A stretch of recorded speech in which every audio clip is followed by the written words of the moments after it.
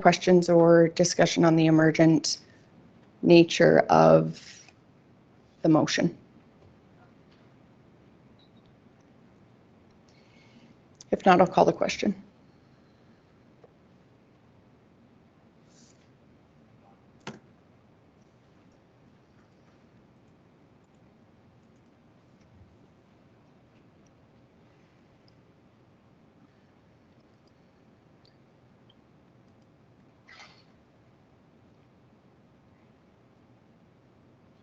Motion is lost.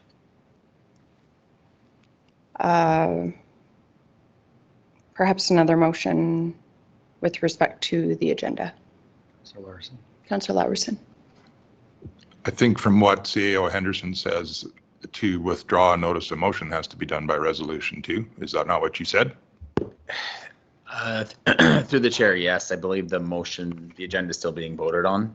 So I think that all the items on the agenda still need to be voted on. So there's still the addition of correspondence under 4.1.7 that needs to be voted on, and then the deletion of the notice of motion under 3.3.1 that needs to be voted on as well. Thank you. Council's wishes. Councillor Kester. I would like to provide the package of information from area ratepayers and add it to 4.1.7. If I'm saying that right, or is it 4.4.1.7? I don't know. But it's anyway, it's Wheatland Housing Management Body Funding Request Follow-up. I'd like to thank the ratepayers who took the time to write these letters.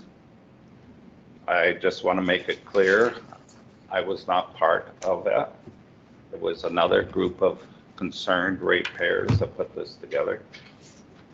And I just got the package this morning as I walked into the office. So I haven't read them yet either. But my heartfelt gratitude to everyone who did write a letter. Thank you. So I guess this would be under the same criteria, whether it would be emergent business. A little bit different because it's just accepting some correspondence, which I would echo Councillor Kester's comments. Councillor Laprise. Should it go under 5.1? That was originally where I had written it down.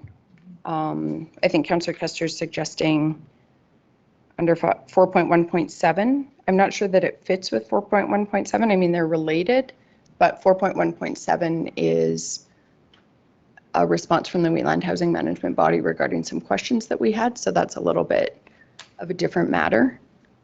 Councillor Kester, would you consider moving it to 5.1 under correspondence?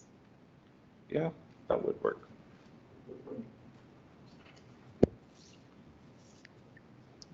Any questions or discussion?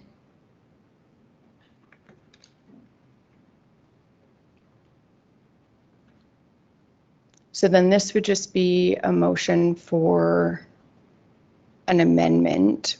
Are we able to add a second amendment regarding the withdrawal of notice? And then also approve the agenda? Through the chair, I think if council is clear on the addition and the deletion and the sections of the addition and deletion, and if seemingly it doesn't appear that council has any issues with it, then I think that council could vote to approve the agenda as amended. Thank you. Are there any objections to that? So then we would be looking to Councillor Laprise if you wanted a motion to, or an amendment to the agenda to withdraw the notice of motion and to approve the agenda. I would move to approve the amended agenda. Is that Including your including my removal withdrawal and the addition of the letters from ratepayers under correspondence? So administration has captured it on our screens. Approval of the May 7th regular council meeting agenda as presented and amended to include under agenda item 5.1 correspondence, area ratepayers additional correspondence, and delete agenda item 3.31, notice of motion. Any questions or discussion? Councillor Kester. Shannon's moving to remove her notice of motion. When would be appropriate time and I could add a notice of motion? I was on to reconsider. I voted in favor of it, so I believe I can put forward a motion to reconsider.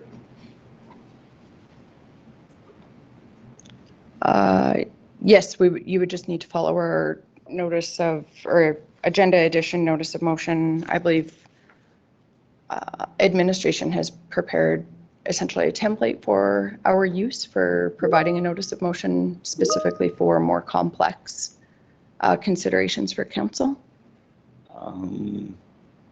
Motion to reconsider, does it have to be a tabling motion? Or can I reconsider the vote on it today? So under 95, it's in our procedure bylaw, it says a notice of motion must include the complete, precise text of the motion to be considered, the date of the council meeting at which the motion will be made, purpose, and background information. The motion precisely as stated in the notice of motion will then appear on the applicable council agenda. And it said a notice of motion can be withdrawn at any time in writing to all councillors in the CAO, which Councillor Laprise did. So the motion to reconsider, does that have to be a notice of motion?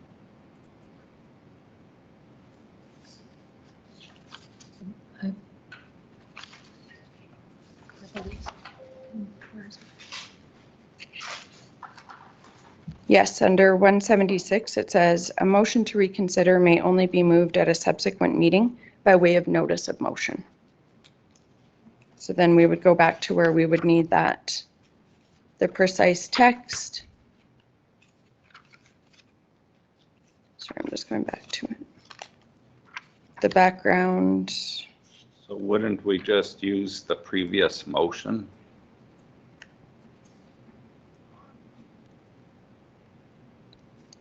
I think there may, possibly you could provide the previous motion, but you would need to include the motion, the purpose, and the background information.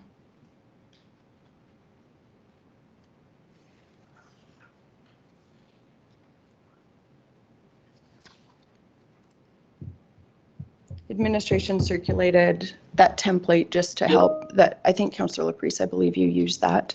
So it's in, an example of it is in the package. Administration also just provided us some blank templates a few months back, I believe.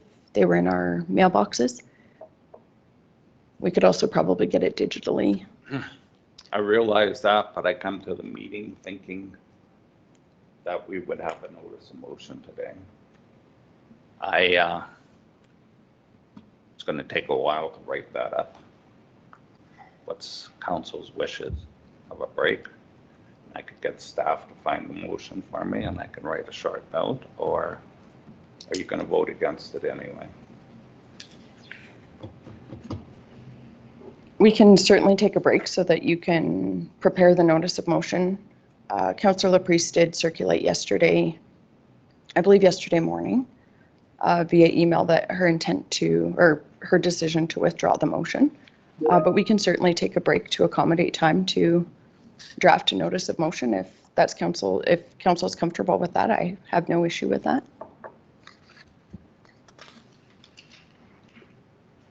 How long would you like to break for? Brian, would you help me find that motion? Yeah, through the chair, I don't believe there is a provision when the notice of motion needs to be presented at the council meeting. So perhaps in the sake of timeliness. Oh, it could be under a perhaps that report. Yeah, perhaps that we could do that under a report or later on in the agenda. So let's just say we added it under 5.2.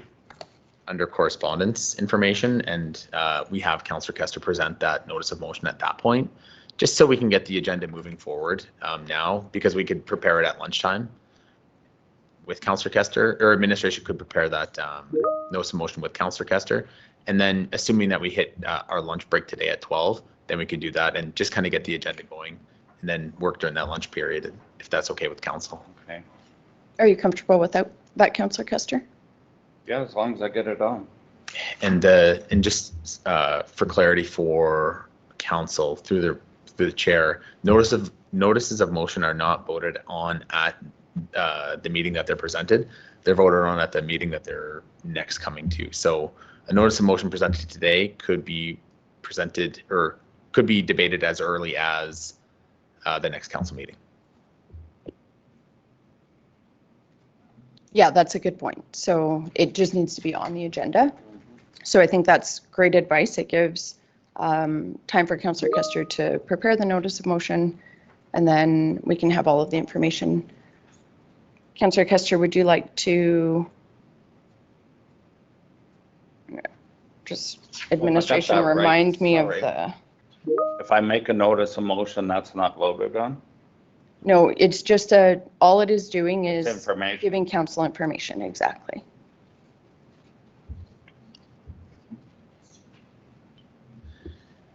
And then just one other point as well, administration just raised it to me.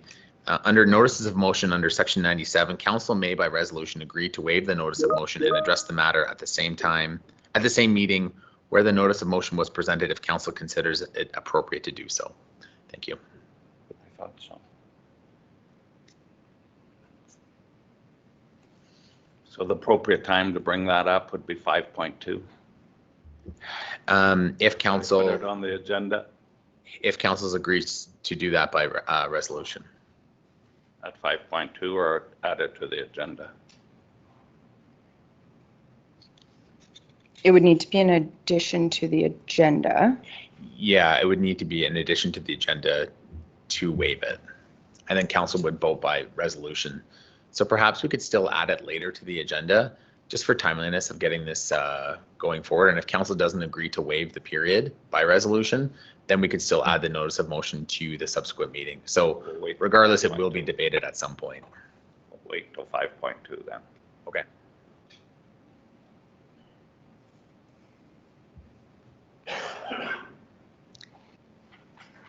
So shall I amend my motion further to say approval of the May 7th regular council meeting agenda as presented and amended to include under item 5.1 correspondence regarding area ratepayers additional correspondence, an addition under 5.2, a notice of motion, and delete agenda item 3.3.1, notice of motion.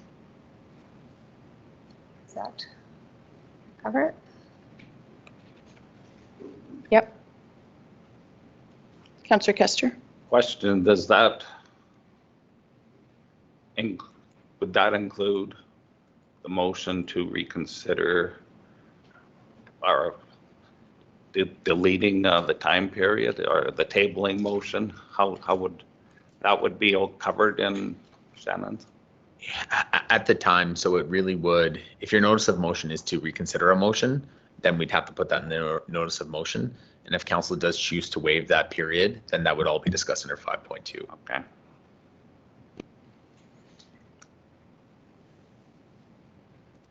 Any other questions or discussion?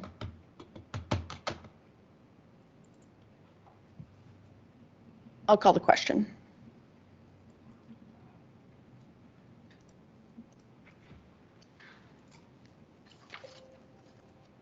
What's going on here?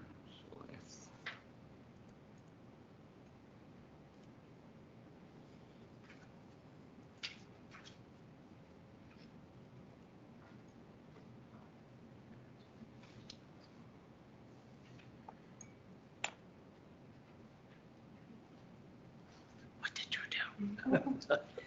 Oh, it froze. It was working. Then all of a sudden, a bunch of stuff come on my screen. I deleted it. I'll delete it and start over. Look at that. Oh, I just clicked in here, that's fine.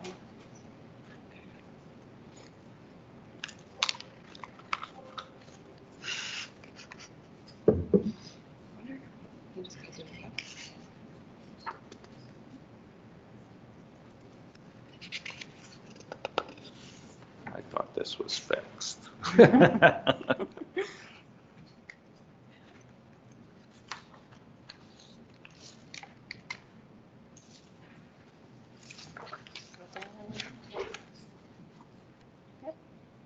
Seven?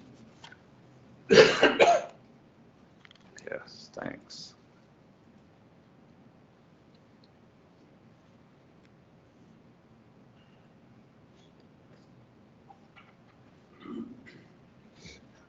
Motion is carried. We have our minutes from our regular council meeting of April 16th, 2024. Just a point from administration, Reeve, like we do have a 9:30 appointment. I don't know if you Yes. just want to start that one right away. Sure, that would be great. Well, let's just get through the minutes very quickly, and then we'll go to our 9:30. We have our minutes from April 16th. Did anybody see any errors or omissions? I'll move the minutes. Sorry, Oh, sorry. Councillor Laprise. did see something that I don't know if it's, so in our minutes on page 4, it says that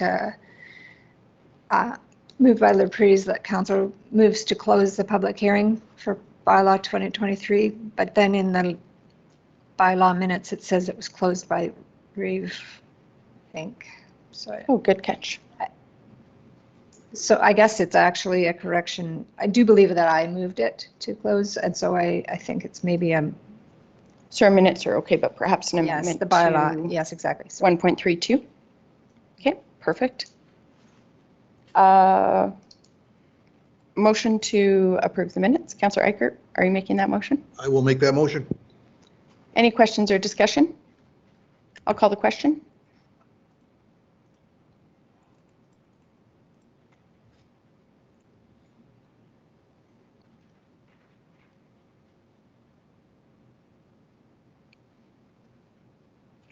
Motion is carried. We'll move to 1.32. And so here is where I guess there would be a correction on page 11 that Councillor Laprise closed the public hearing. I don't know, is that an appropriate thing that I had done that? I don't know if there's a, Yep, no, we've sort of changed the process for the public hearing a little bit, and I suspect that that may have been what led to the error, because previously, under our old procedure bylaw, I would just open and close each public hearing, but now it's we, open to anybody to do? Okay, exactly. okay. So That's fair. it's perfectly appropriate and important that the minutes align with the meeting procedure or the meeting proceedings. If there's no other changes, I'll move the minutes to the public hearing minutes from April 16th as amended. Perfect. Any questions or discussion? I'll call the question.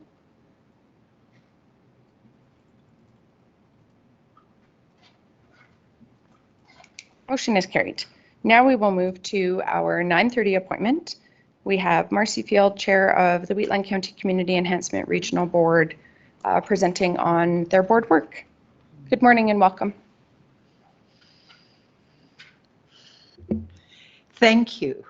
And good morning, Reeve Link and Council. It is wonderful to be here again and presenting on behalf of CURB.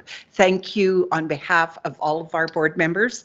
With me today are Maya Zimmerman and Keith Clayton, who also serve on the board. And it is a wonderful experience to be able to do this. Annually, the Wheatland County Community Enhancement Regional Board, CURB, meet to review, evaluate, prioritize, and decide the distribution of funding set aside in the Community Enhancement Reserve. This program began in 2012 and has contributed, now we hit $322,055 for enhancement and betterment of various communities across Wheatland County. Application from nonprofit organizations within the county were accepted in January 2024. Some came in a bit earlier, and the board met in person on March 13th and April 16th to review those applications. Board members assembled to undertake the task of reviewing 66 applications totaling a request for grant funds of $1,037,897.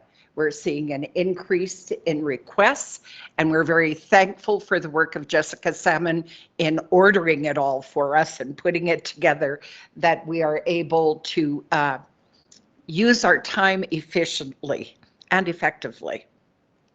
From the 66 applications, the committee is recommending funding for 56 applications totaling $432,722.12. We did pretty good. We didn't have much left over in change this year. 10 community enhancement grant funding applications are being proposed to be declined. The board respectfully submits the attached recommendations. I believe you all received the spreadsheet to Wheatland County Council for consideration for the 2024 enhancement grant funding. The board has followed its guidelines in making these recommendations and extends its appreciation and thanks to County Council for the opportunity to be part of this community enhancement initiative, which I think was a great decision made many years ago, still continues to benefit our community. Thank you. Respectfully submitted, I guess. Are there any questions or anything? Excellent, thank you. Any questions regarding the board's recommendations? Oh, thank you, Marcia. I was wondering, for the people that didn't get accepted, is there guidelines or things that, reasons given so that they may be accepted for the following year? We're not required in the guidelines to provide any reasons for declining a recommendation. We've followed guidelines that have been provided, recommendations that council has given us. We've now applications have been divided into county residents and locations versus other municipalities and separated it out. And a lot of times when we take into consideration, we talk together as a board about where is the greatest benefit at this time. So there may be an application in one area for something that then perhaps representatives from that district will say, if we prioritize this, this is necessary, this may not be as necessary at this time. And we're trying to work towards meeting what would be the greatest need. We've also looked at different things that occurred during the lockdown when costs were, there was not the income coming in to the communities, and therefore there was a greater demand. We have general talk. We've set out a core values that we always also go back and we align to our core values to see if the requests are aligning with that.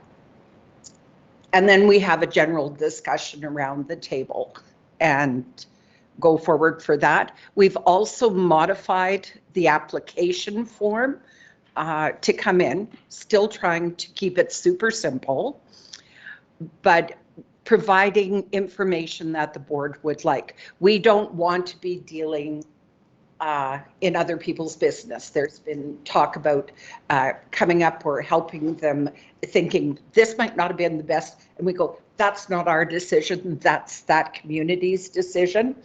And we try to honor the decisions of the community in doing that, in coming forward and listen to that, but listening to all the voices around the table. Does that answer your question, Donna? Yeah. Kind of. So you can still, I guess what I'm saying is that if a club is refused, there's no guidelines giving back, just a letter saying your grant wasn't your. No, but they have the opportunity, and we encourage everybody to get in touch with the board members. We Okay. all want to be able to help. We may not provide a reason for what was declined, but we could perhaps help them create a better application. Okay. And that's one of the things that we did this year. We had a training day where a lot of people showed up and participated in that, and it gave them additional information. And I believe we're even looking at making one additional change to the application this year. And it's very clear, but it's amazing because people leave, and you probably know this from applying for funding. A lot of times it's done at the last moment. And people go in and then they miss things and they don't ballot stuff, and it changes. We had last minute changes on the day of our first meeting this year that changed things. So And where is the contact information for? I believe it's all of the board members are with Jessica, but are they available also for who's representing the different districts? I don't know if it's online, but it should be. I'm guessing. I would think that it should be online under Wheatland County. Okay, if not, I'll get in touch with you. Thank you. Would administration like to speak to the process just for contact? Thank you. Sorry, Marcy. Hello. Can you hear me? You bet. So I send out a letter to every person who's been declined, and I inform them of how much money we had to give. So as you saw in the report, we had over $1 million requested. So we didn't have $1 million to give them. So that gives them some context, knowing that some people are going to be cut. I don't give contact information for my board out in public. I give them one-on-one. So if one of your ratepayers had a concern, they could talk to me, and I would point them in Marcy's direction or Lisa's direction, but I wouldn't want to put their phone numbers on our Wheatland County website just because of protection of privacy and stuff. So yeah, so I just don't want people randomly calling them. They can call me first. So my information is there, like my work information, so they can reach out to me. And like Marcy said, we did have that big training, and actually quite a few people, like we probably had 50, well, about 50 people came to that training session to learn how to write a better application, and we got better applications from it. So I think that Dave, who's the community services coordinator, he's the one that organized that. And I think that's going to be a continual thing where just to teach people like what we are looking for, and adjustments to the application form, such as what percentage of the people who are benefiting from this are Wheatland County residents, because we do keep that in mind where some groups, they service a few, maybe 5% of Wheatland County, but why should Wheatland County be funding their project then, kind of thing. So the board is really good at looking at that. That's the first thing they turn to. How many county residents are being benefited by this? So do you have any other questions about the process, guys? Perfect, thanks. And it's very interesting, the unique formulas that are brought up by some of the members of the board to address those questions. Any other questions regarding the recommendation from the CURB board? Councillor Kester. I'll move that council approve the 2024 Community Enhancement Grant funding for $432,722.12 as recommended by the Community Enhancement Regional Board for the projects as presented in the attached list to this request for decision, and that this amount be funded from the Community Enhancement Reserve. And I would just like to thank the board. It's been a wonderful board. I think you've been chair since its inception, and thanks for the good work. It was a great board. Thank you. Thank you, Councillor Kester. Any questions or discussion on the motion? I will call the question.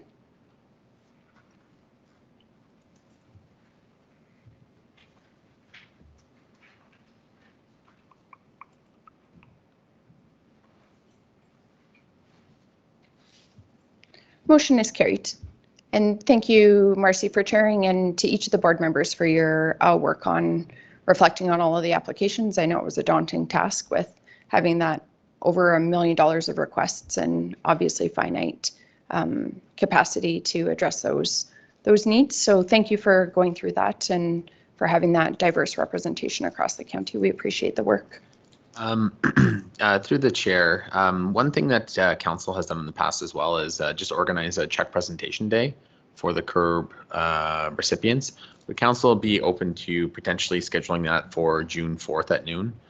It's not the next council meeting, but the one after.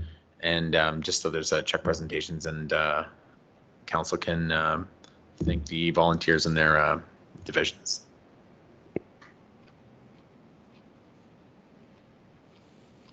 You need a motion for that, Brian? I don't think so, but just maybe council might want to pass a motion just to schedule. Could we just follow up after everybody can just check their dates and then? Yeah. We've never had a motion before. Yeah, through the chair, no, we haven't, but Would it be possible to consider June 18th? There's a chance that I will not be here for the 4th, and I would love to be here. I love just seeing all the different projects and having a chance to chat with some of the representatives of the service groups. we could also that do May 21st, whatever council, whatever date council would deem appropriate. Administration can schedule whatever. Okay.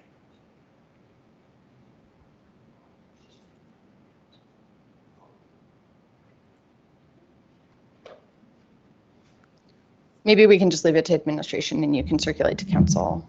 Okay, awesome. But no, that it is a great opportunity to meet with the service group representatives and to hear about the work that they're doing in our community.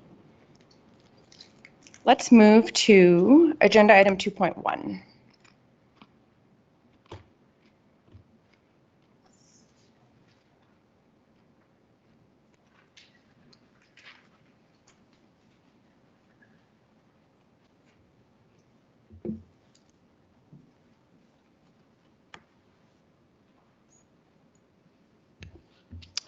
Good morning, Council. Brian from administration. On page 13 of your agenda package is the Public Presentation Committee bylaw. So this bylaw was created in 2022, and it was created just to kind of clean up council meetings and leave the council meetings to decision making. So we first implemented this bylaw. We had mirrored another municipality, and kind of as we're kind of reviewing it and as the Public Presentation Committee has kind of gone forward, what administration has done is we've brought forward changes to the Public Presentation Committee bylaw. And these changes are just to reflect the actual practice that is occurring at the meeting. On page 16 of your agenda package is kind of just the original details of the motion in the column on the left, and then the amended details on the right. So the amended details on the right are typically what happened during the meeting as well. There was one section that did completely change, and that was section number 7. So section number 7 was a terms of reference, and that was just what the other municipality had. And what we had changed that to is kind of the feedback mechanism. And that was a big question that council has, and it kind of is, or the committee / council has, because it is consists of all of council. So what we wanted to do is we wanted to make that process crystal clear on how to bring ideas forward from that Public Presentation Committee to a council meeting for consideration. If a member of council or a member of the committee / council, please, I use those interchangeably. If they did want to bring an idea forward to a future council meeting, just so that process was crystal clear, not only to the committee, but to the public as well. And what we did was other changes kind of in here as well were that in the original bylaw, it was that the chair approved the agenda, the additions to the agenda, where really that is an administrative function. Then the committee does vote on that when it comes forward all at once, which is good. We've never denied a presentation, but there is a clause in there just in case there is a reason to. There could be reasons such as an item being litigated is coming forward to a Public Presentation Committee, or there is items in there that administration would deem inappropriate to do so. And there is a mechanism in there that the reasons why would have to be conveyed in writing to the presenter, and council would be provided a copy of that as well.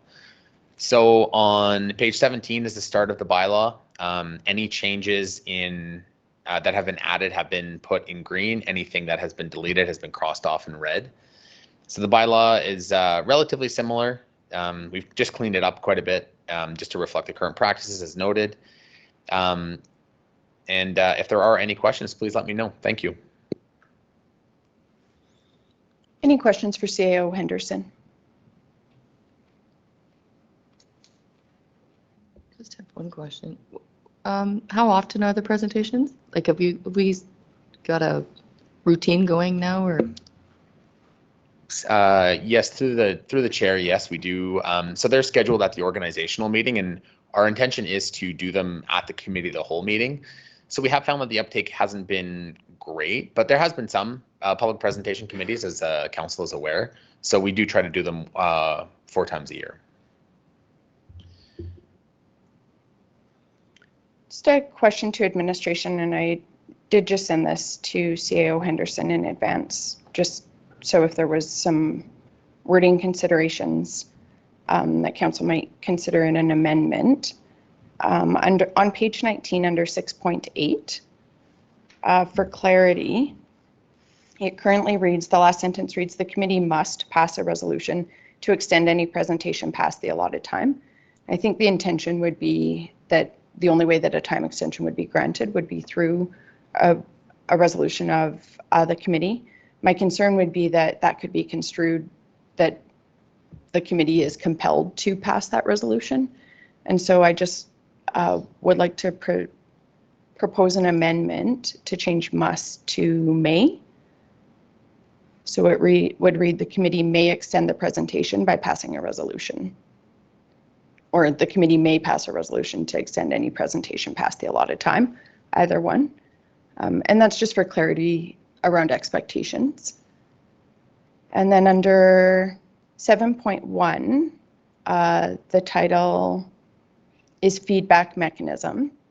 And I am proposing that we would change that to presentation follow-up process, just for clarity, because I just think that captures the intent of the clause better. So presentation follow-up process under 7.1 as the title, and changing must to may under 6.8. In terms of process, question to administration. I know we need to see the full wording of a bylaw. Are we able to just put those 2 amendments up on the screen? Does that meet the requirements? Yes, it would. Let me just see if I can.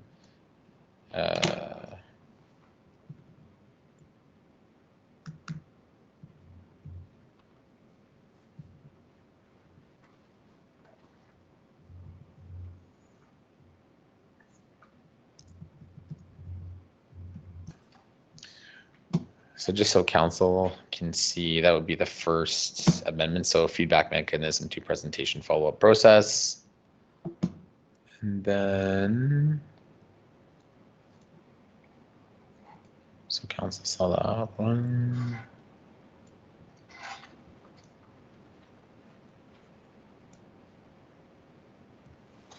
Oops. And then just under 6.8, changing must to may. Council is okay with that. I think that would cover that section of the Municipal Government Act. Thank you.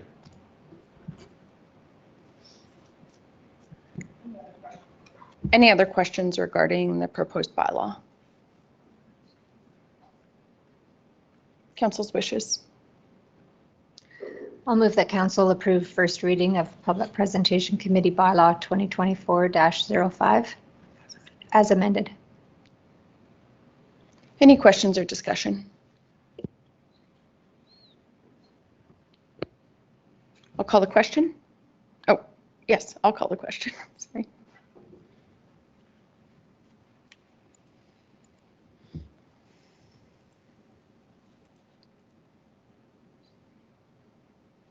Motion is carried. Council's wishes for second reading. I'll move second reading of the Public Presentation Committee bylaw 2024-05 as amended. Any questions or discussion? I'll call the question.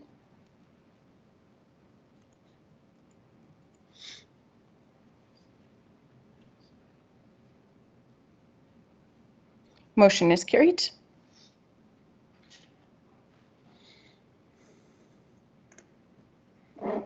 Council's wishes. Councillor Bigger. I move the council grant permission to hold third and final reading of bylaw 2024-05. Questions or discussion? I'll call the question.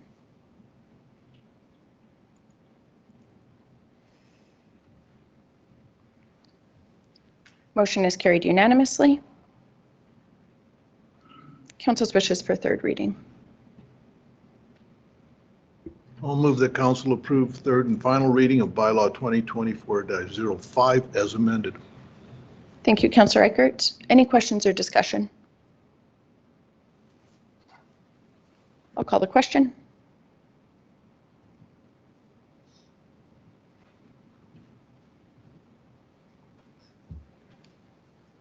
Motion is carried.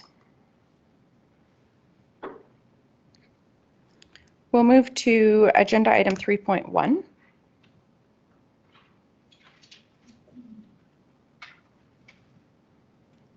My report starts on page 32.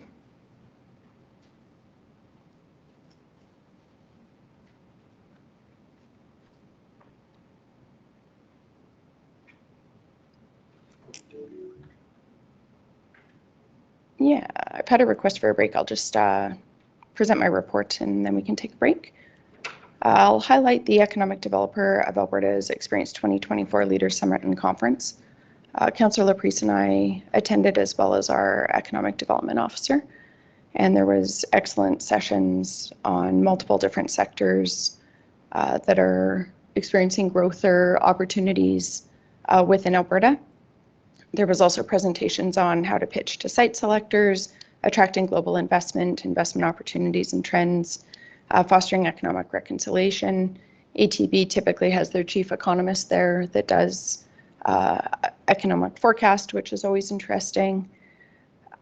There was also breakout sessions on utilities roles in economic growth, future of agri-food, foreign investment, ways to fund economic development, some considerations around talent and jobs, CRM implementation, business retention and expansion, energy innovation, economic corridors. There was a tremendous number of sessions. One advantage with this conference is they do record all of the sessions, so you are able to actually access all of the breakout and plenary sessions in addition to the ones that you can attend in person. It was also a good opportunity. There were representatives from Invest Alberta, as well as Richard Gottfried, who's the chair of the Strategic Aviation Advisory Council, and as well there were PrairieScan representatives from there. So I was able to take the opportunity to meet with all of those entities and representatives from those groups, and we had some really some excellent conversations and some good action items around investment attraction and work on that came out of those meetings. With that, I will move my report as presented, and I am happy to answer any questions. I'll call the question.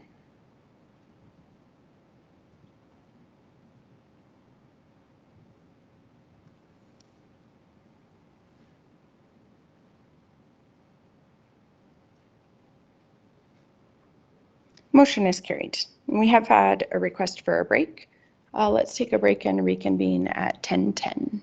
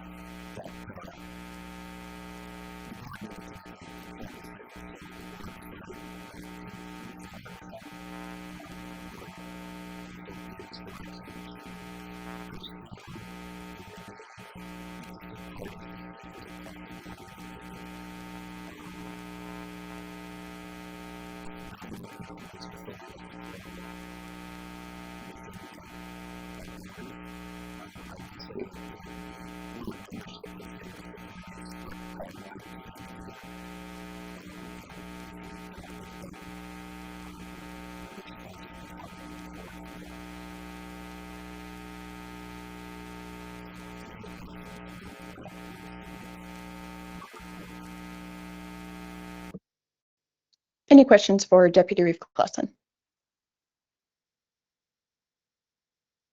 You're moving to accept Yes. for information? Yes, please. Fantastic. I will call the question.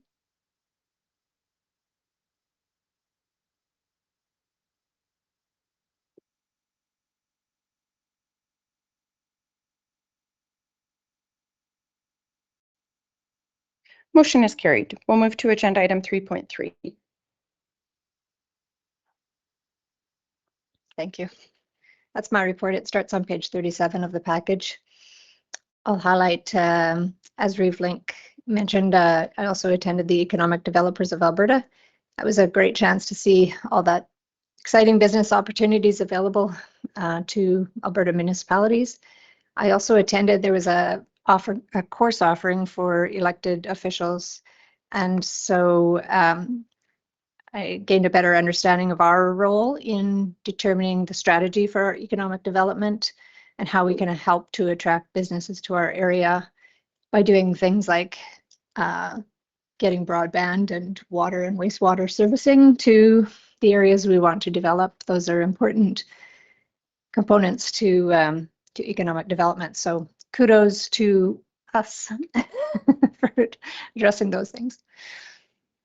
I also attended the FCSS regional meeting in Calgary on April 15th. And so that was a meeting of the Calgary Bow members of FCSS. And so that was a great opportunity to share information about what's happening at the provincial level, and as well as sharing different program offerings and strategies for addressing common challenges in our region. So that's always a great meeting to attend. I did attend the hospice presentations in Gleason and Standard, and those were well attended, especially in Standard. I know people there are very interested in the hospice and what's going on there. Wheatland Housing Management Body on April 18th, we started the meeting with a presentation with questions and answers session and a presentation from our housing advisor. So that was very informative and helped clear up some outstanding questions that we've had for some time. We also had presentation from Derek Weiss, who updated the previous pro forma with updated numbers and shared with the Housing Board and mayors and reeves who were invited for that part of the meeting. And then WFCSS, our meeting, we moved to approve the year-end engagement report, which is similar to an audit, but that's what's required for a not-for-profit organization. And so that report was satisfactory, and WFCSS is in good financial shape. And I'll just mention too that it was pointed out in one of our meetings that we have been approving some GICs that the organization's been kind of sitting on for some time. And we've realized that, and in discussions with some FCSAA people, I've heard that we should not be holding anything in reserve. And so we will make a plan to distribute those funds to organizations that we support. So that was just a very it's been so we asked actually the auditors, the accountants, what because we don't have very good information about when it started. They said it's been there since 2014 at least, so it's been sitting there for a long time, and we've just not had our kept being approved without any consideration of it. So now we are going to address that moving forward. So that is my presentation. I'll move it as presented. If there's any questions, I'm happy to answer. Thank you, Councillor Priest. Any questions regarding the report?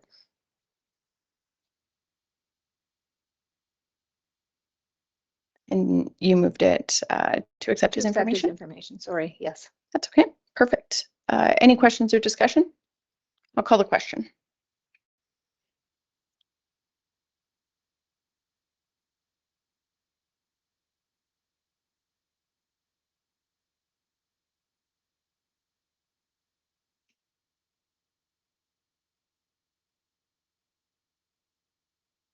Oh, I'm sorry.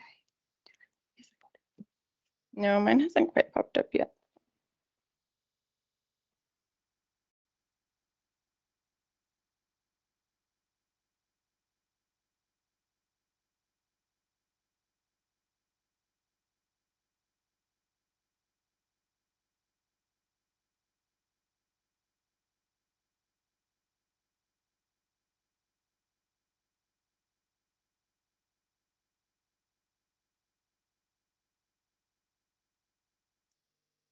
Motion is carried.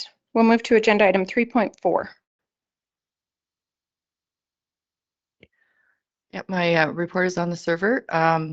Just to highlight a few things. The Ag Service Board is adding to their awards Women in Agriculture, which is good. We'll be accepting, they're just finalizing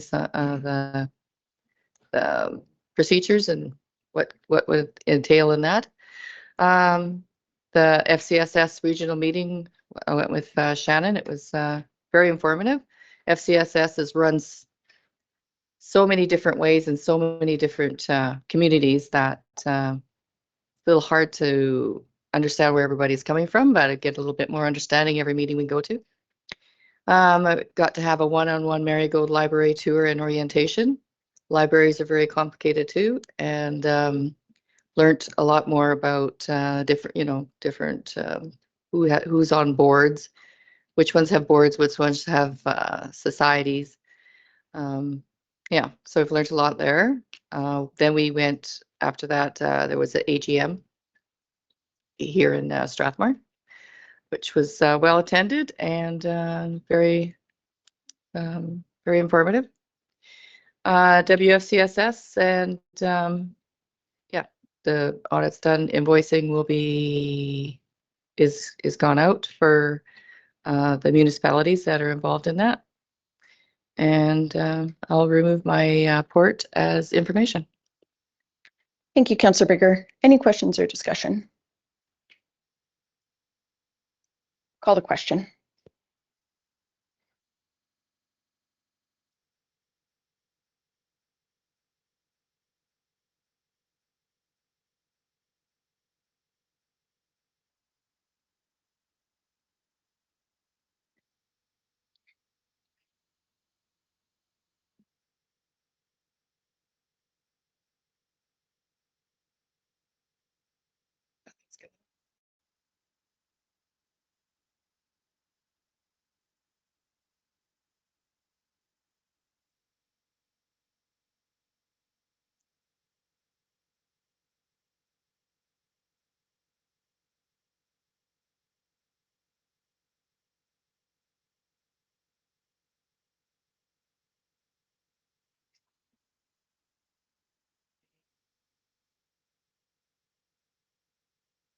There we go.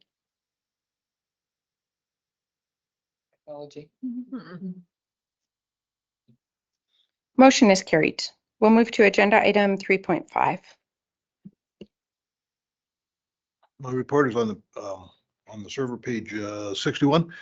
I think the only couple of things I want to bring forward to is on MPC on April 9th, we did the development permit for CGC, the wallboard plant in Carsland, and I drove by there on Friday, and there is a huge pile of topsoil. They've stripped probably 20 acres. It's wonderful to see, and it's going to be a fantastic addition to the county. And I just wanted to touch. I was invited to go to the SEWA meeting at the county here on April 26th, and I'm not sure, like, the amount of work that this group has done over the last, I don't know, 12, 15 years is just absolutely staggering. But as an outside observer, the only thing that they're going to somehow have to get this in front of the premier. Like, this has to have provincial funding. It's a brilliant idea in the fact that if you don't, landfills are nothing but liabilities 25, 30 years down the road, and you eliminate all those liabilities. But trying to do this privately where there isn't government involvement in funding this, I think the numbers are just going to be too big. And even though it's a good idea, it's a great idea, it's going to be a tough one to sell. But I really, really want to congratulate all the work Councillor Clausen has done, who's stepped in the shoes of previous Councillor Ben Armstrong. So it's a great operation. I don't see, without government funding, how this goes ahead, but that's one man's opinion. So having said that, I will, if there are any questions, I will gladly answer them. If not, I will move my report as information. Thank you, Councillor Eckert. Any questions? I'll call the question.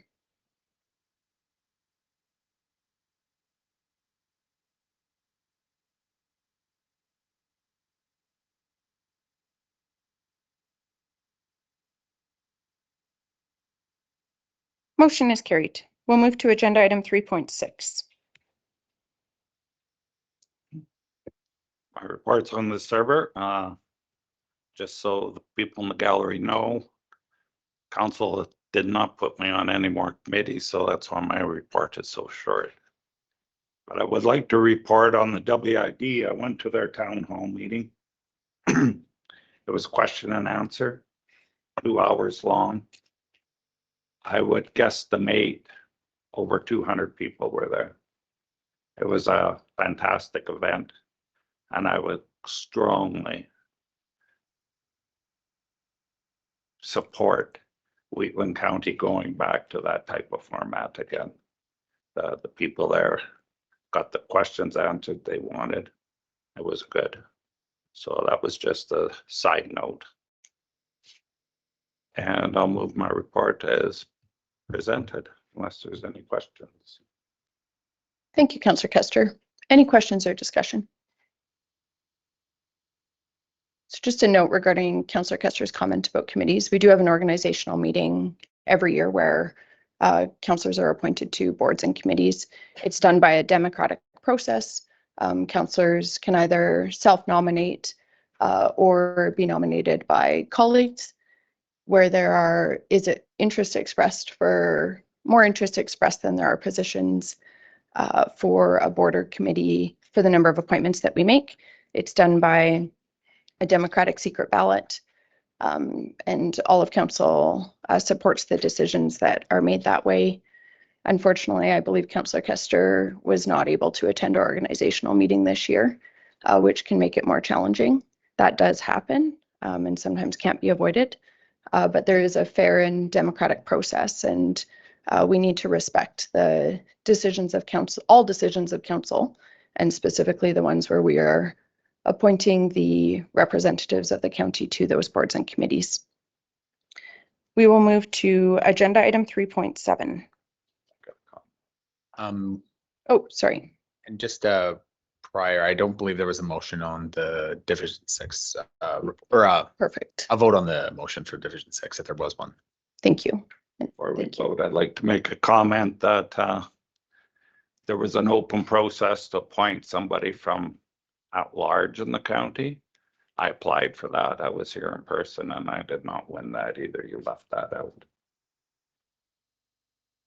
Yeah, and that was done by the same democratic process. There were applications for the member at large appointment, and again, we need to stop relitigating decisions of council and show some respect for the decisions that this council makes democratically.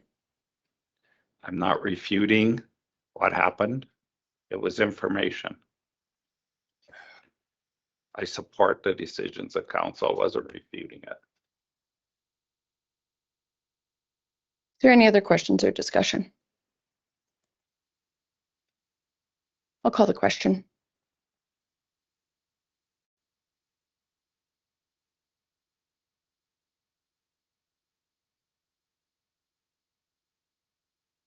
Motion is carried. We'll move to agenda item 3.7.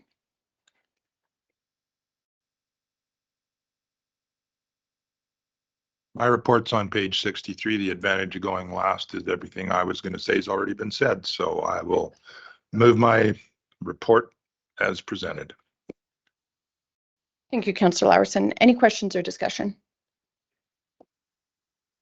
I'll call the question.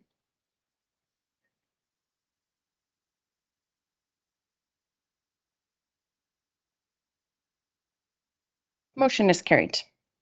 We'll move to agenda item 4.11.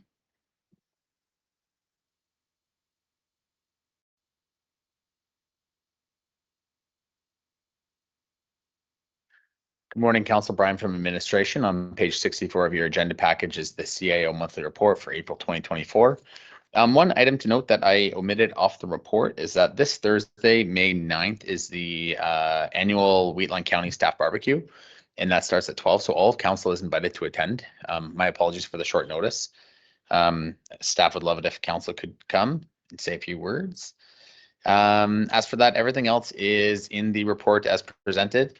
Have met with a couple developers, the de Havilland developers and the CGC developers. So CGC, their development permit has been approved by the MPC, and de Havilland, they are working on some submissions for some early development permits in their proposed development. Anything else in the report is the report spans down to page 65 is the word copy of it, and then as always on this report also includes a council resolution tracker. The council resolution tracker starts on page 67 of your agenda package. Anything in yellow is deemed ongoing. Anything deemed or anything colored in green is deemed complete. If there are any questions about anything on the council resolution tracker or any of the contents of my report, please let me know. Thank you. Thank you, CAO Henderson. Councillor Eichert. Just, I don't know, you just quickly mentioned some stuff that's de Havilland's doing, and I have a lot of ratepayers that are really interested in that. What can I tell them is ongoing? Like, is there anything that's ongoing, or is it all still sort of?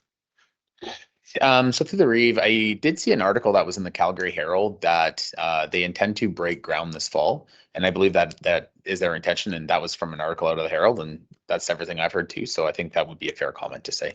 Thank you.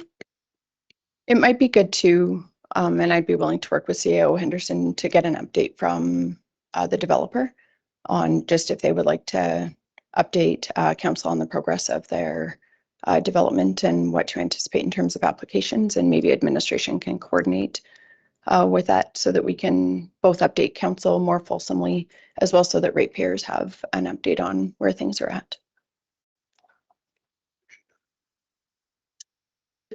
Any other questions? Councillor Laprise. Not a question, just I meant to mention in my report at the Economic Developers Conference, I heard lots of people say, oh, Jamie Cramble, he gets around, he knows lots of people, and also Marcus Lehman, the two of them, everywhere I turned, people were talking about a great job they're doing. So I just wanted to do a shout out there. So thanks to them. Thank you, Councillor Laprise. Yes, one thing that is not in the report, the monetary figure, was that Wheatland County was actually successful in the NRED grant that we applied for as well. So Marcus Lehman, just so all of council is aware as well, he's a hydrogen consultant that the county has onboarded for the last little while. So we did receive a grant from the government for that position, and that's in the amount of 45,000. There may be another potential grant coming forward, but I'll keep council apprised of that as that information comes forward. Thank you. Any other questions regarding CAO Henderson's report?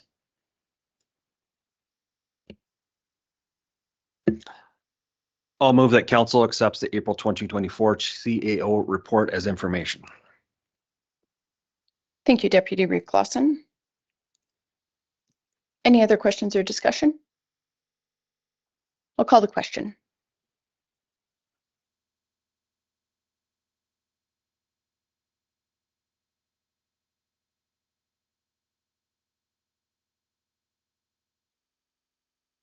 Motion is carried. Council's wishes regarding the council resolution tracker. I'll move the council accept the May 7th, 2024 council resolution tracker as information. Thank you, Councillor Eckert. Any questions or discussion? I'll call the question.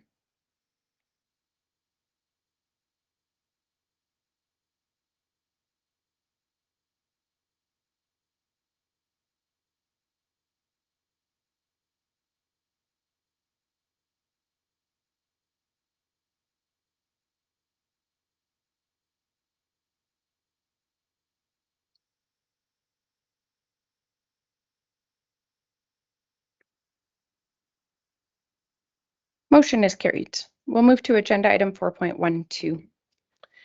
Yes, good morning, council. Again, Brian from administration. On page 75 of your agenda package is the 2024 library funding request for a decision.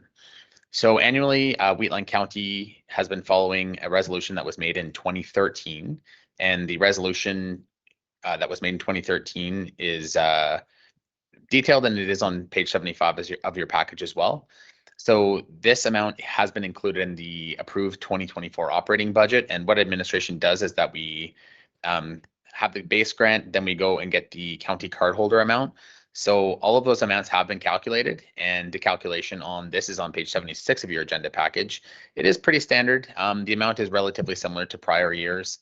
It doesn't change a lot, but the resolution for this is on page 75 of your agenda package. If there are any questions about this report, please let administration know. Thank you. Thank you, CAO Henderson.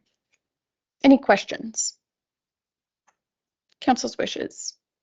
I move that council direct administration to follow the contributions totaling $45,585 to the libraries located within Wheatland County as indicated in this request for decision, subject to continual operation as a library in 2024. Further, that the contributions be funded from the library reserve.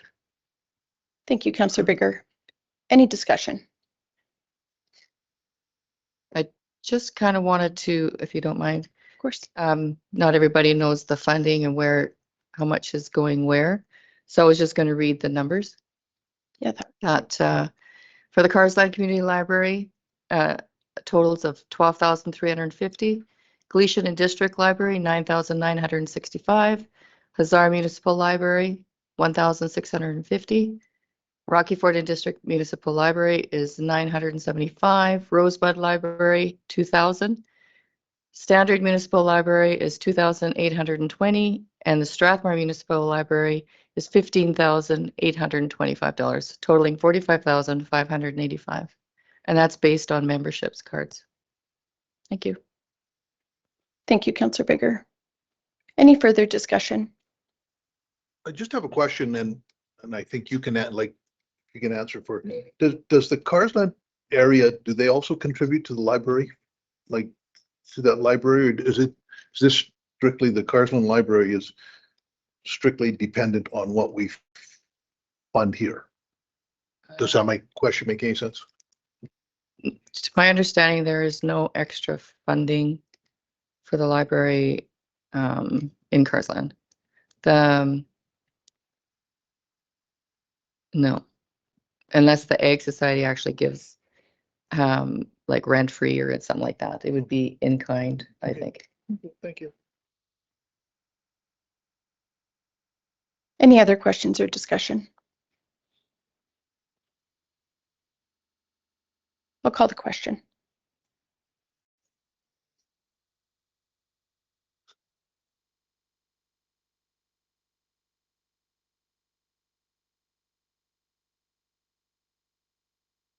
Motion is carried.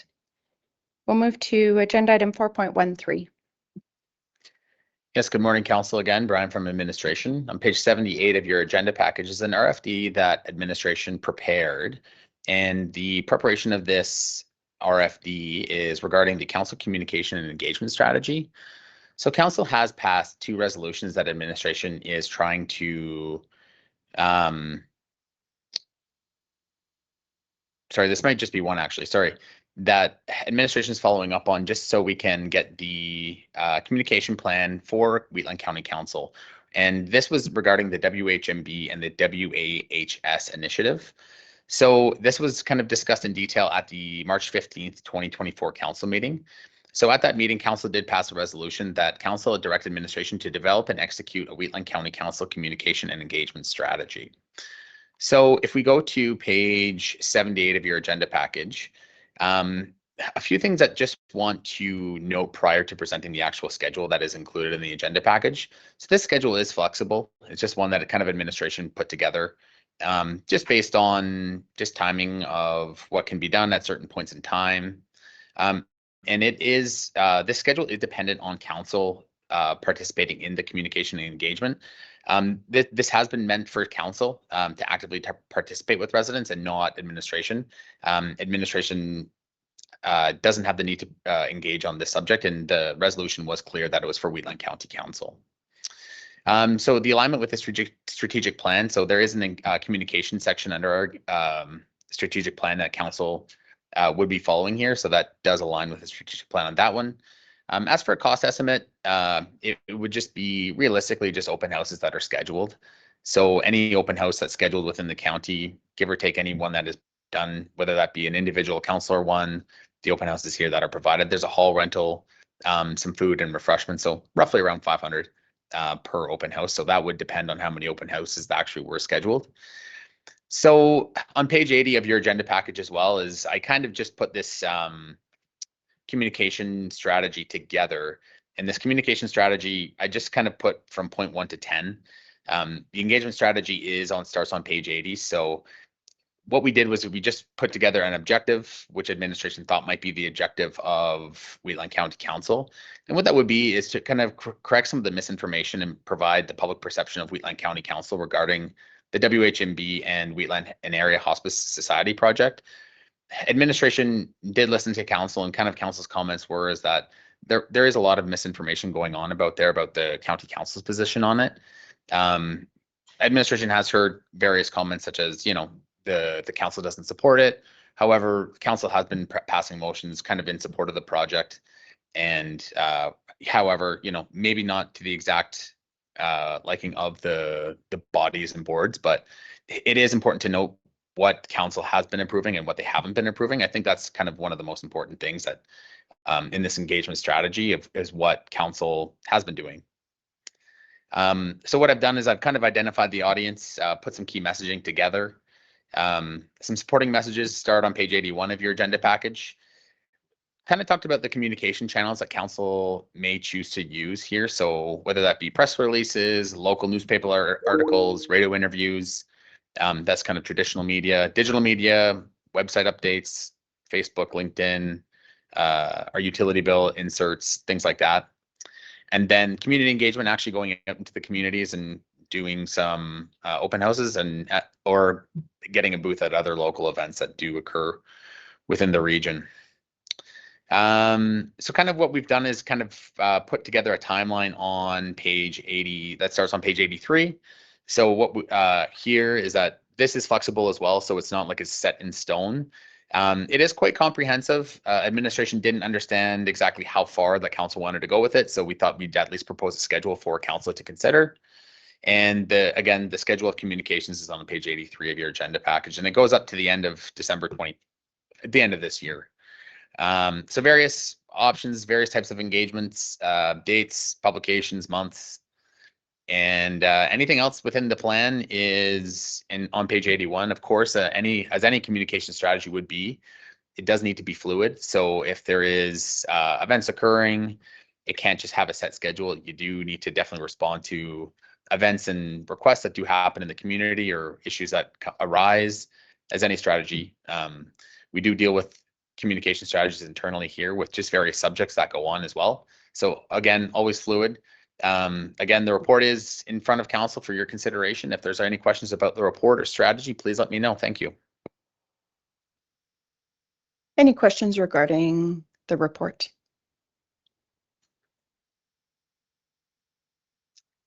I guess I'm just curious how we determine what our messages are. So if we're doing social media posts or press releases or radio interviews, like how will we as a group decide what we want to say?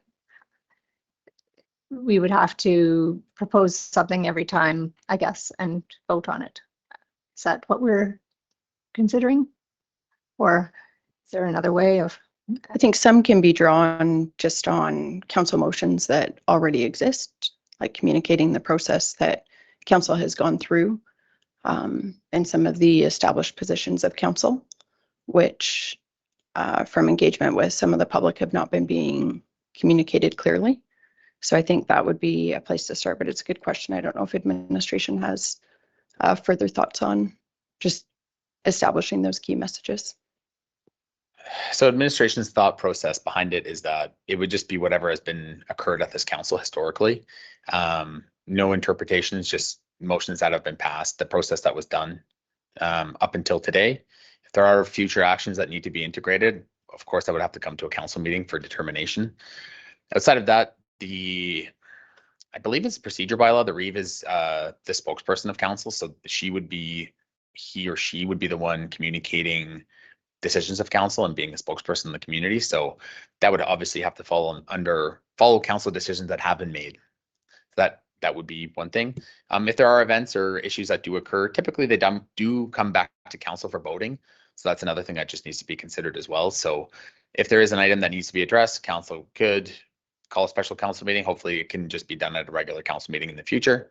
But yeah, that's kind of administration's thought process behind it.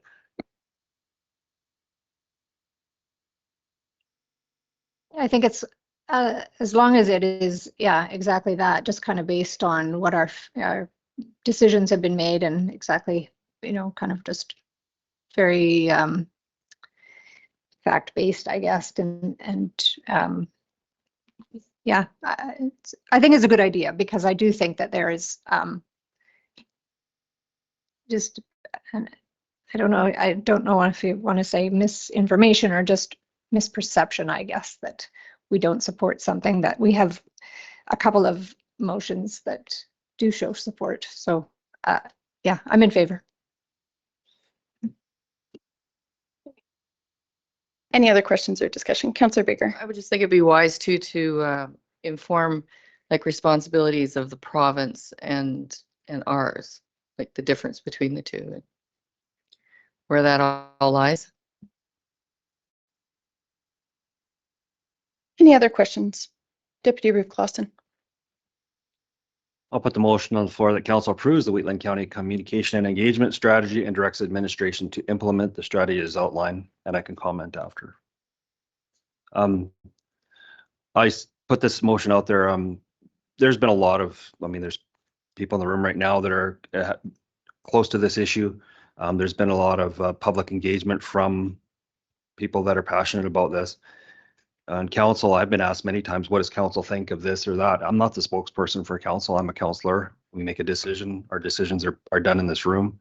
Our spokesperson is our Reeve, gives a way for us to communicate to the public what we've done and possibly why. And exactly like what Councillor Biggert said, whose responsibility lies where. So I'm in full support of this. So motion on the floor, any discussion?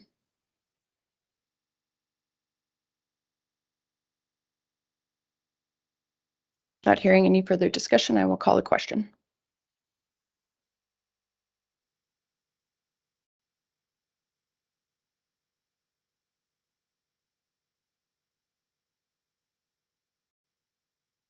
Motion is carried. We'll move to agenda item 4.14. Yes, good morning, Council. Brian again. So on page 84 of your agenda package is policy 5.1.1, the elected official remuneration policy updates. So this policy has been, did receive an overhaul, I have to say. I think there was a lot of areas in this policy that were kind of piecemealed over the last couple of years, which isn't a bad thing, but sometimes when you hit a point where duties aren't clear and what we're trying to do is make a very clear policy for council and public and administration to follow. When that does happen, unfortunately, you do have to kind of review that whole policy in depth and take committee feedback and take council feedback and take the feedback of the compensation report that was done, which has all been included in this package, and bring it back to council for kind of an overhaul.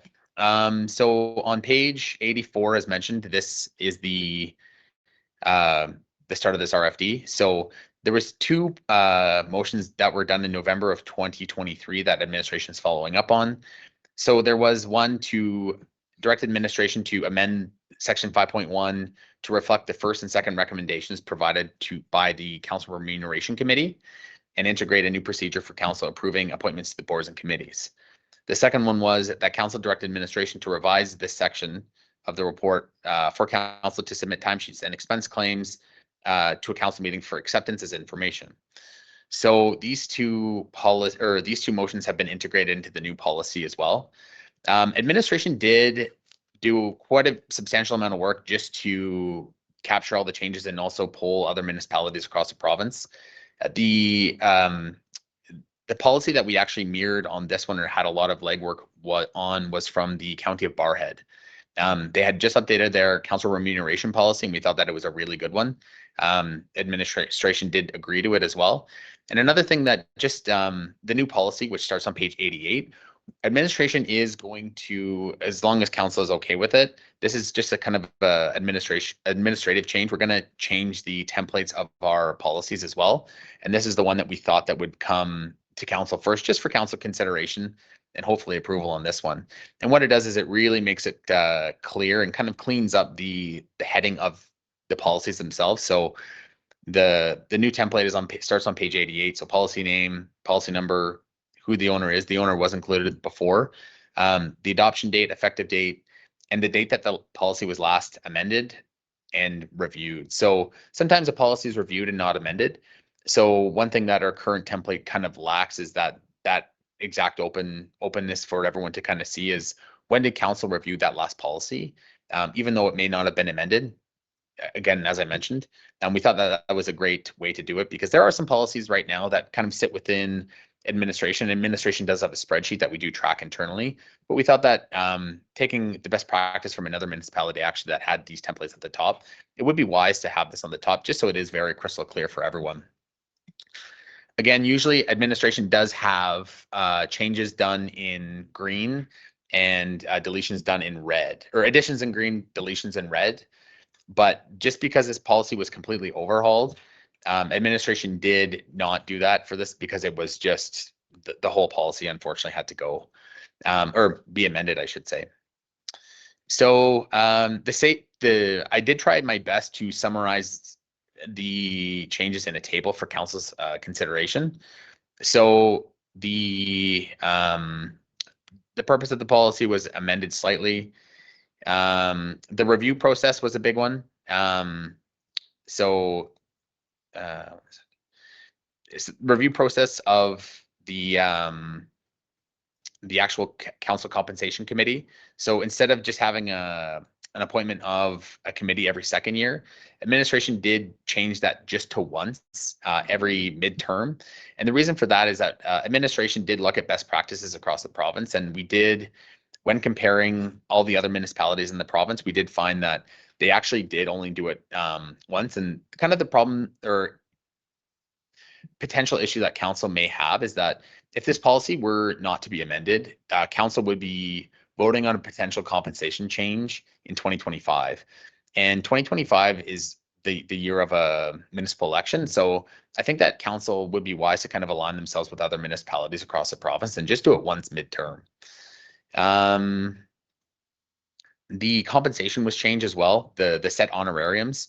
So, and what we did was we did change this with the actual compensation report that was done in 2023. And that committee did suggest a 4% increase for all the per diems. And that was done in, that the report has been included on in this package. And that report starts on page.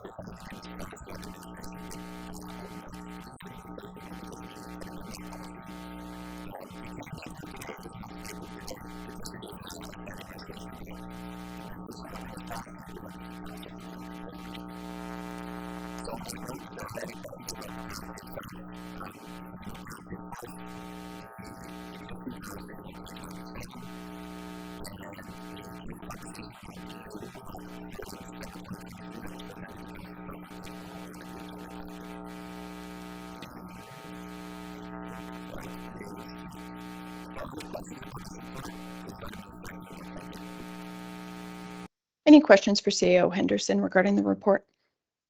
Councillor Lawerson. I don't think it's right that it covers only 12 per diems for a board member, because if a board member's on more than one committee if the person's appointed to a board that meets once a month, and then you're on maybe the policy committee or the personnel committee, you're going to have more than 12 meetings in a year. So if we make this 12 meetings a year, what's going to happen is Wheatland County, or at least for me, I'm not driving an hour to be on a committee when I'm not compensated for it. So I don't think that should be in there. Yes, through the chair. I believe at the committee of the whole, I think we did discuss this one.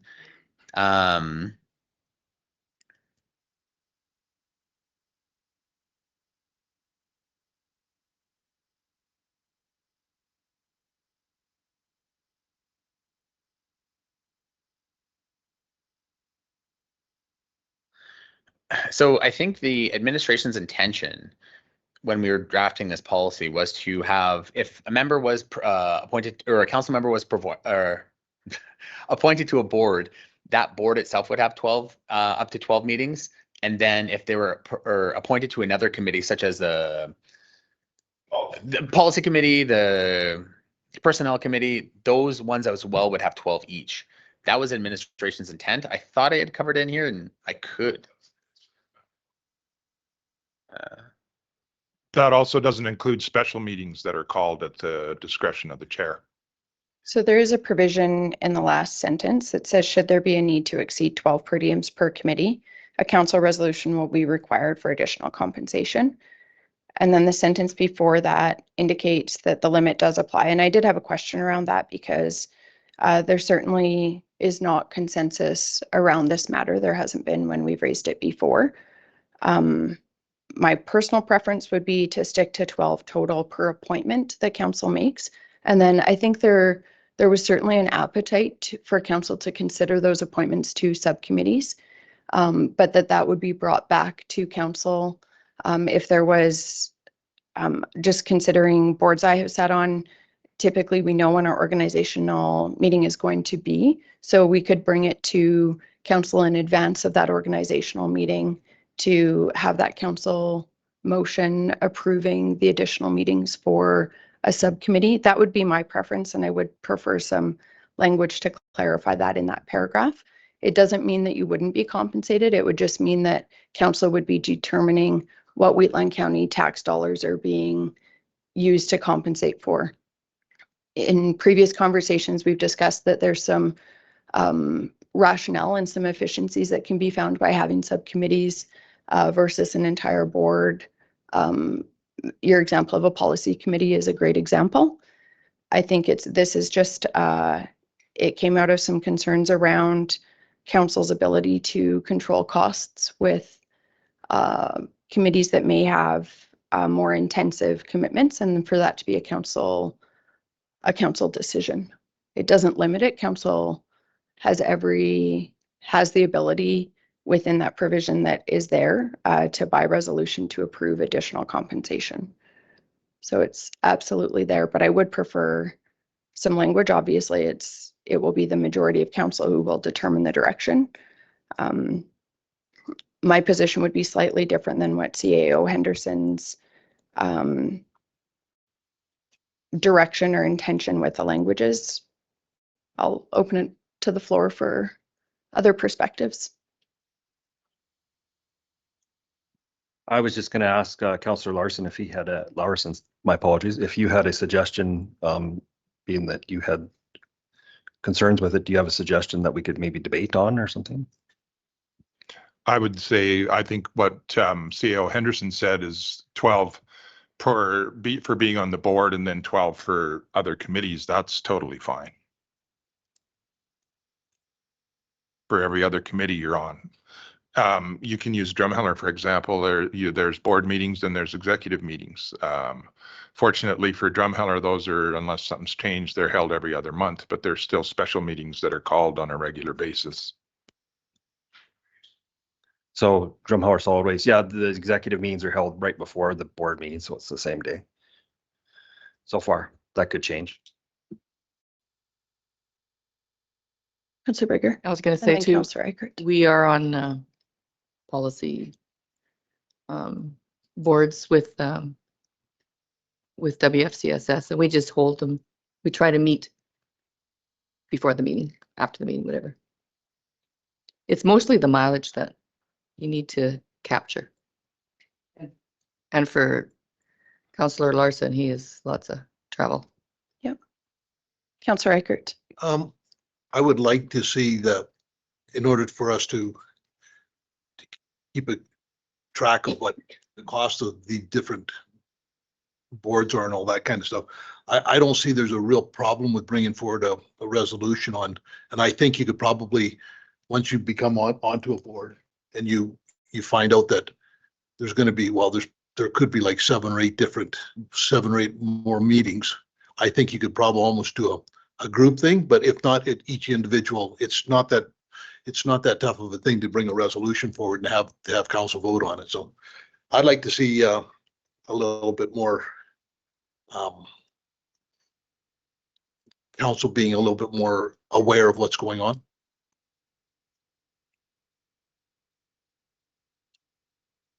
Councillor Kester. Without, every organizational has an organizational meeting. And you get appointed to policy committee, or you get appointed to whatever other committees there are. And if that counselor doesn't have a good feeling that they're going to get accepted, they have to come back for another motion. It could limit the participation of that counselor or Wheatland County on these committees. These committees are deemed important, or the boards wouldn't have them. So I think you have to provide a little bit of certainty before each board's organizational. Because we heard from Councillor, if he's not compensated, he's probably not going to come. So then he'll have to go back to the organization and make that known. I agree with what CAO Henderson said. 12 committee meetings per organization.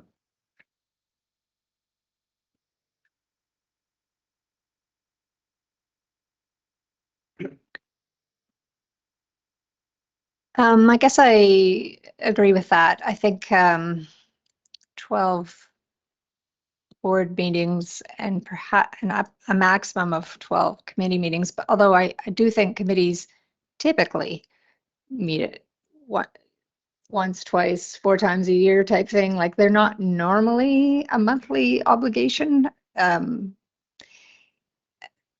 guess there are certain situations when you're building a new building that you would have more. So that would be unusual, maybe. I don't know. I feel like we're overcomplicating it. I don't know. I think I would support 12 with up to 12 committee meetings, but I certainly don't think we'd use that many.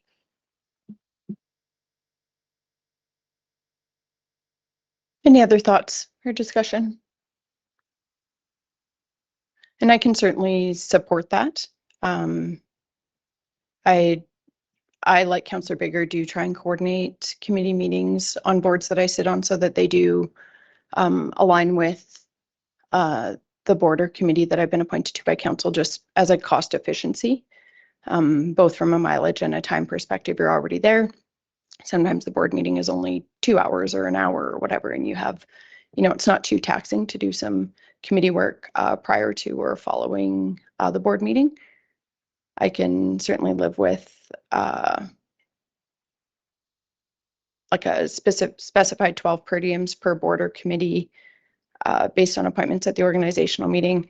It might be good just for clarity so that it's crystal clear that each appointed elected official would also be approved for 12 subcommittees for each appointment, just so that that's crystal clear. If administration could draft some, I see what you're saying, CAO Henderson, but I think you could interpret the language either way. You could interpret it that, as Councillor Lowerson did, that the 12 per diems was all encompassing of the board, like the primary board or committee that council is appointing the councillor to, or that the 12 is in addition to. So just if we could clarify that, so it's crystal clear. We will have that understanding by all being here, but just so that it's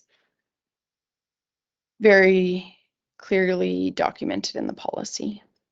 Any other questions? On the subcommittee work, like I said, some of them are, I try to get them on the same day as the meetings. There is some that I've been on that I participate in remotely.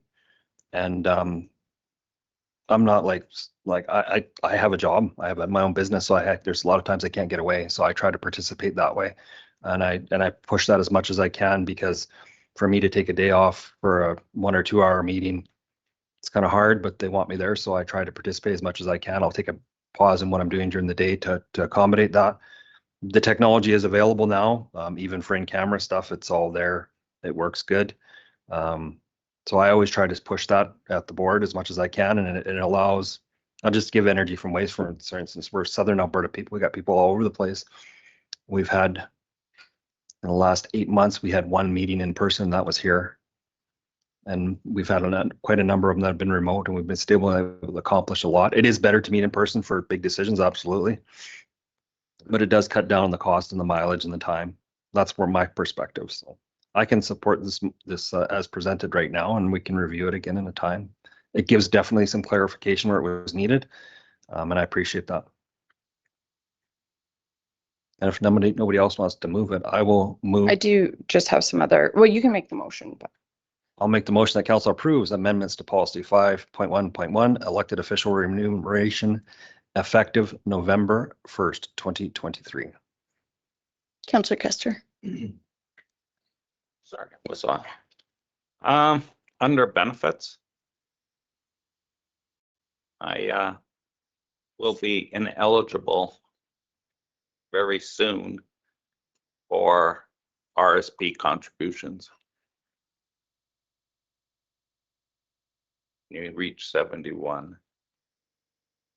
Do we want to consider something else there?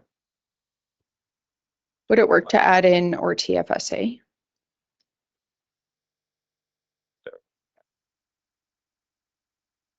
Some plans have that. Even under 71, you can meet your RSP, like you could be at your RSP contribution limit. And so there are organizations that don't have a pension that will do RSP or TFSA. Perhaps investment account instead of TFSA, just so you don't limit it to a registered account. If that would be acceptable, of course, the chair. Maybe if administration can just take it, I have like a number of just questions and alignments where I think we might need some amendments to the policy. So maybe if administration could take it back. I don't know if there's a rationale for having it in a registered account. I'm used to that language, and I've had it in several contracts that have been reviewed in that type of thing. And I don't know why it would be RSP or TFSA, but I think it would be good to look at that so that there's just that equity for where an RSP is not possible. Councillor Kester. I like CIO's reference to an investment plan outside of, because there is over contribution penalties to the, or otherwise you have an account, just put it in there. That, I think that would be the cleanest and works for me anyway. So if we just start at page 88 at the bottom under responsibilities, I just think we need to review the language because it initially says council shall, and then it lists the process for an elected official remuneration committee. So it says council shall conduct a periodic review, and then it says appointing public members, and that's under council shall, but then later in that clause it says, in addition, at midterm, the chief administrative officer shall appoint a group of 3 ratepayers.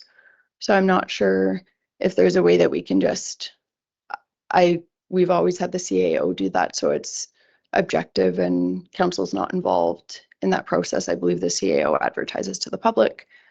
And then there is the alternative where there would be the potential to engage professional services to conduct a remuneration review, which we also have used historically at times, but I just think we need to clarify that language.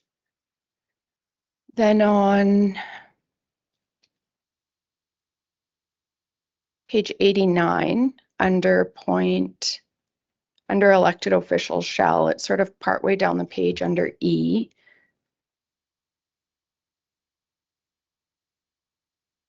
It says obtain council pre-approval for attendance at meetings, conferences, or courses that are not included in Schedule A of this policy. So that's great. I think that's aligned well.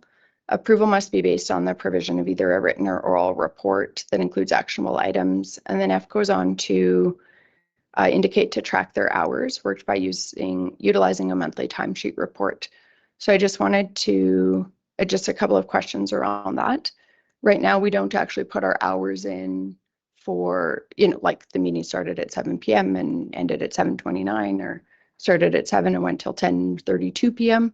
Typically, we just will do like less than 4 hours or more than 4 hours. And then I also just wanted to clarify, and I think it's important that we note that those hours would be worked outside of the normal duties of Councillor Reeve or Deputy Reeve, because my concern would be if somebody looked at that, and unless you're documenting every phone call you make, every email you're answering, every ratepayer meeting, those types of things, somebody could look at your tracked hours and say you worked, whatever, 18 hours and made this amount of money, and it could be just misleading in terms of the time commitment. So even if it was either document meetings or track hours outside of normal duties of Councillor /Reeve /Deputy Reeve or something like that, just so it's a bit more clear. Just one point through the chair. Administration understands the point that you mentioned. The one thing that we're kind of hoping, I think I do agree that we can definitely clarify that section. I think that we try to include that in the guidelines of the monthly base honorarium. So on the timesheet, you would just kind of insert your per diems. So that was administration's thought process on that one, and kind of track the time of those meetings. However, the times of the meetings don't need to be tracked either. Administration can amend the policy to just leave it as historically how we do have it. So the base monthly honorarium, or the base salary, would kind of cover under A. Exactly. So that I think we need to clarify that section just to note per diem times on the timesheet, because the honorarium wouldn't be included on the timesheet. That's just something that would be automatically paid. So good point, and administration can clarify that section. That's perfect. And then on that same page under the Reeve E, it says perform all other duties as prescribed by the procedure bylaw and other applicable bylaws. Could we also just include and legislation? So the MGA has very specific duties and expectations of the chief elected official. That is referenced in our code of conduct bylaw, which would be captured under applicable bylaws, but I think it's just good to specifically point to the legislation. We could specifically say the MGA because I think that might be the only legislation that would specify any sort of considerations for the Reeve and Deputy Reeve as well, which would then be covered under assume and perform the duties of the Reeve. And then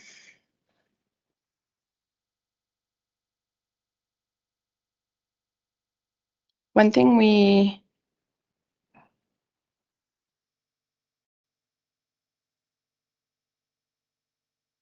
sorry, I'm getting there. On page 91, under per diems will be paid for attendance at the following. Under B and C, it says, or attendance as an alternate. And I'm just thinking it might be good for clarity to put that as an appointed alternate, because there are alternates that we appoint at the organizational meeting, and there are some boards and committees that don't provide, alternates. It just makes it very crystal clear and spelled out in the policy.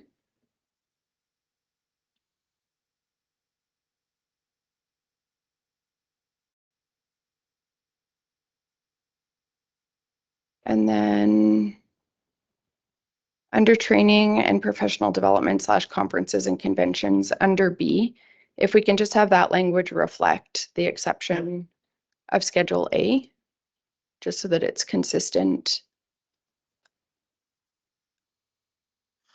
It says attendance at conferences and or conventions require council approval via council resolution. We just need that exception for those conventions just so for consistency.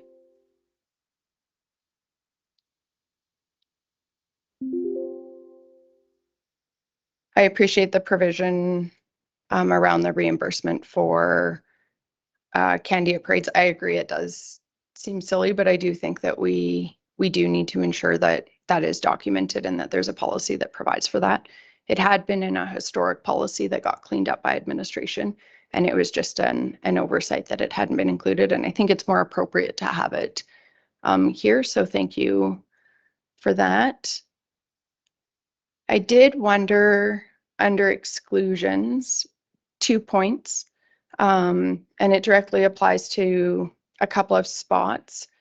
The section on meals, but as well for community engagement expenses under B, where we're authorized to purchase drinks and refreshments. I'm wondering if it might be prudent under exclusions to make alcohol an exclusion specifically. I didn't see it referenced anywhere within the policy, but it's quite common to have that as an explicit exclusion, both so that we wouldn't have counselors expensing alcohol as part of a meal submission, or to perceive that be for community engagement expenses, that I could buy alcohol for, or any of us could buy alcohol for a community engagement expense. And I just think it's important that we specify that. Under exclusions, under D, we have Wheatland County shall not pay for any spousal or guest expenses. If we could just have a caveat on that, that would align with the provision for the 2 banquet ones that are excluded from that clause, just so that we have that consistency. I like that provision. I think we want to be very cautious about spousal expenses, but historically that ASB Army doesn't have like the banquet type model of event anymore, like did happen historically. A number of events have sort of changed that way, but I do appreciate that that consideration is still there. I did just, and I meant to check this before, but Deputy Reeve Clausen, you can save me some time. Under Schedule A on page 96, is it the care board that you attend the care conference for? It is the care board? Okay, perfect. And then I just wanted to highlight the FCM conference the change that's being made. So historically, I believe that we would approve, and it hasn't been utilized, but we would approve for half of council to attend FCM despite where it is. And we did have that exception for this year where we approved all of council for Alberta. The odds of FCM being in Alberta again in the near future would be very low. I do think there's some merit because of the gravity of the power that FCM has in terms of the new acronym for the gas tax, the Community Building Fund, and also some of the work that they do that can be, I'll just be blunt, at odds with our perspectives as Western Canadians and Albertans. I do think it's important to have some level of engagement. So just, I would open that to, if council is comfortable with only attending when it's in Alberta, we do have a provision to bring a resolution forward, you know, outside of this policy, but also with recognition of the intention of this policy to streamline that as much as possible. Just raise that for council consideration. My preference would be to maintain the half of council to be approved to attend regardless of where the conference is held. If we're opting not to utilize that full, you know, latitude within the policy, that's totally permissible, but it does give that provision. My next question is just below that on page 96. And if I know this will be crystal clear in administration's mind, I just need a little bit of clarification on annual general meeting for board hosts. Just exactly, I just need clarification on that. Yes, to the chair. So that one would be if administration did try to work on that wording as well. So maybe it wasn't as clear as I thought it was when I put it in. But that would be if, so let's just say Marigold Library hosted an AGM or the WRC hosted an AGM. So what we're trying to do is, instead of, that's not technically a board meeting. So what administration is trying to capture in this wording is if some organization that someone is appointed to, such as, a good example is a WRC. So they just had their first AGM. So that AGM technically isn't a board meeting. However, that needs to be in an approved list. So if someone does hold an AGM, which some do, I just went to an AGM for the Chamber of Commerce in Strathmore. So I went, no council members are on that board, but if it is an AGM, it would be important for the appointed, in administration's opinion anyways, would be important for them, that appointed member, to attend. So not a board meeting, not a subcommittee meeting. However, it is an AGM. So it's just another type of meeting that I thought administration thought we tried to cover in this policy, just so it didn't have to come back for council approval. And it did provide complete clarity for council when reviewing this policy. Would it be possible to consider moving that up onto page 91 under the maximum of 12 per diems? Could we say 12 per diems per board or committee for board or committee meetings, including an annual general meeting? And then it's just, then we know that's specifically tied to that work. Councillor Baker. I'm sorry, I do have to leave, but I did want to add for the economic developers of Alberta conference, I do feel that we should be sending a counselor too.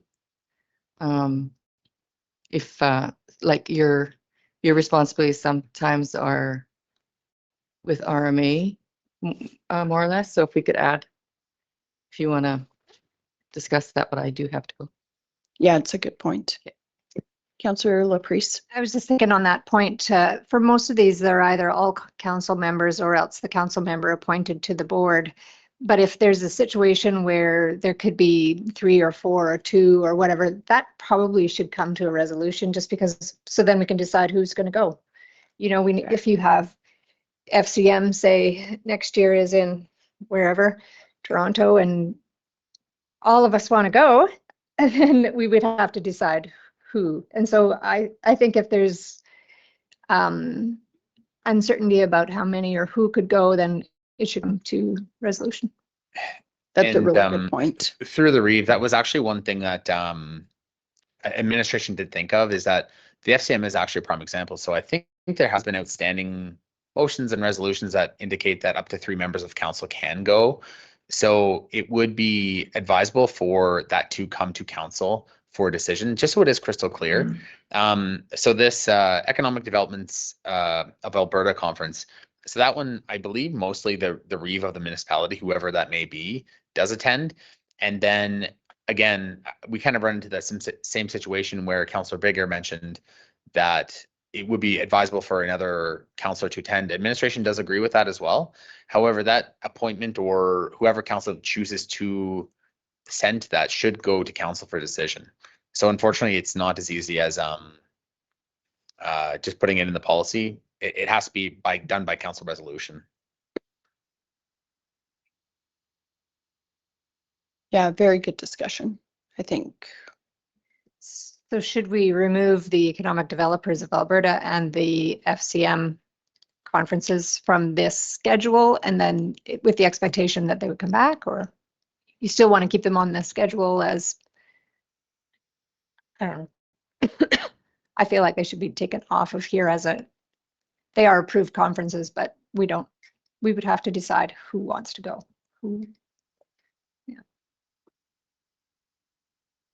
I think for clarity, I think I would support removing them off of the schedule, just so that there's no misperception that no, we only appointed or we're only supporting attendance if it's in Alberta, based on the inclusion of the schedule. So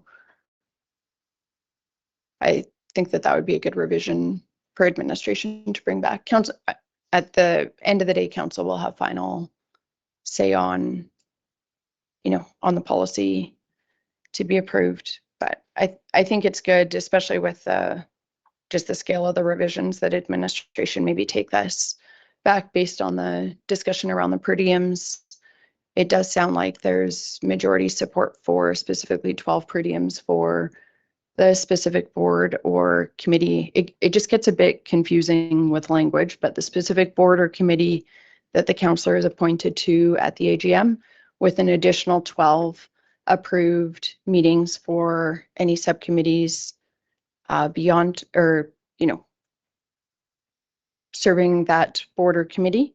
It sounded like there was majority support for that, and unless there's any objections, perhaps administration can just review the discussion around some of the other considerations. Some of it is just alignment of language, and it's always tricky when it's a brand new policy.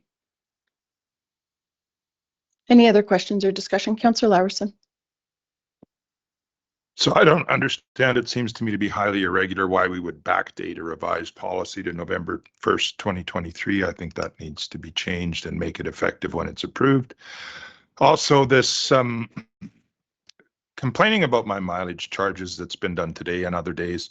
I live in this county. I was duly elected by the people of this Division 7, and complaining about my mileage seems to me to be a form of discrimination. Just for clarity, I don't think it was a complaint. It was a note that there are considerations that are just realities of the vastness of Wheatland County that factor into the amount of mileage. It is more arduous for some councillors to attend some meetings based on where they are at. I don't think there was any complaining. Historically, I can share specifically for myself, I have conveyed concerns that I have heard from ratepayers that have obviously been the rationale for some of council's discussion and rationale for improving and strengthening this policy. Any other questions or discussion?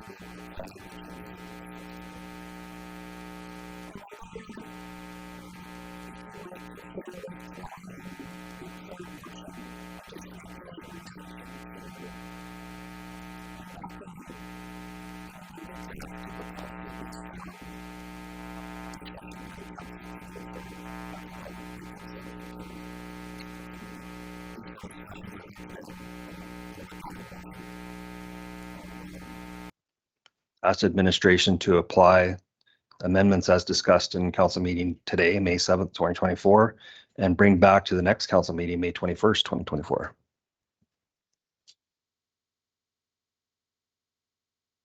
We'll just give administration a moment to get the new motion.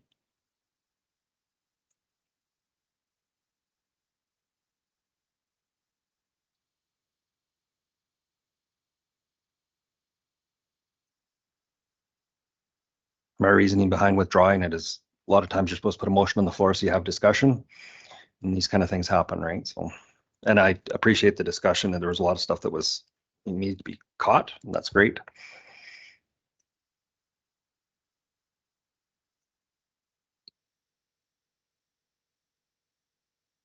So administration has removed the motion that was withdrawn. And the new motion that Deputy Reeve Clausen has made that council direct administration to apply amendments as discussed in the council meeting today and bring back an amended policy 5.11, elected official remuneration, to the May 21st, 2024 council meeting. Are there any questions or discussion on the motion?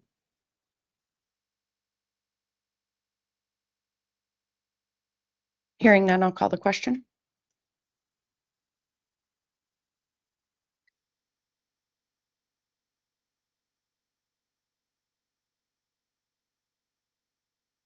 Motion is carried.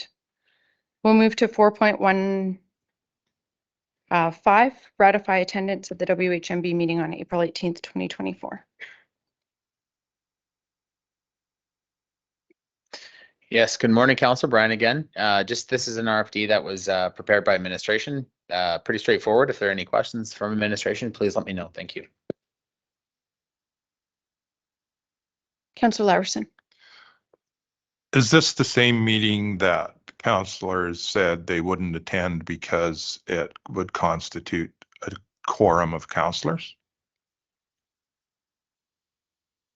Because I think it is. Through the chair, sorry, I don't recall that comment. If to me, the constituting a quorum of council in a private setting would be different than constituting a quorum of council in a public setting. I believe that this meeting was open to the public, so this is just ratification of that.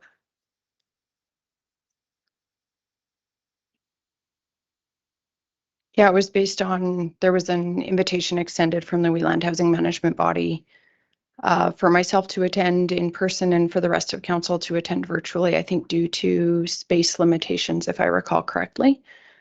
I don't know who all attended, but it was the evening that the representatives from Alberta Seniors, Community and Social Services were in attendance. And then I was unexpectedly invited to also stay for the board meeting. The consultant that has been working with the board did present some updated information, as Councillor Laprise indicated this morning in her report.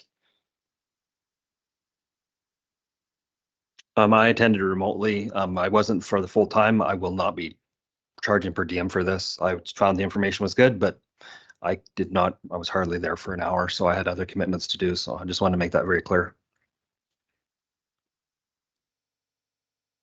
Any other questions or discussion? I'll move to ratify one evening per diem and mileage for the attendance of any Wheatland County Councillor who attended the Wheatland Housing Management Body meeting on April 18th, 2024. Thank you, Councillor Laprise. Any further discussion?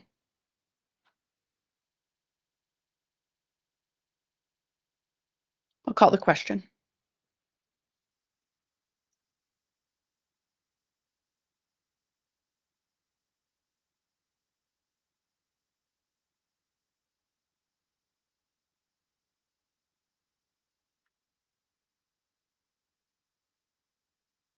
Motion is carried.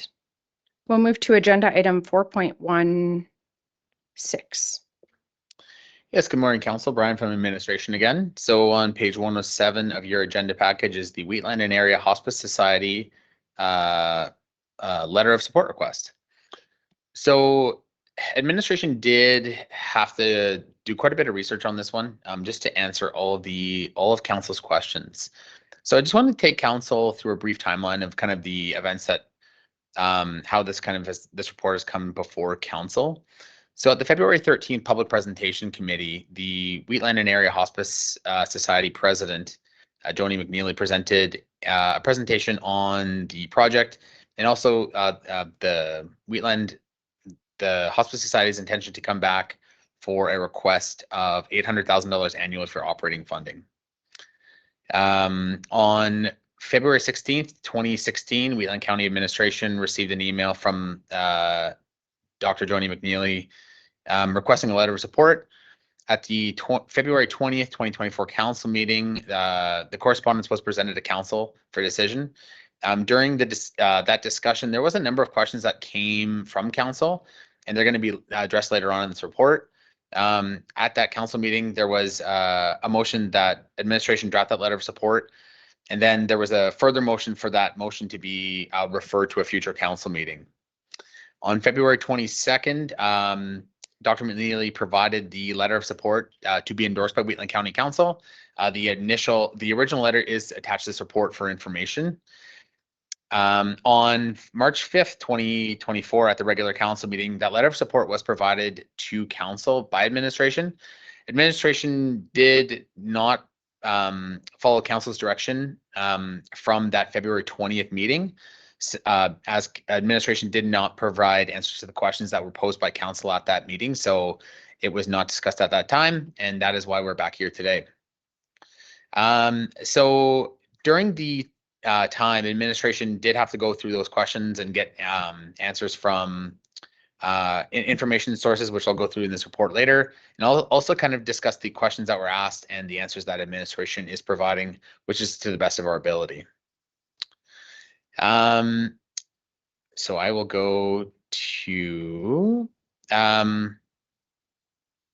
so in regards of alignment with the strategic plan, The county does historically support organizations within the community that are looking to enhance the quality of life of residents and to maintain strong community ties. And as for the financial commitment, it does depend on the letter of support that is provided. However, the initial letter of support would not have an operating or capital budget implication. So from the the February 20th council meeting, what administration did is we went through that meeting carefully and we listened to the questions that were asked by council and have a note of explanation on where it kind of sits here. So the question, I'll go through each question and answer. So the first one was asked by Councillor Bigger. Is there any funding attached to this letter of support? Administration would say no, not this. There's no explicit ask in this letter of support for funding. However, we do have a comment in the report that just talks about managing the letter of expectations with, or managing community expectations with a letter of support. So as council did, as administration did present at the February 13th meeting, the Wheatland and Area Hospice Society did say that they were going to come back to council with 2 requests, 1 for a letter of support and 2 for annual operating funding. So if council just should be very, very clear on what they are choosing to provide support on in a letter of support, whether that is a financial contribution, whether that is advocacy, whether it is promotional, whatever it is, council just needs to be crystal clear on what exactly they're doing just to manage those expectations moving forward. So Councillor Clausen, or Deputy Reeve Clausen, did say that he wanted to see a draft letter. So on February 22nd, that letter was provided to administration, and that letter was provided to council on March 5th. And then it is also being provided again today, and it is in the package. Reeve Link did say that during that February 20th meeting that she wanted more information regarding context, information, background, and implications of the request. So the letter of support, we thought that it did provide most of that detail. The letter overall was fairly broad, but the letter of support was directly addressed to the minister. So as council does know, when letter of supports do come in, the odd time council does direct them directly to a minister. However, sometimes council also just does direct them back to the board or to whom it may concern. So that's just something else that council just needs to consider when considering issuing a letter of support. In the second paragraph, Councillor Eicher did note that there needs to be a correction. There are healthcare providers, that muddies the waters. Administration should take note of that. So again, nothing that we needed to provide an update on. We just kind of made note of it. I'm not sure if there's any further comments from council on that. So we did one group that administration, multiple members of Wheatland County administration is a member of, is something called ARMA. It's the rural administrators of Alberta. So what it is a group of rural administrators. You know, it's a kind of a wide network of other rural administrators that you can ask questions to, and they'll get back to you on questions that you have and how they treat it. So that's another thing I'll go over here shortly. During the February 20th meeting, council also did reference Pilgrims Hospice in Edmonton. So we did contact them as well, just to find kind of how they treat things there. So we just wanted to provide that in the letter of support. Councillor Clausen did ask, or Deputy Reeve Clausen asked about what's going on in the province. So we did provide additional information in this report as well, and also kind of talked about, we consider this private hospices as well. So, yeah, it's kind of in this report. Reeve Link did ask about funding models for private hospices in Alberta. I'll kind of talk about that later in this report. And implications on providing letter of support and future funding, how that will kind of come up. So again, see the comments above here, and this is on page 111 of your agenda package. Council just needs to be very, very clear on the letter of support, as I mentioned. So administration did contact Pilgrims Hospice in Edmonton. So I did include in the report all the kind of information in there. So it was a pretty interesting conversation. I do believe that the conversation was had with the fundraising manager over there. And she did mention that the way that that project got started, and it is a 12-bed hospice, is they had an initial donation of 3 million from an individual. In terms of funding itself, they do rely on mainly donations from patients' families and some corporate sponsorship. I did ask specifically, but they don't receive any funding from the city of Edmonton. So that is where Pilgrims is.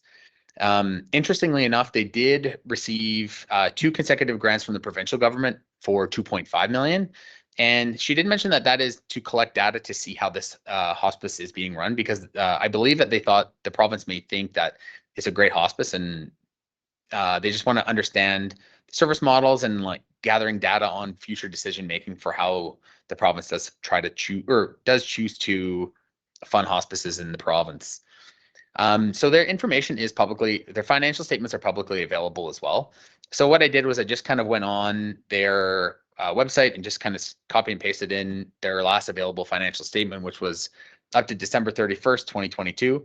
I'm sure that their statement for 2023 will be posted shortly, so council definitely can take a look at that.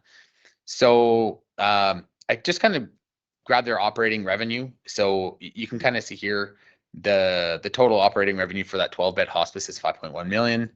There is some notes, so you can kind of see a note here on the financial statement. So if you're ever looking at a financial statement, you just go back to whatever note is referenced and you just go back and take a look. So that the note is there. As for donations, the donations amounts are there. And then the government of Alberta deferred contributions. So what they would do is they probably receive that grant up front. And then what they do is just recognize that revenue. So the way it's posted here makes a lot of sense to me, because the province does operate on their year end operates from April 1st to March 31st. So my thought is that they probably recognized 4 months of this grant into their operating revenue.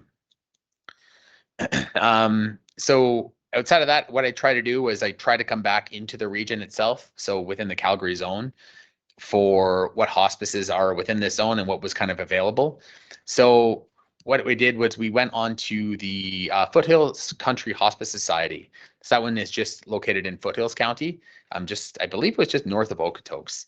So they had a section here on how the hospice is funded. So they did have a section on their website that noted that they received 57% of operating funding from Alberta Health Services. So that was one section that was right on their website. And then they do try to collect the shortfall just through donations. Administration did reach out to Mr. Doug Murphy, who is here and presented at the Public Presentation Committee as well. So I did ask questions on all the questions that I asked specifically are on the left and his answers are on the right. Sorry, the lines, I think eScribe had a little bit of an issue, but hopefully it's easy for council to kind of follow along. One thing that there was a question about private, for-profit and publicly funded. So Mr. Murphy did mention that he kind of didn't really think private was an appropriate term for that. So it's either publicly available or AHS funded. So his thought process behind it would be, even if it is AHS funded, it may not be fully funded, and those would be kind of classified as public. So all the questions are in here. And answers, I can definitely kind of go over those in more detail if you'd like. And then one question I did have was about the numbers of hospice beds per 100,000 people in Alberta. So the one that there was a report done by the Canadian Cancer Society, and I believe that was in the report's attached to here, but it was 2.1 spaces per 100,000 people in Alberta. And that was something that kind of just varies across from province to province. Also, the zone to zone would differ as well. So it just really depends kind of where you're at. So the question I did ask to the ARMA group, which I did reference earlier. So the question I did ask is, are our municipal councils been approached for hospice funding? Do any other municipalities provide operating funding for hospice care? If so, what would be the annual amount? So kind of the overwhelming answer is no, that they do not provide operating funding. Some counties, Camrose County is a good example, that they did provide a grant, a one-off grant. I would almost kind of consider that like a curb grant almost. Same with Mountain View County. So kind of from a one-off grant from time to time, they do provide it, which kind of does make sense, but not kind of on an annual basis. So all the municipalities that did respond are in the listed here on page 115. All the answers are there as well. So take a look at that. And then one other thing I just pulled up, because I am not super familiar with hospice care and the zones and AHS, that's just not the line of work I work in. So I thought this was relatively interesting. So here are the zones that are all done. Obviously the zones are all here. Edmonton's the smallest zone. Calgary spans a little bit, includes most of Wheatland County. I think that a little bit comes up into the central zone, but the majority of Wheatland County would be in the Calgary zone. So then again, just kind of pulled this out. Obviously a hospice is missing out here, and also this map is missing of the Wheatland County area that is in the Calgary area. And here's the one that was referenced earlier, the Foothills Country Hospice. And here's that report of the Canadian Cancer Society that was done in the spring of 2022. And I did also put in a letter of support, a draft letter of support. It did seem like council was pretty concerned about expectation management on funding. So I did include one, like a draft letter of support that would support the Hospice Society, but just not necessarily have funding attached to it, which is okay. And then here was the initial letter of support, which was on page 128 of your agenda package. So if there are any further questions about this report, or if council needs further clarity on this, please let me know. Thank you. Any questions regarding administration's report?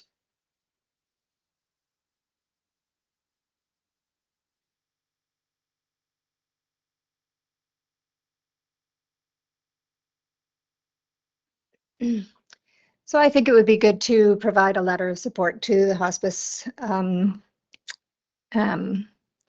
hospice society. Yeah, I think this one is acceptable. I think they've said in public meetings that they aren't looking for operational funding from municipalities. I've heard in other places maybe they might be. So I think it would be good to just specify that we support hospices in the area, and if they want to come and ask for funding later, they could, but you know, this doesn't necessarily indicate support for that or not. I think it's a good compromise.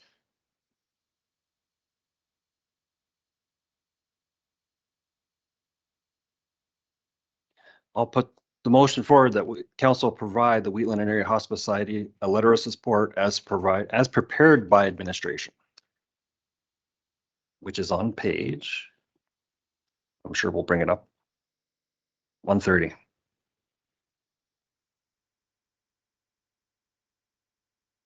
There's a motion on the floor. Any further questions or discussion?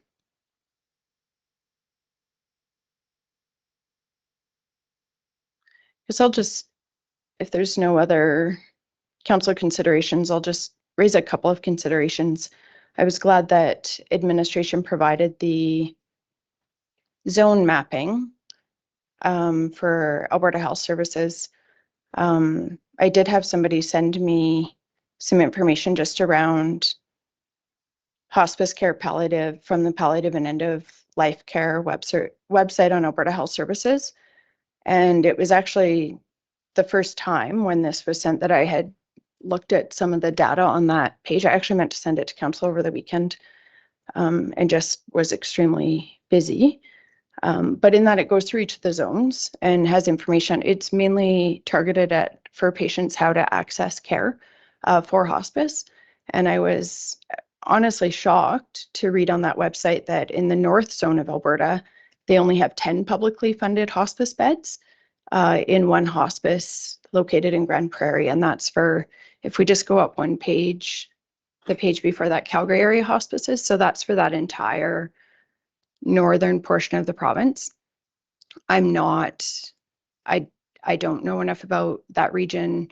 I did ask just a couple of colleagues that serve on RMA that represent Northern Alberta. They were aware of the Grand Prairie Hospice and they thought there might have been some other associations, but they weren't sure what level of hospice care they're providing. In the Edmonton zone, there's good information on this site. And there are multiple hospices in both the Edmonton and the Calgary for those large metro areas that have hospices. And I have heard really good things about some of the hospices, specifically in Calgary, that folks have used in the last few years when they have had family at end of life and passing in those hospices.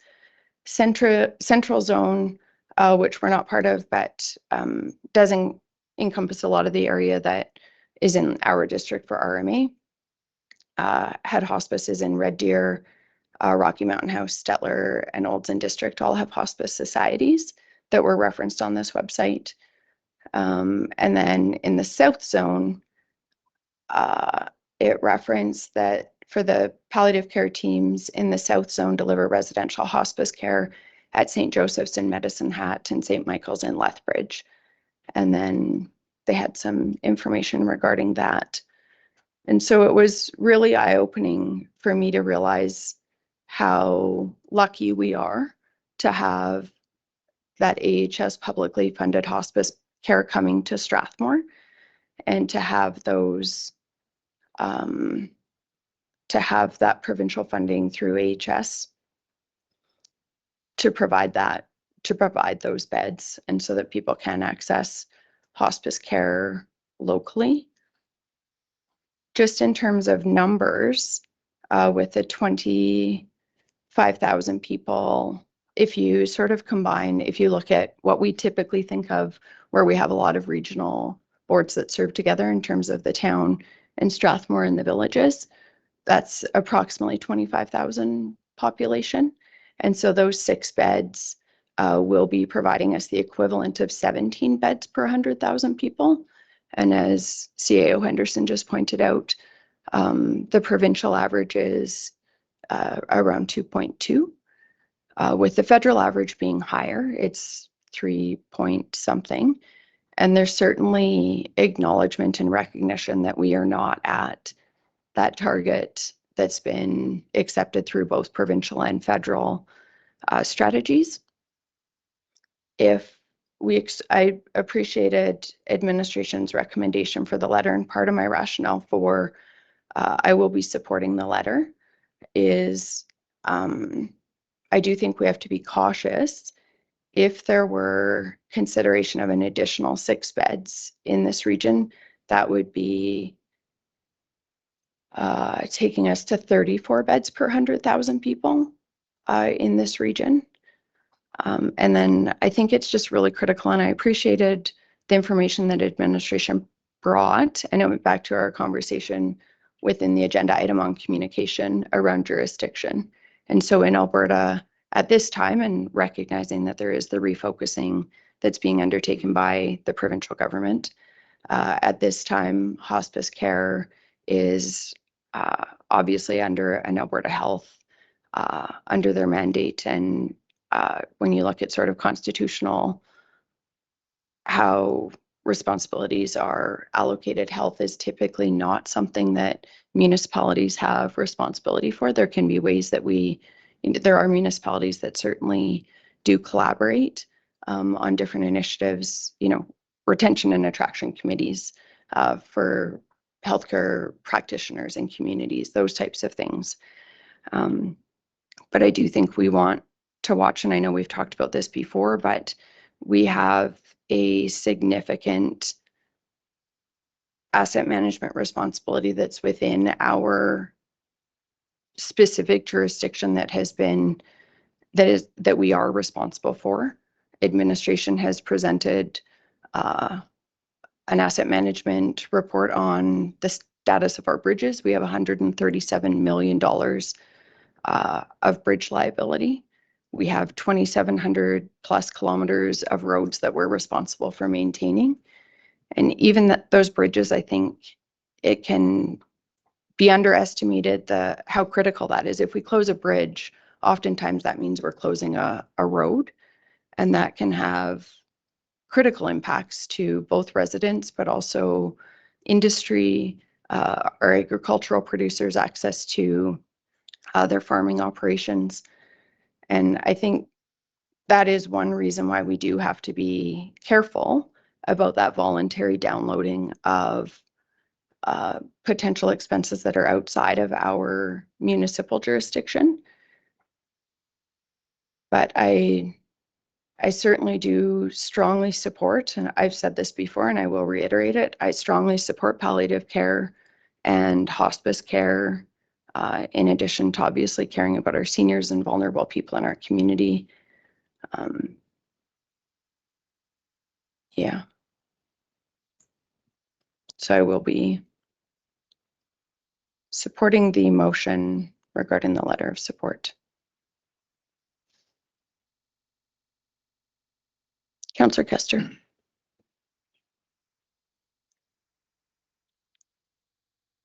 Letter of support's good, always.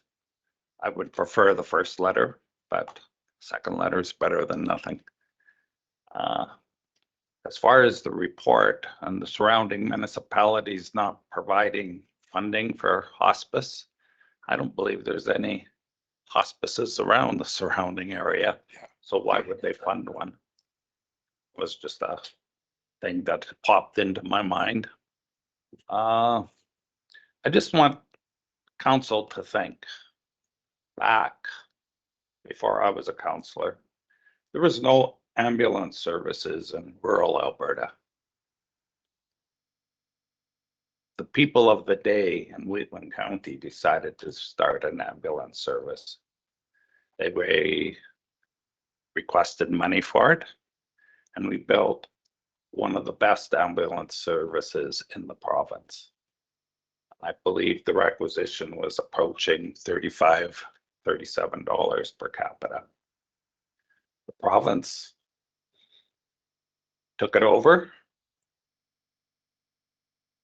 and that's all history. The reasons why were never fully disclosed, but there were not ambulance services all through the province. I believe that was part of it. And the same could be said of the hospice service. Our citizens want a hospice, just like they wanted an ambulance. It's possible. We all pull together.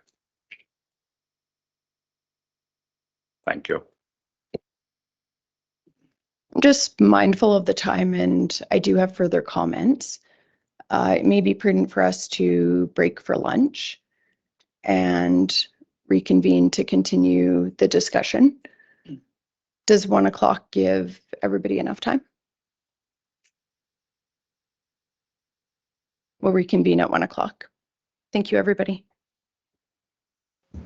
Good afternoon, everybody. We'll call the meeting back to order, and we will pick up our discussion regarding the motion on the table regarding the Wheatland and Area Hospice Society letter of support request, agenda item 4.6.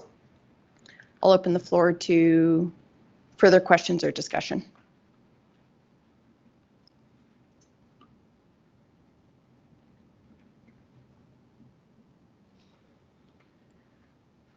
I do have further comments, and I guess I'll preface it with, we have this agenda item, and then following that we have a Wheatland Housing Management Body funding request follow-up, and some of the issues and matters between the hospice and the WHMB do get conflated at times. There are joint board members on the Housing Management Body board, and as well indications that the facility will be coordinated.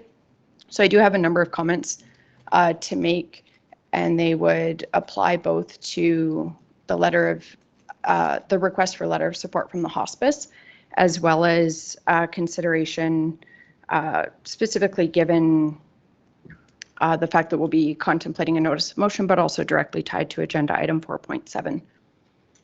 First, in response to the comment by Councillor Kester, where he stated our citizens want a hospice. Firstly, our citizens are getting a hospice. And we've had a presentation from the provider that will be bringing that hospice care to our community.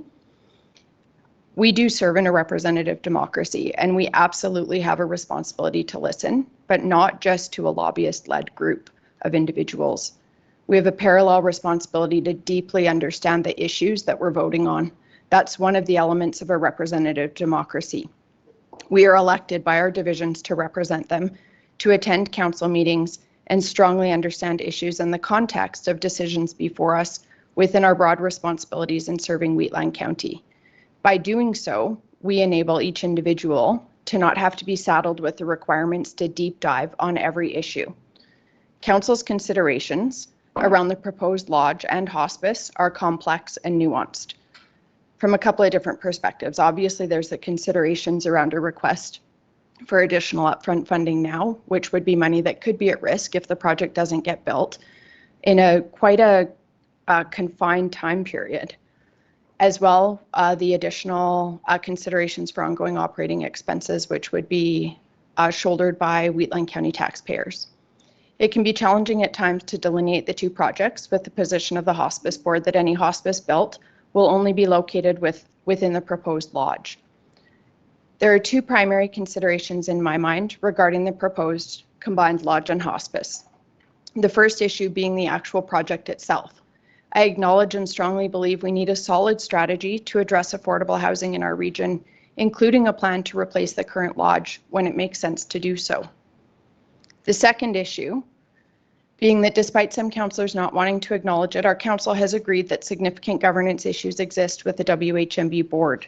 This lack of will to acknowledge the issues are understandable when some of those councillors wearing board hats are complicit in the issues. The governance issues that council identified with the governance review have been documented in a council approved letter to Minister Nixon. We continue to wait for a response regarding our request for a meeting. One issue I have identified, and it relates to Councillor Kester's comments, is so many people in our community, members both of Wheatland County and the town of Strathmore, have been unaware of either the proposed lodge or the hospice. And the vast majority are not aware of how incredibly lucky we are to have Shasta Care community coming to our region, bringing 6 publicly funded hospice beds and 54 long-term care, 18 supportive living level 4 beds, and 18 supportive living 4D for dementia or memory care spaces to Strathmore, ideally situated right next to the Strathmore Hospital. These are level of care spaces we so desperately need to address the heartbreaking accounts we hear of spouses being moved out of our community when they can no longer be cared for at home. Lodges, in contrast, are for functionally independent individuals, and I've come to realize that many in our community do not understand this. From the Government of Alberta website that outlines different types of affordable housing available to Albertans, they indicate a seniors lodge may be appropriate for those who do not require care in a specialized healthcare facility. In addition, applicants must be functionally independent with or without the assistance of community-based services. My understanding of that is those would be the same community services that would be available to individuals still residing in their home. Another lodge will not meet the needs that this board has used to manipulate emotions and rile up people's anger at our council. Our housing board has done nothing to make this level of care clear or to clarify the changes to the lodge proposal that was put forward previously that did include increased levels of care where there was more extensive engagement. They've let those stories stand and let our community believe more lodge spaces will address that. So many in our community are not aware of this.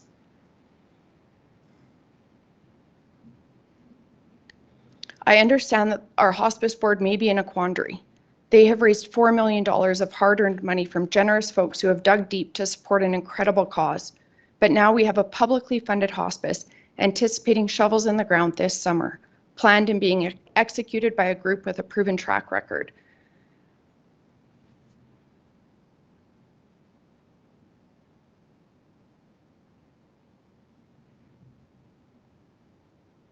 I do have concerns that the hospice that's being proposed by the Hospice Society hinges on 1/3 of the financing being provided by the provincial government.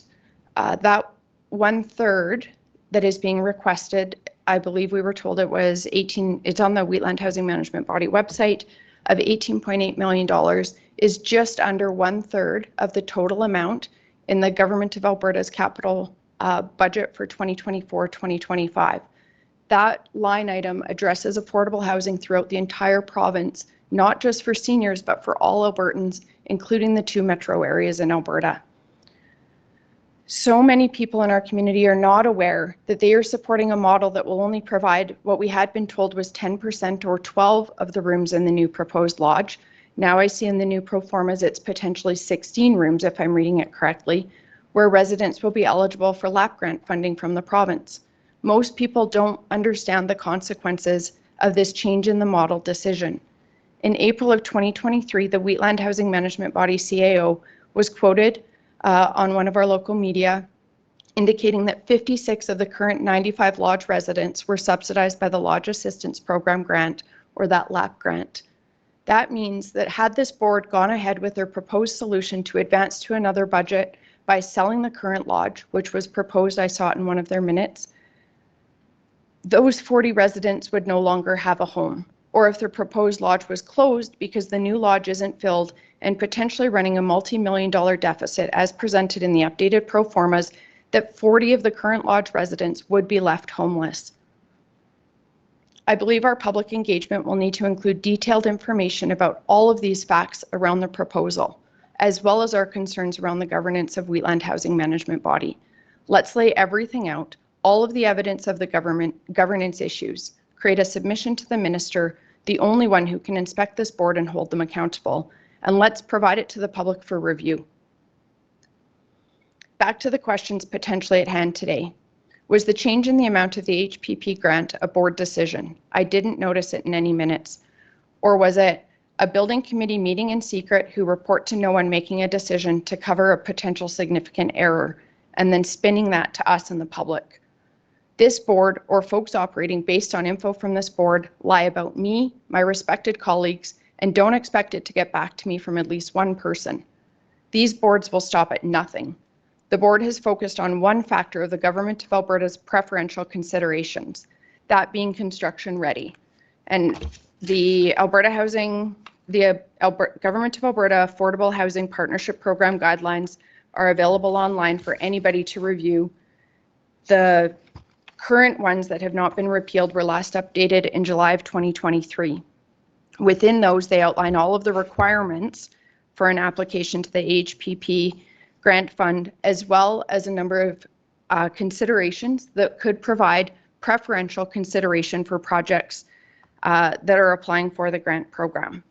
The board has been focused on one of those, which is projects that are construction ready, and I'm quoting from the document, and meeting the HPP minimum requirements.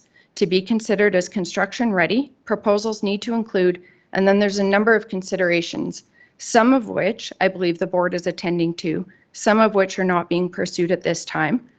And the third point under that preferential consideration specifically states that Class A or B cost estimate from a certified cost consultant. So from the government's existing guidelines around this grant program, a Class B budget meets the requirements to be construction ready. I'm not suggesting that there might not be a benefit to moving towards a Class A budget, but that's something that needs to be weighed against the risk of that $1.4 million that would be not have any return on investment if this project doesn't move forward relatively quickly. I want to reiterate, a Class B budget is specifically referenced as a preferential consideration. At the RMA convention, Minister Nixon did not say his ministry required a Class A budget, unless he has communicated that recently to the board, and I would like clarification of that. Who told the board that they require a Class A? He gave an example of a project that took 8 years from the time funding was received. He did not specify an additional 2 months that we have been told a Class A budget would disqualify a project.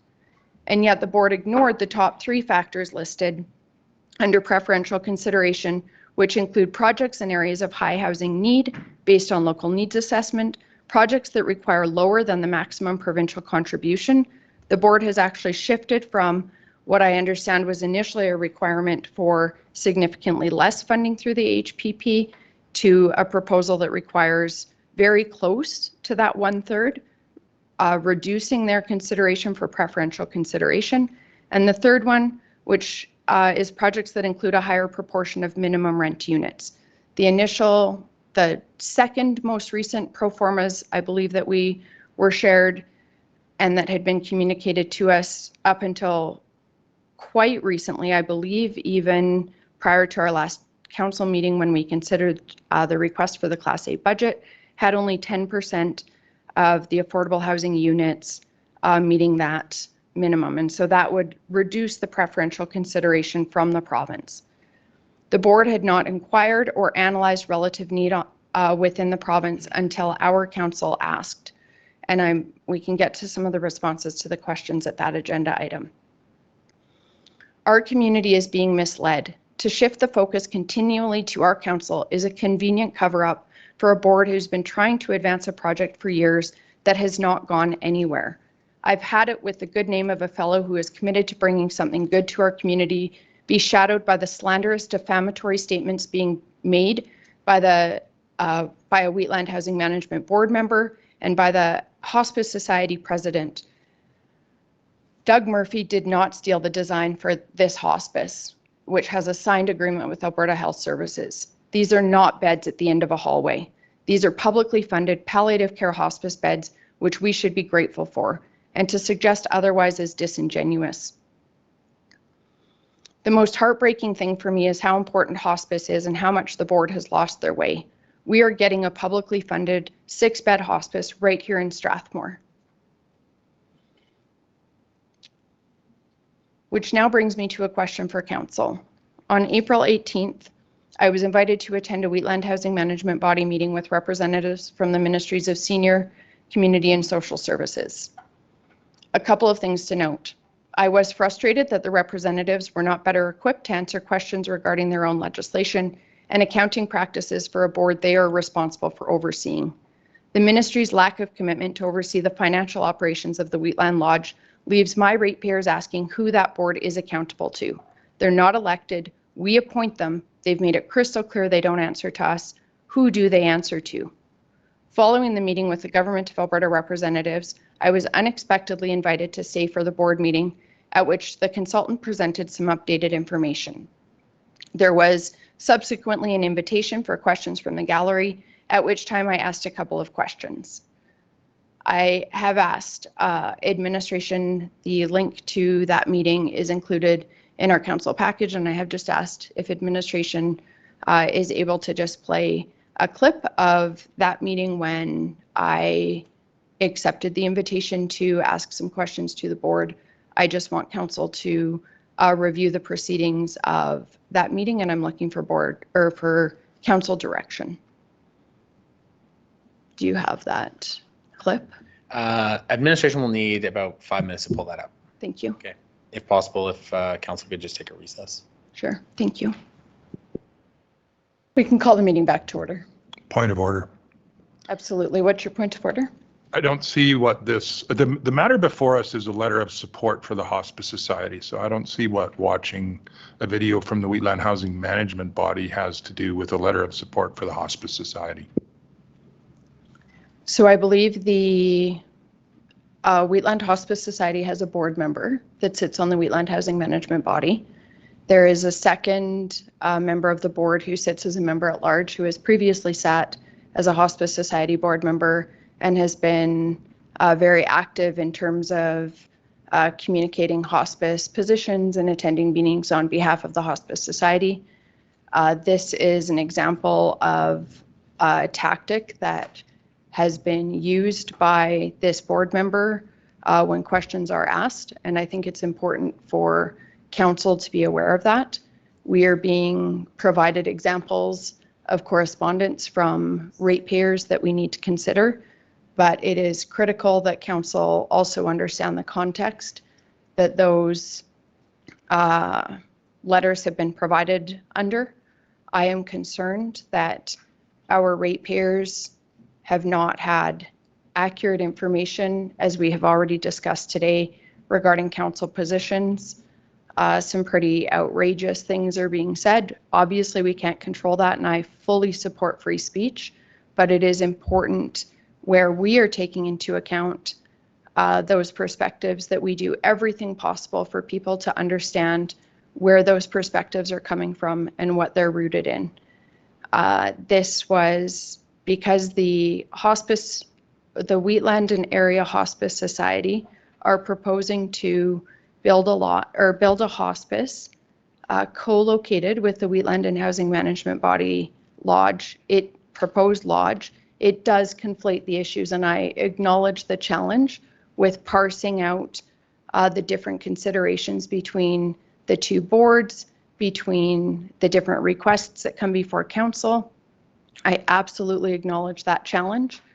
I am fine to address this during the next agenda item, 4.17, if that's council's preference. The meeting in question is included in the council package and was referenced multiple times by the board to refer to this meeting for answers to questions that council provided. To your point of order, I will just need a moment to review process. It's not something that we have used frequently. I'll just take one moment.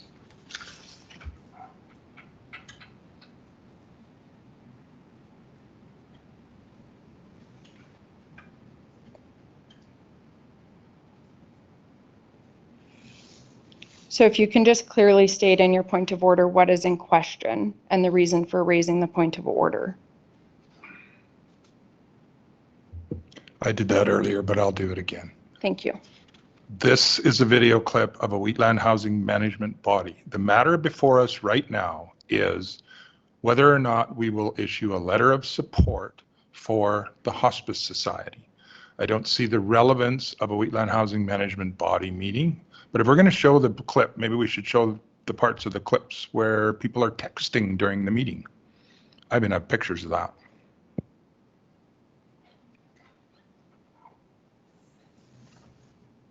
So I am happy to defer this to the agenda item where the meeting is referenced in our RFD. Happy to do so. We can address it then.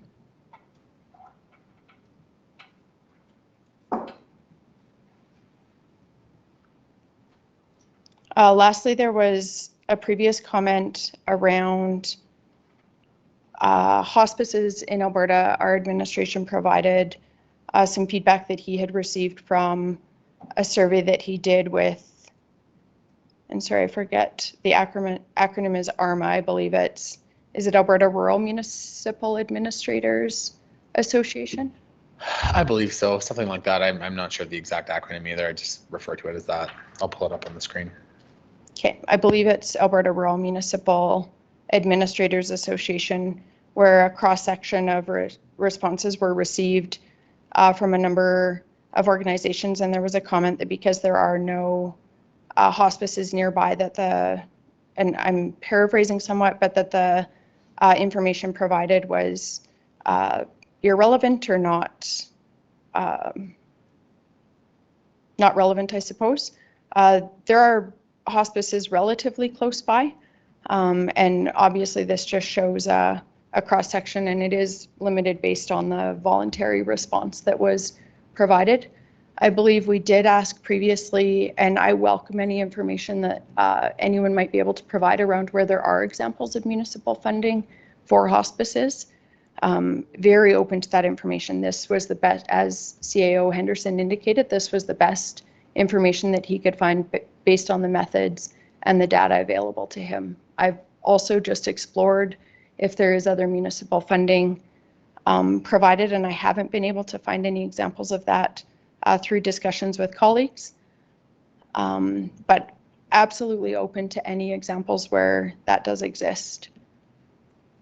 Any other questions or discussion regarding a letter of support for Wheatland and Area Hospice Society?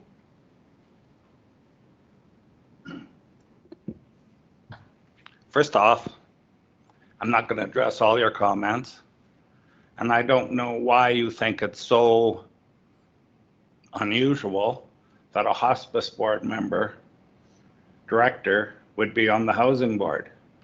A hospice is a member of Wheatland Housing Management Body. They are granted, not an opportunity, no different than the county sending representatives. A hospice board has that right, privilege, to put a board member on.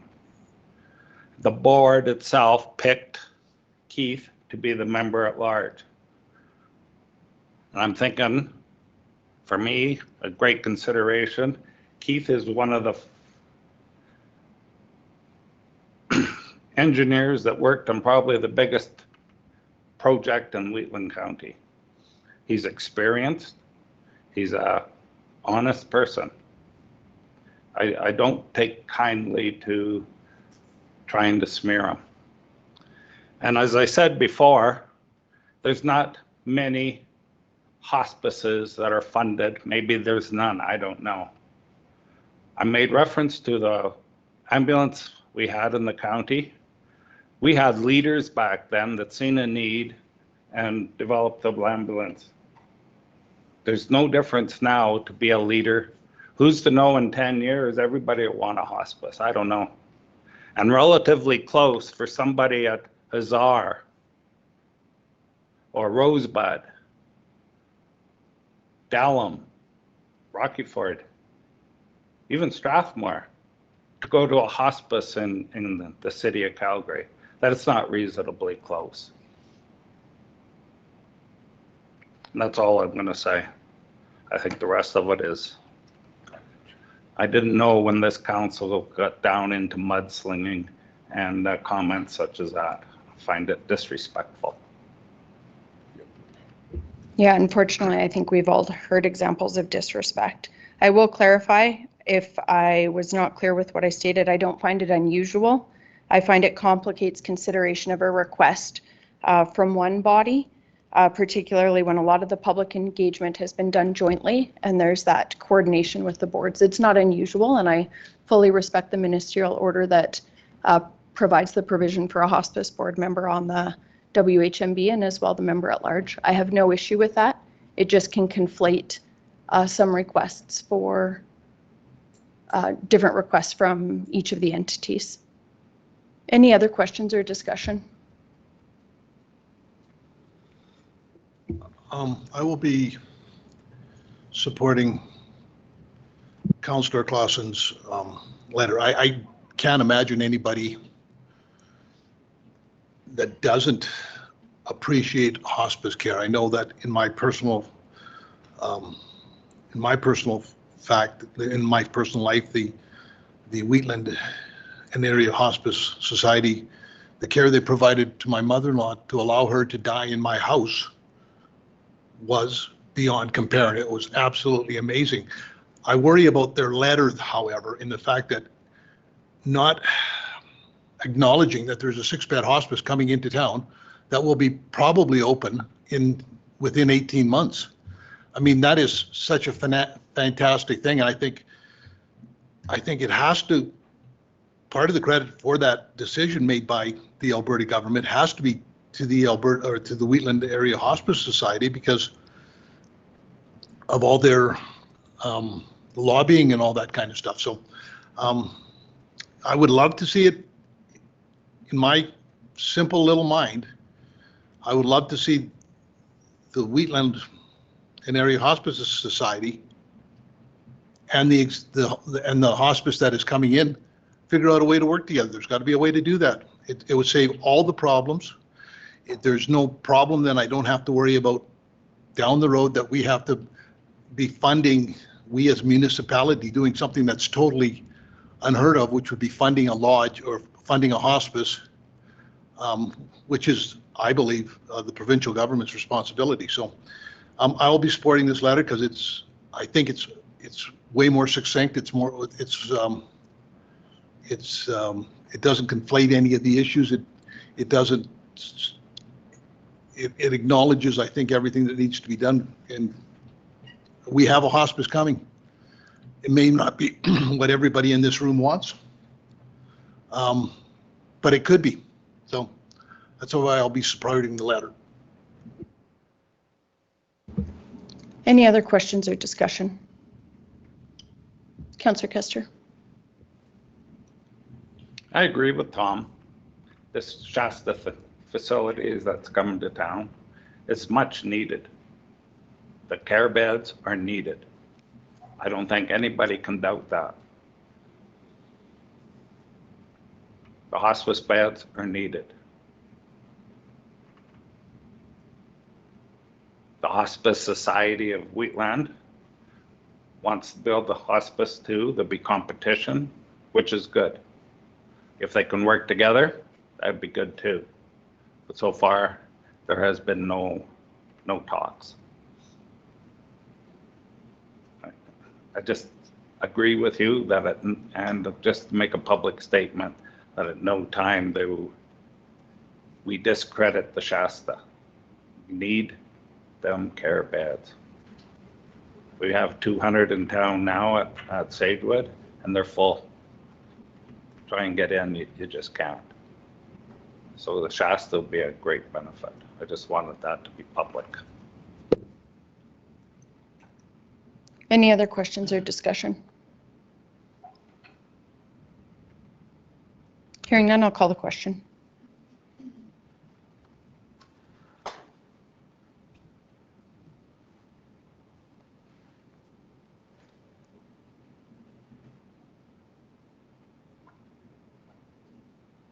Motion is carried. We'll move to agenda item 4.17. Yes, good afternoon, Council. Brian from Administration. On page 131 of your agenda package is the Wheatland Housing Management Body Funding Request Follow-up. So what Administration did is we received an email from the WHMB CAO, Vicky Cook, and I believe, or actually could have been from, yeah, there was one in there as well. And there is multiple pieces of information in this email, sorry. And it is all in here for council's consideration. It does have to do with follow-up to the council resolution that was passed. And that one was the one regarding, I was at the April 2nd meeting with the contingency of the ministerial support for the project, updated financial pro forma, the council list, and then a quarterly update on the project as well. So the links were provided in here as mentioned by council or by the Reeve in the previous request for decision, and everything else is in this package. And there are some questions and answers in here as well. If there's any questions about this report, please let me know. Thank you. Any questions regarding the RFT?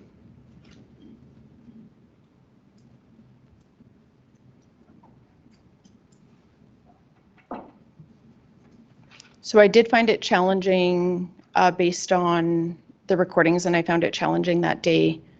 I'd forgotten my glasses, I acknowledge, but the video and the pro formas are tight, small font spreadsheets. They were challenging to see on the screen during the meeting. Was anybody able to successfully get answers to the questions from the video presentations that were referred to, the presentations that were referred to in the response?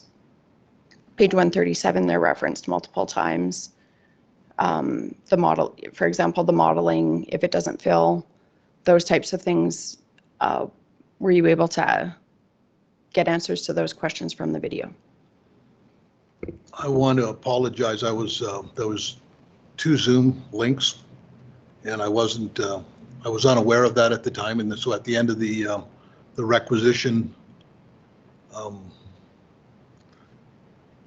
discussion, then when they switched over, I was unable to join that. So everything here is sort of new. So I have nothing.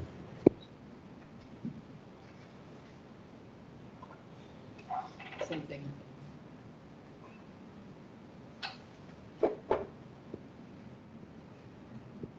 So administration did follow up, and we have received digital copies of, I don't think all of council was circulated we were provided some paper copies of the pro formas and of some information.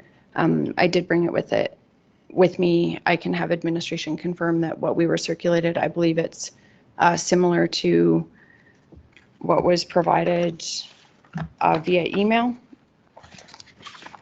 I'll confirm that everything is there, and then all of council has access to that information. It was within that presentation that I do have a concern regarding this meeting, and I would like, particularly because not all of council was in that meeting, just to be aware, I serve as Reeve at the will of council, but I do have concerns, and specifically if we are using that meeting recording, which is referenced multiple times, we're referred to that presentation. I do think it's important that council understand my concern with a situation that occurred during that meeting.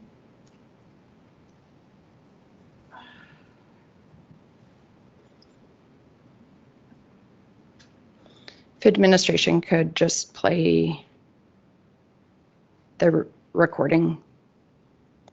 I would encourage all of council. There was a great deal of information shared by the consultant, both in the pro formas and in the meeting, and it is helpful. There are still some unanswered questions which we can circle back to after, but we can start with this.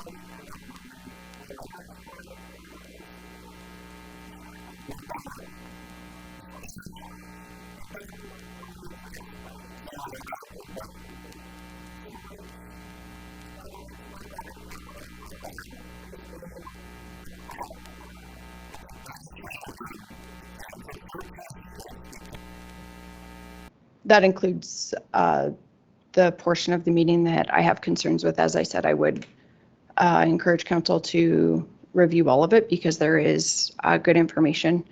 I will turn it over to council for consideration about any follow-up.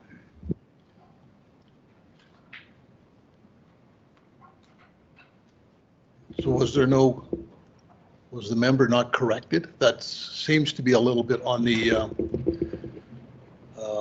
lack of respect side. The question, so was, like I have, like this, so what further on, was the member corrected? Did the chair step in and correct and say, Sorry, I couldn't hear it. My ear.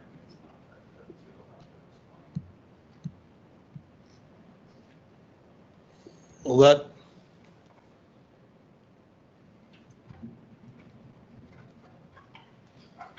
There clip was there showed no a- response from the board chair. So I'm just trying to figure, was there any response from the board chair from that clip? Because that was totally inappropriate. That would get called out in this council.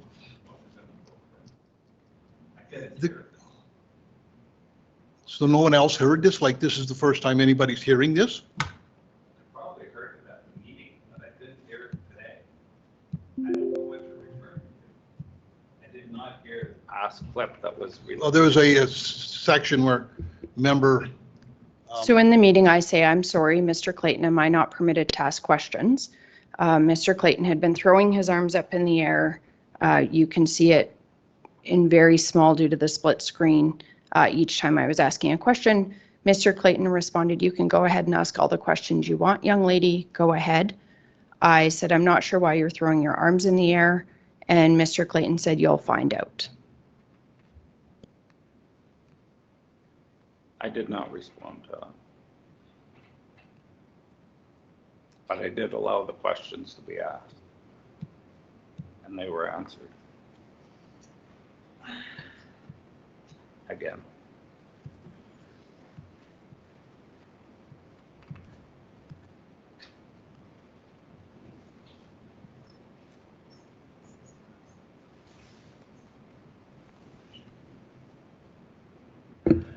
I know this whole system would go a lot easier if we could get answers to what we want to do. And I understand the whole thing about an autonomous board and all that kind of stuff. But your lack of transparency, and this is just my opinion, your lack of transparency, your lack of giving answers to the questions that are asked, I believe caused this situation. Like, as an autonomous board, if you do not answer, if you do not respond to my questions and the questions of council, then who do you actually answer to? Like, is it only to yourself? Is that what an autonomous board is? Like, I have a real problem with the fact that I've been reaching out to different the different groups that are trying to fund these operations. And I can actually get answers from them way easier than I can get answers from this organization. And I wonder, and it would make everybody's answer, everything, just put it out in the open. What, when we ask a question, answer the question, as opposed to we're an autonomous board and we don't need to answer to anybody. We are our own. So this is the problem with this whole thing. I'm painted as, I'm asking questions. I'm painted as a bad guy by you people because I'm asking fiscal questions like, and we'll go back to the deal. Like, why is the hospice tying itself to the lodge? Even now knowing that there's going to be a hospice coming into town. So now you're telling me that maybe there is room for 12-bed hospice. I don't know. I can't imagine, but I'm not the one. It would just be easier if everybody was out in the open and didn't have their hidden agendas, but so be it. Tom, you were on the housing board for how many years? Sorry, Councillor Custer. We'll go Deputy Reeve Clausen and then Councillor Was LaPriest. that the question? Yeah, he was asked a question. Okay, please go ahead. You were on the housing board for a number of years. You know we're autonomous. You also know that we report to somebody. Report to the Minister of Seniors. We report to our housing advisors. There's a whole department up at Edmonton we report to. We're in constant communication with them. They know what we're doing. We do strategic planning every year in June. We've got to get this one done right now. It gets reported to Edmonton. Okay? We never say we don't have to report to anybody. We have to report to them. We have an audited statement for the last 60 years. It gets presented to the Alberta government. It's on the website right now. Most previous one from last year. It's there. As far as asking questions on how much the lodge costs, or those are in-camera issues. You know they're in-camera issues. You were sitting there and listened to it. When the performer come out, that is public information. The board has determined the performer to be public information. This performer was presented to the public the exact same day the board seen it. That's public. That gives you the costs in a broad sense. It doesn't get down and name the cost for the coverage of the cement or anything else. It's a total cost. It's a document you need to take to the bank to get a loan. Okay? So I'll answer any questions as long as they're not in camera. So you can go on camera for land, legal, and personnel. Land and building a building is about the same thing. We give money, half of your taxes almost, you collect from the county here, go to the school board. They come out and say, we're building a new school for $50 million. We're not privy, or we don't even ask what the plans are. But we're not part of the planning process for building a school. And they're not part of the process for building a new lodge. A year ago, when the motion was made that you would support the new lodge, you put down a dollar value. You would support it up to that dollar value. That has been the major driver of the last year staying under that number. And this latest pro forma, we've stuck to that number, the 700,000. The building isn't as big as it was. We've had to make some modifications, but it is what it is. We're within the provincial guidelines. I don't know what else to say. So if you got some questions about the lodge, ask me now. I'm sort of not having access to the pro forma, and I'm not sure if it's, I think I saw an email that there might be a copy of it.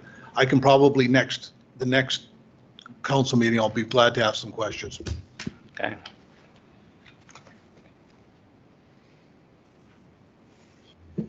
Thanks. I was online when that meeting occurred and I was shocked, but it reminded me of something else. I was on the board briefly, and I don't know if I was filling in as an alternate, which there is no alternates now after that, which was something that has been that way forever, but all of a sudden it came to be, and which was astounding, but that's another issue. But I remember talking about, with the board talking about the building committee and not having an agenda for the building committee or something, because it's all in camera. And I had a similar response back to me, which is fine. I don't remember exactly who it was, but it's process. I'm a process person. I mean, we watched today, we looked at our council code of conduct and how we follow it. It's so you have a process so everybody, all these members sitting here, get a chance to get the same information at the same time. So if people are asking questions, I'm never afraid of answering questions. People have confronted me fairly aggressively for answering questions, and I give the best as I can. I attended 4 hospice meetings. This recent one, the last go around, I attended 3, I believe, and it was different. Last time was way more hostile, to be honest. I was challenged in an open meeting about what the council was going to do, and I'm sorry, I don't do my business in a community hall. I do it in council. And that was a year ago. So this has been challenging right from day one. If you're afraid of people asking questions, this is a huge project, probably the biggest project we've seen in a long time. And I understand, and all of a sudden people ask me now, well, how come the hospice and lodge join together? I said, I have no idea. That's their decision. Well, what about the hospice should join and work with the private entity? I said, you should be on the board, because we don't have a member on the board. That is their decision. I cannot change that. The letter of support, I was asked about the letter of support, and I said the concern is funding, because right now it's not under our mandate as municipal council to look after hospice. That's the way it is. We have a responsibility to the board that was laid out to us with the people coming down from Edmonton, and they told us basically that we're responsible for the operating loss, which was maybe news to some, but I read the act and that's what I assumed it was. And capital projects are treated differently. So there's been a lot of misinformation out there, and we're trying to get through to the right information. So this decision is going to affect taxpayers. If it's 50 years, it's 50 years that it's going to be a requisition. That building in 50 years' time is probably going to need to be replaced again, because a building that was built 50 years ago lasts 70 years. A building that's built today lasts 40 years, possibly. I wish we built them like we did in Europe, where they lasted hundreds of years, but we don't here. So that is the way it is. Like I said, I was shocked to see that behavior. Not surprised, sadly, but shocked. It is not an easy job to sit here and deal with financial implications. I want to, people say, do you want a hospice? Absolutely. But is it Wheatland County Council's, municipal council's responsibility? No, it's not at this time. Do you want to have like we had with ambulances? That's a bigger discussion. It's a big commitment. So I put the letter forward the way it was for the hospice part, which I feel is not even in this council's wheelhouse, so to speak. It's health. And I've learned more about this than I never should have, because I got elected as municipal council. I didn't realize I was going to deal in health issues. So that's where I stand. Councillor Laprise. I was going to say that I recognize that this board certainly needs to work on more relationship building with our partners. Some of our municipal partners don't seem to have many questions, but this one certainly does, and that's admirable. It's very good that we are taking such a keen interest in this and understanding exactly what the costs are, what are we getting, are we helping the people most in need, are we fulfilling the mandate of the board? Those are all excellent questions. I think this board has been running for the longest time thinking that they can requisition for what they want. And at that last meeting, we're told pretty much in no uncertain terms, you can't requisition for a new build. So we need to start treating our municipal partners as partners, proposing what we'd like to do, getting feedback from them, being respectful about the fact that they are a funder. They have the right to understand the project. If they have questions they need to ask over and over, then the reason they're asking them over and over is that they haven't felt satisfied with the answers. So we need to do a better job of that. I recognize that. I think that's a great next step for the housing board. We have some strategic planning that we need to do, and I think that should be a major focus of it. Getting back to the document, to the request for decision, do we want to go through the questions to see if you feel, you'd said that some of them maybe weren't answered. And so I think it'd be wise to go back to the housing board and say, I don't feel like this fully answered the question. Some of them probably maybe would be, there's one question here that I think, let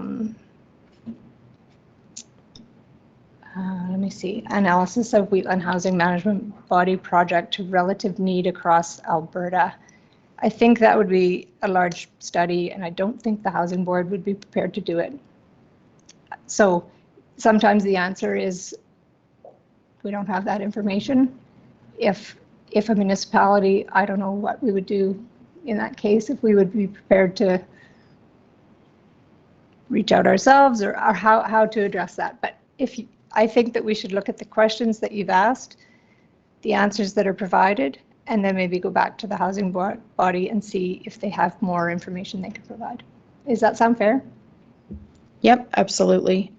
Regarding that question specifically, I think we had referenced, and I believe it was during the council meeting, that potentially ASHA or the provincial government may have some data on things like how many lodges are there in Alberta? What is the, service ratio based on population? The consultant had provided a snapshot of some communities, like a cross section, but it wasn't within that entire provincial context. Perhaps ASHA does not have the data. This was not something I was anticipating the housing board itself would need to necessarily gather, but just inquiring. I'm completely comfortable if we are the only entity that's interested in that relative need. Where I think it's critically important is where we're contemplating that decision to advance funds that are at risk if the project doesn't proceed. That is directly tied, when you look at preferential consideration, directly tied to projects in areas of high housing need based on local needs assessment. But that is going to be relative to that determination across the entire province. We know the province has allocated a finite amount of funds. I have the budget allocations in the 2024-2027 capital plan published by the ministry. Under the Affordable Housing Partnership Program, which is the program that has been indicated would be being applied for, in this upcoming budget year, there is $62.1 million allocated.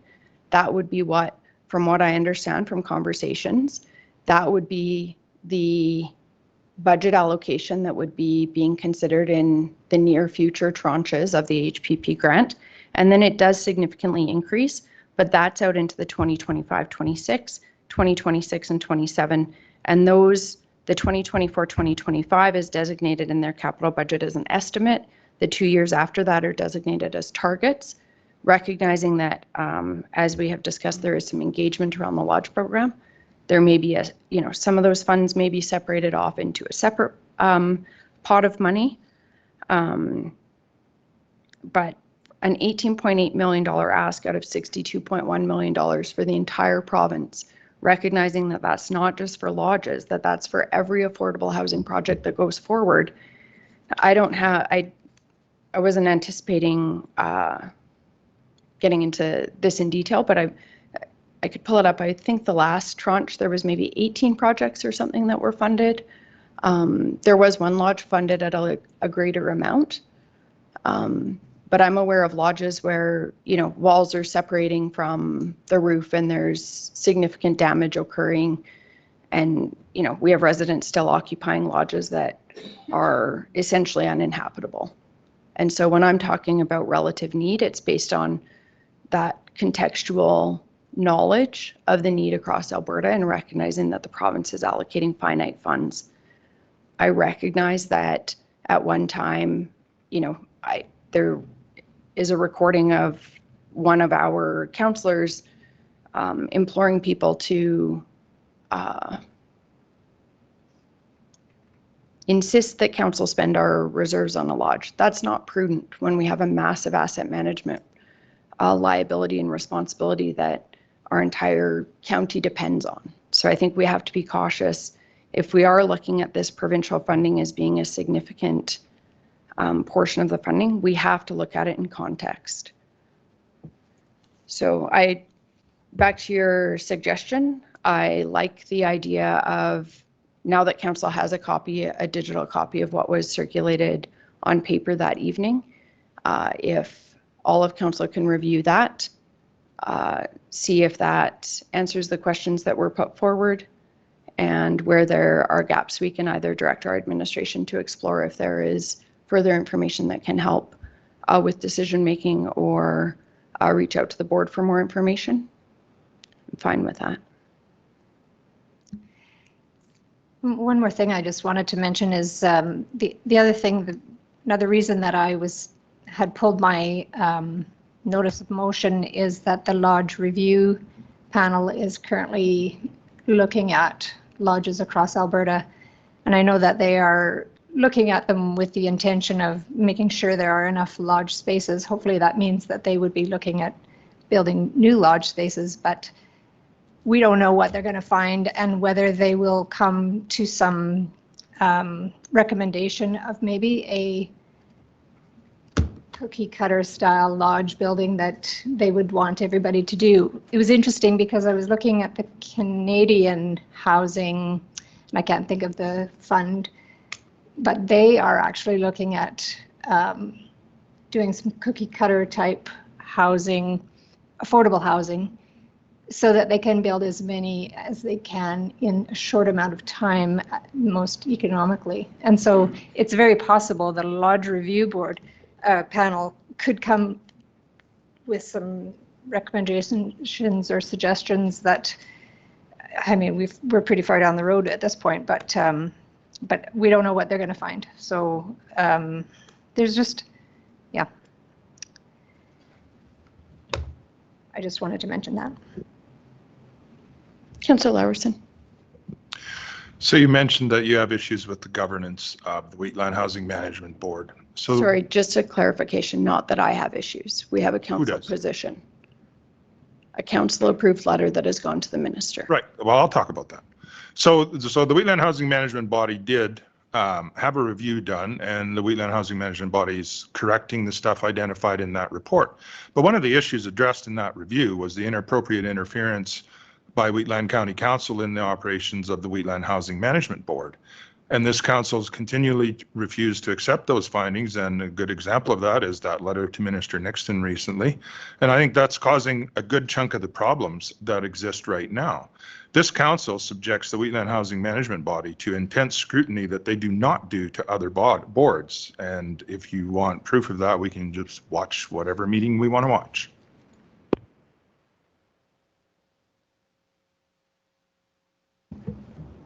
I guess I would say that's your opinion.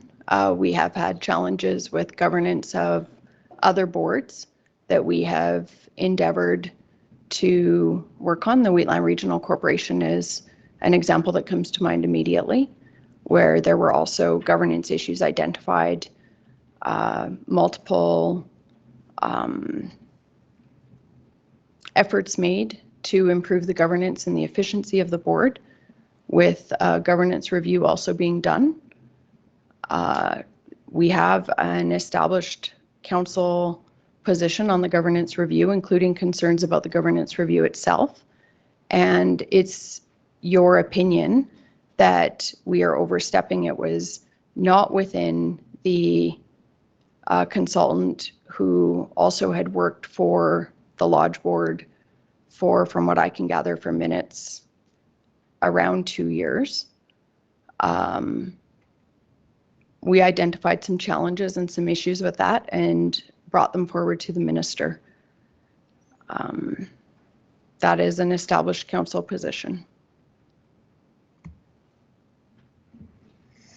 I just want to point out that we have a motion on the floor. If the province was at the table right now, we wouldn't have any of these discussions.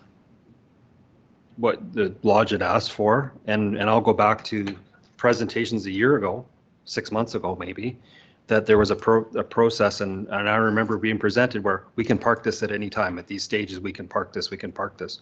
Nobody's, who gets to make the decision to park it? Is that the board? Because I was under the impression that any municipality had any issues with this, it would be parked. I don't recall the exact, it could take me some time, but I could find the presentation. So, I mean, if the province was here and we had an MLA here that was going to promise in 3 weeks we would have an answer in the timeline, we've got none of that.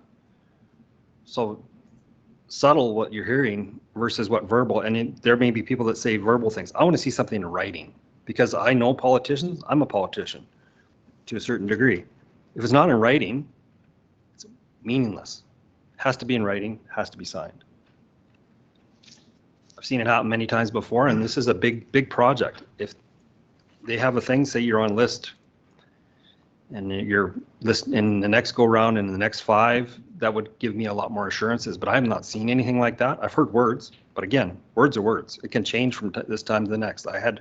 We had an MLA here that said we were going to get something. Haven't seen anything. That's not my fault. They are the biggest partner in this. And ongoing contributions, like it's a big deal. So. Councillor Priest. I was just going to say that anytime you have a project worth $60 million, there's obviously going to be extra oversight on the board and the governance of it. It just is what it is.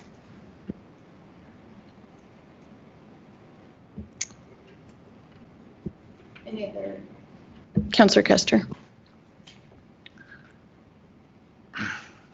I can't answer for a provincial government not giving a written response. I don't think they ever would, but we're going to be asking. It doesn't stop us from doing that. I know one thing, if you don't try, you'll never get anything. The present lodge was built with community support. We just finished paying off the mortgage a few years ago. It was a mortgage on that. And it's paid off now, for sure. So all I know is if you don't try, same as anything else in life, you'll not succeed. We are going by their recommendations. As far as I understand, there's a two-part thing when you put your application in. There is compliance. Is your application fill in all the lines? Have you done everything that you were asked to do? You pass that, then it goes into step 2. And step 2 is a point system. You get so many points for your answers. You add them all up, and that's who wins. That's the way it is. One of the first things when I was elected a councillor, I didn't like some of the processes, but I was told the one with the gold sets the rules. In this case, the province has the money. They tell us what to do. And if you don't listen, they'll go down to the next one until they find somebody. So is it a good system? No, I don't like it. Is it risky?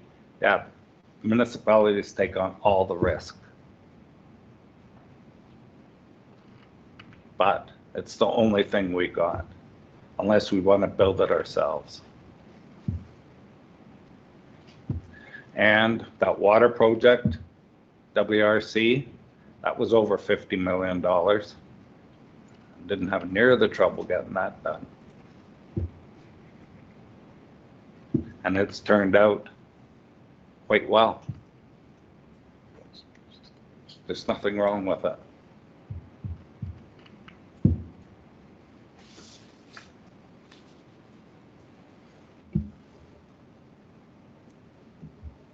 Any other questions or Just discussion? one more thing. We've recognized we needed a facility in Strathmore for quite a few years. We started before Sagewood was built. They built Sagewood and we thought, oh boy, now we won't have to worry anymore because we've got all this extra room. But that didn't come to fruition. We're still got waiting lists. Yeah, that's all I'm gonna say. So I wasn't going to raise it today because we've touched on a lot of issues, but one of the issues that I have is the trust in the data and the assumptions around the modeling for the proposed lodge. And I believe it was in today's agenda. I'd have to find the page number, but the November 16th, 2023 Wetland Housing Management Body Board minutes. On page 32 of those minutes, there's waitlist information. And it says at the time of this report, the waitlist to move into the Wheatland Lodge is as follows. Currently, there are 16 single applicants waiting to move into the lodge. Currently, there are 3 couple applications waiting to move into the lodge. And I believe that's a consistent metric that is shared in housing management body reports to the board. There is on this one, however, a caveat with 3 stars indicating, please note that not all the applicants on the waiting list are ready to move in right away, or they have specific requirements that may not make them a match to the rooms that come up. At the time of this report, most applications are waiting for specific rooms / not interested in moving at this time. Therefore, most, in quotes, ASAP applications have moved in. People do not have to wait very long for a room if they are interested. And I know that from the provincial landscape, there are examples all over Alberta where there are lodges with vacancies, where the province, part of the impetus for the lodge review was the fact that there are significant vacancies throughout lodges in Alberta, which create further challenges for municipalities because that LAP grant, it only applies to residents that are occupying rooms. And so where you have vacancies, the municipality is taking on that financial responsibility for the operating deficits, which from what I understand from conversations with colleagues, escalate when you have vacancies. A challenge with considering a project that is significantly increasing that capacity, obviously it's challenging to anticipate what future demands might be like, but we know that there have been changing trends and patterns the province has identified in lodge residency. We also know the massive demographic shift that is coming, and we want to serve those seniors well. But we know that in order to do so, we have to do it strategically and carefully and make sure that every dollar is being leveraged for maximum impact in terms of caring for the seniors and the seniors that built this province and our county, and for the vulnerable people who rely on social supports. So when I read things like that in the minutes, it makes it challenging to assess information or to, verify the veracity of information that's being used for assumptions and for modeling. The one pro forma that was shared at that meeting, I should be able to find it pretty quickly, did actually demonstrate some modeling where if there were some longer timeframes to fill the lodge, and there was an assumption in all of these pro formas from what I can gather, where municipalities would be requisitioned beginning 2 years in advance of the building opening, which could help offset some reduced revenue during the opening.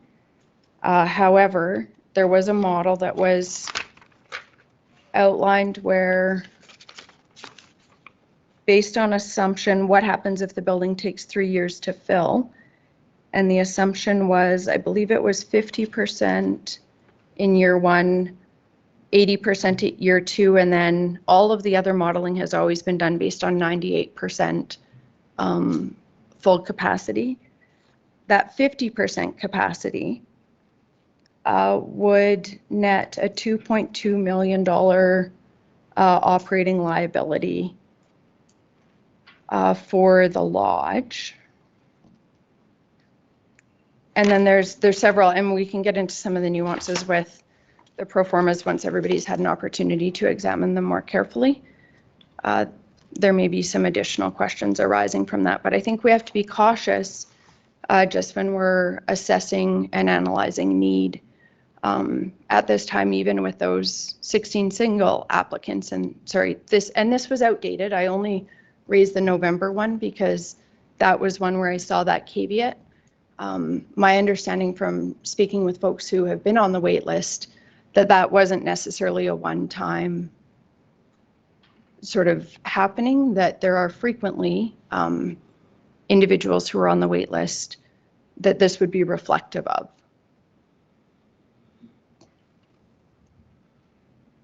Any other questions or discussion? Councillor Kester. Just want to start off saying, when we started this go-around, we hired industry leaders to be our consultants. Derek Wise come at the recommendation of Alberta Seniors. Linda Cuppins, Manager of Finance in the government. Highly recommended, highly sought after, and very successful in what he does. We did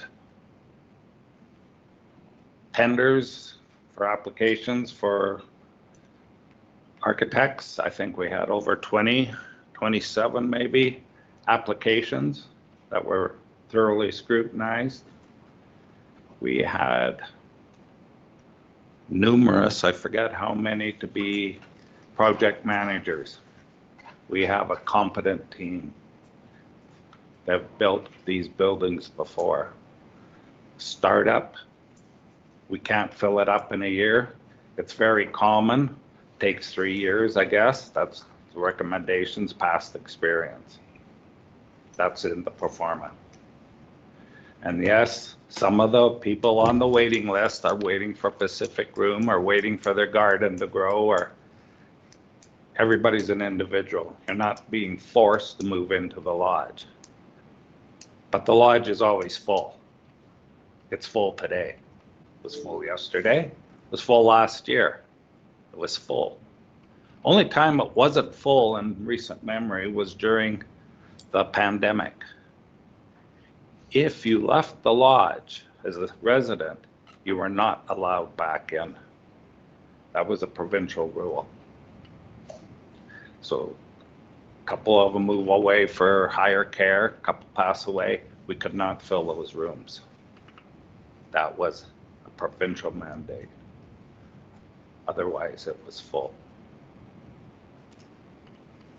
We spent a lot of time haggling about the lodge. I'd like to move on.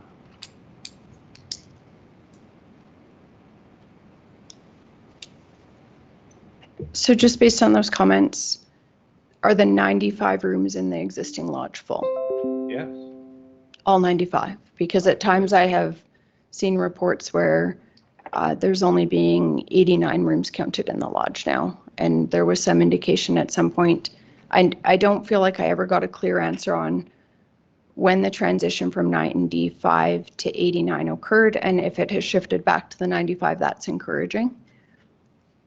I'm not exactly sure how many doors there are, because some of them are double rooms and doubles. Married couples sometimes stay in them. I don't know how many married couples we have presently. But I believe last meeting, 95, Shannon? So I feel like we have 89 rooms and 95 residents. That could be. I think because of those double rooms. I can't confirm that though.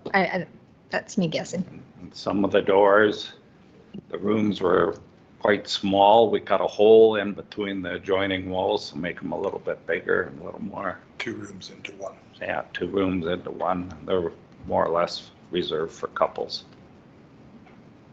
But it's full. We can't put any more in unless we go in the hallway. And sometimes you'll read in the report, there's a room empty, but maybe somebody just moved out and we're painting and laying rug and but it's rented out.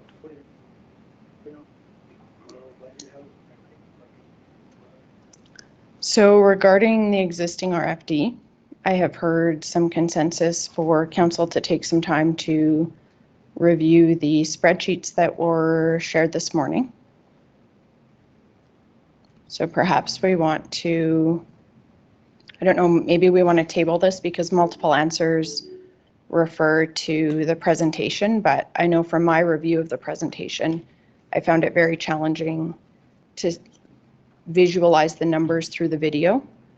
And so it might be prudent to table this report until folks have had until council has had an opportunity to review the accompanying spreadsheets, and then we can revisit, and if there's additional follow-up, we can address it at that time. Does that sound prudent, or was everybody able to review it and get the answers? I'm good to go. I would like some time to look at the performative. I've got some questions now that I know that I have access to it, so I would like this tabled. In fact, I'll make that motion that we'll table this this RFD until the next meeting. Okay. Is this an RFD? Yes. What's the request for decision Yeah, information? what's the request? It's to accept, but if This is an RFD. there was additional information related that was supplied by, I believe it came from the CAO this morning. This is just for information. There's no request for decision, is there? I think it just makes follow-up easier if we table it. Just because honestly, through the video, it was, even in person, seeing the video in person, it was very challenging to view the spreadsheets. So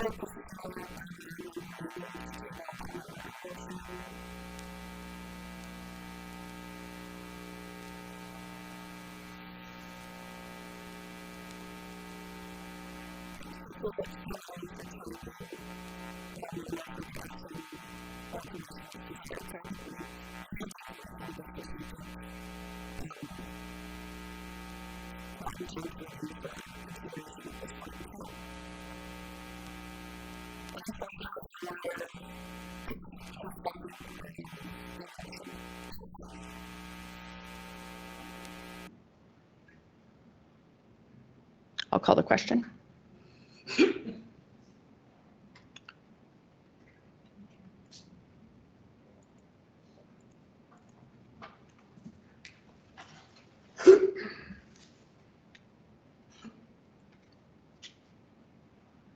Motion is carried. We'll move to agenda item 4.21. ReveLink, just a question of council today. Would it be possible to move item 4? Oops. I think it's 4.3.4, the electoral boundaries review procedure, up to now. And the only reason why is that we do have a mail out that we're hoping to mail today, and it's just contingent on council approval. And that was the only reason why we're hoping to move that up a little bit sooner on the agenda today. If there's no objection to council, we can move to agenda item 4.34.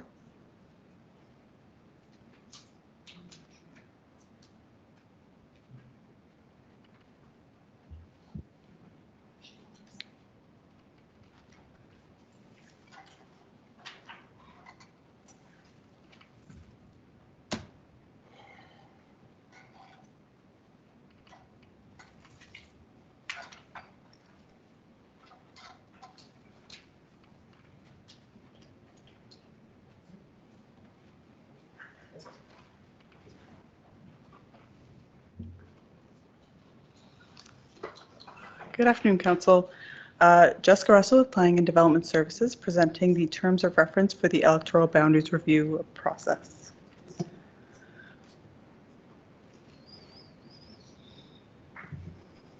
At the February 13th, 2024 Committee of the Whole meeting, administration presented a review of the electoral boundaries in the county.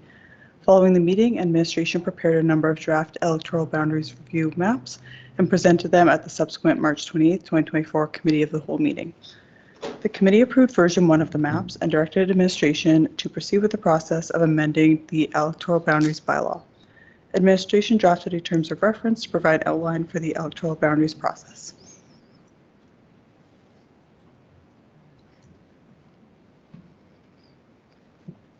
The terms of reference identify 6 phases in the process for amending the electoral boundaries. The phases include drafting the electoral boundaries bylaw, sending notice to county residents of the proposed electoral boundaries amendment, open houses, advertisement of a public hearing for the bylaw following legislative requirements, summary public consultation, and finally a council meeting to consider the bylaw at a public hearing. The proposed terms of reference follow existing provincial and county requirements and aligns with the strategic pillars provided within the strategic plan. This concludes the presentation of this report, and I'm available for any questions. Thank you. Thank you. Any questions regarding the RFT?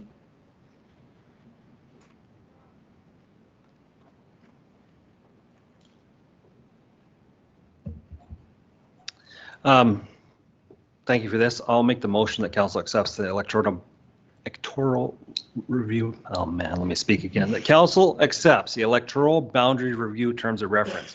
And I want to say thank you for updating the maps. It's better to see the areas to where they touch together.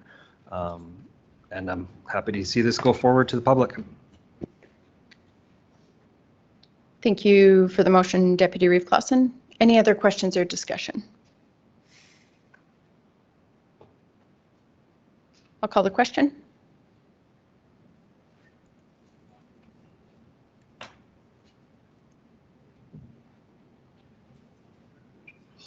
Motion is carried.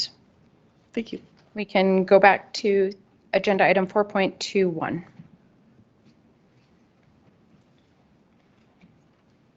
Good afternoon, Council. Corey from Administration here to share the Corporate and Financial Services Report to Council for April 2024. And that is found on page 141 of the Council package. Got to go backwards on this one. So we did in April finish our tax and assessment notices, and they went out, knock on wood, without a hitch. And something I'm really excited to share, and unfortunately Dennis is not here today, but the manager of assessment attended the annual Assessors Association conference, and he received a certificate of recognition for 35 years of active service with the Alberta Assessors Association. So really proud of his work and what he's accomplished in our area. So really proud to say that. And On page 142, just a little bit about what we're doing in finance. We have Questica, which is our budgeting software, working on some advanced financial reporting on that. The manager of finance and myself attended the RMA Risk Pro conference on April 10th to 11th. During that conference, we were noted that if we do a special project there, once that gets assigned, we will get a credit, and that credit back can be used back from our premiums to help with risk reduction in other areas. So administration will be looking into taking care of that. Our digital transformation project is well underway. We actually have our vendor here looking at a lot of our files and coming up with a plan. And so we're excited that that is actually growing legs and moving forward. And lastly, at the bottom page here, and this is another really exciting one to share with council, our broadband project has been officially completed. So Shaw has completed it, and they will, I'm actually hoping to have Shaw Rogers coming in to present to council, hopefully either by the next public presentation committee or the one in August. And that concludes my report. I'm here for any questions that you might have. Any questions regarding the report? Councillor Kester. I'd like you to pass along our congratulations to Dennis. I think that's quite an accomplishment. Will do. Thank you. If there's no questions, I'll move that council accept the corporate financial services report to council for April 2024 as information. Thank you, Councillor Kester. Any questions or discussion? I have one quick question. On the tax notification, I noticed registered on title for 38 arrears properties. If unpaid, these properties are required to be sold at tax auction. That seems like a pretty high number. Is that unusual for, do we know? Sorry, I know you're not. Yeah, through the Reeve. It's not like maybe the number of properties might be, but it's not unusual for things like that to happen. It just depends on its location, but we can get further information if necessary. No, I'm just curious if it looked alarming to me, but maybe it's. Yeah. Maybe just one supplemental comment to add. That list does shrink when the deadline even gets closer. And sometimes there's super interesting parcels that go to auction, sometimes like a triangular piece of land that's as big as a vehicle that is underwater that is literally cannot be used for anything, and they just don't even want to pay the minimum tax on it. And that can happen as well. So it just depends on the parcels. Any other questions regarding the report? And yes, absolutely. On behalf of council, please pass along our congratulations to the manager of assessment. That is a very impressive career, and I know that we are very blessed to have an exceptional assessor working for Wheatland County. So please pass that along. And I was also extremely excited to read about the completion of the broadband project. So looking forward to hearing from Shaw Rogers on that. If there's no other questions or discussion, I will call the question. You bet.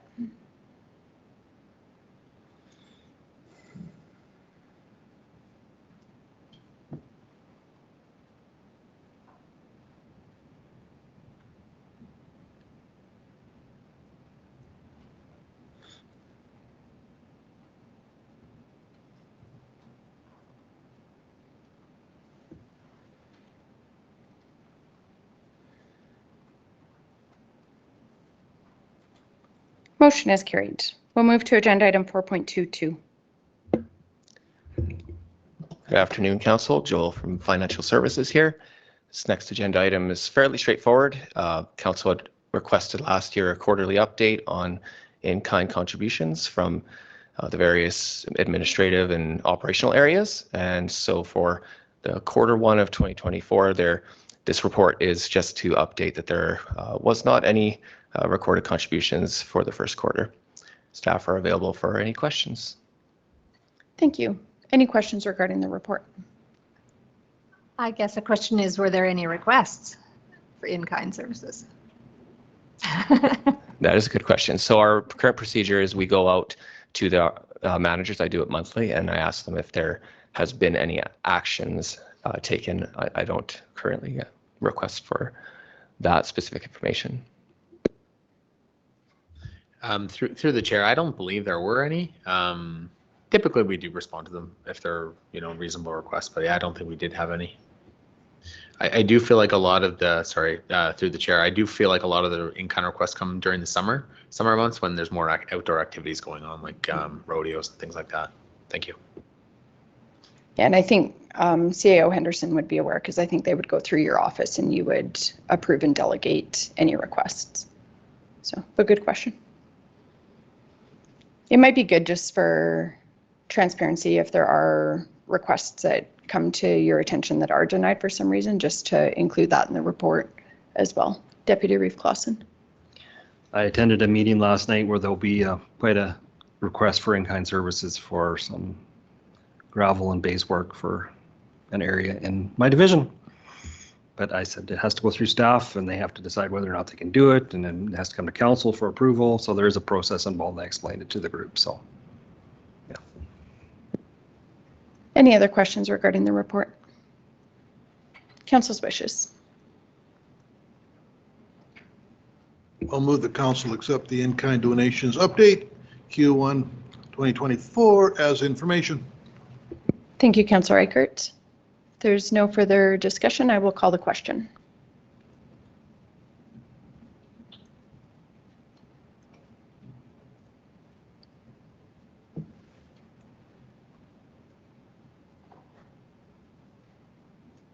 Motion is carried.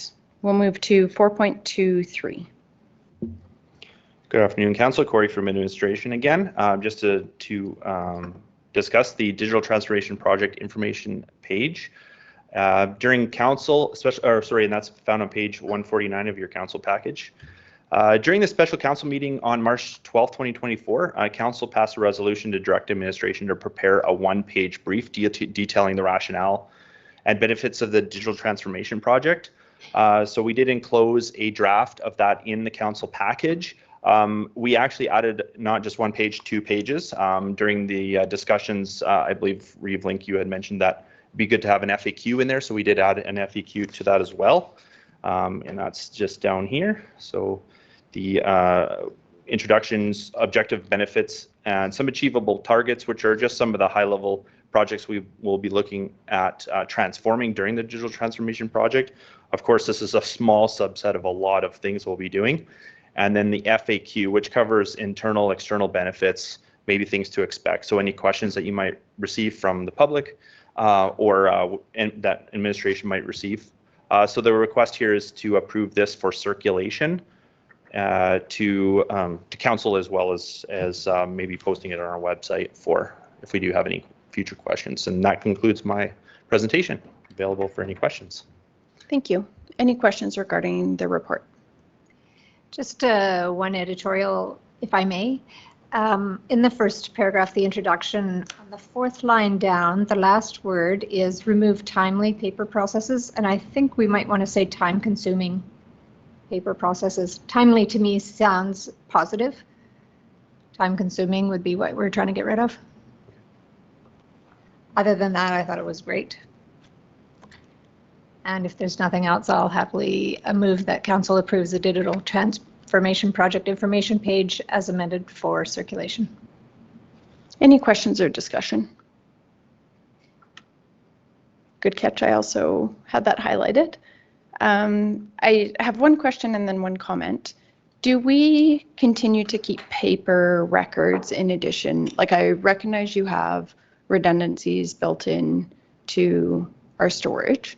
Do we also keep paper records? And I tried to think of when that might be required, and it's unfathomable to me, but I have to ask. All through the Reeve, very good question. So yes, we do keep the physical records. So as part of our records retention schedule, after documents have been scanned according to a retention schedule, we do keep them for two years. There are some record types that require us to maintain a wet signature document. Those papers we do keep. We scan them in for convenience, and then we keep the physical record in our vault. And in some cases, we may keep the physical record as a convenience copy as well in other cases. But for the most part, we do want to try and move all of our records to being digital, and that's the recognized record. So hopefully that answers your question. Yeah, excellent. Thank you. Any other questions or discussion? My final comment is just if there would be any appetite from council to have a statement under the objectives and benefits or in the introduction, just something sort of an overriding statement saying that council would not permit digitalization to be used to restrict services. It is a concern that I hear from ratepayers, and again, it's unfathomable to me that it would happen at Whelan County, but I would like to just be very clear to our ratepayers and have that integrated into this so that our intention is well known. I don't know if anyone else shares that thought. It's a good idea, and I think it could go very well at the end of the first paragraph under objectives and benefits, because we talk about how our objective is to provide automation. Then we could just say, yeah, that under no circumstances will services be restricted by this initiative. Yeah. I have no problem with that. It is a concern of some people out there. Maybe they have merit in their thought process, which I'm not going to judge, but if that gives them comfort level, that's fine by me. I just think it is important if it's not our intention. Not our intention, that we're very clear and that we're setting those guardrails in place. So Councillor Priest, I liked your language. It was under no circumstances. Could we just add digitalization? Under no circumstances would digitalization be used to restrict services in Whelan County. And I like your placement after the first paragraph in objectives and benefits. So you've moved to approve as amended. Is everybody comfortable with that language? Any further questions or discussion?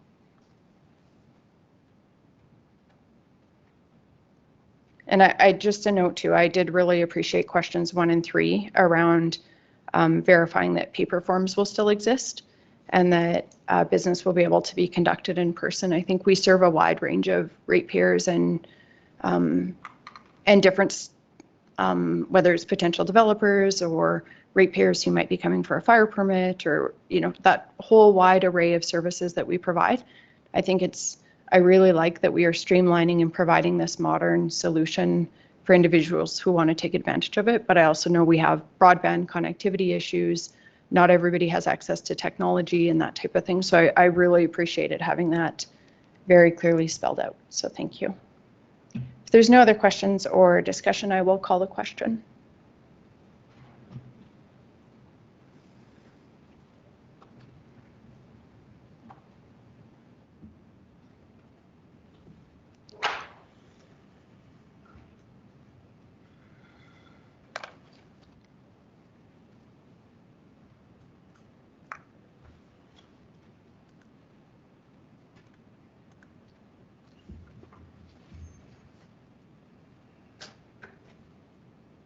After this, I request a bio break. I don't want to just walk out. Smiling at me? I thought I clicked yes, it's on. Yeah, sorry.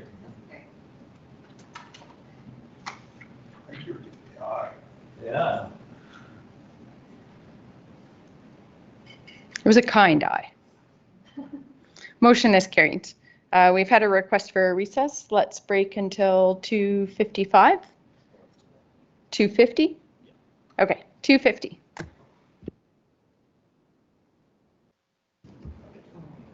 Good afternoon. We'll call the meeting back to order. And we will move to agenda item 4.24. Good afternoon, Joel again from administration.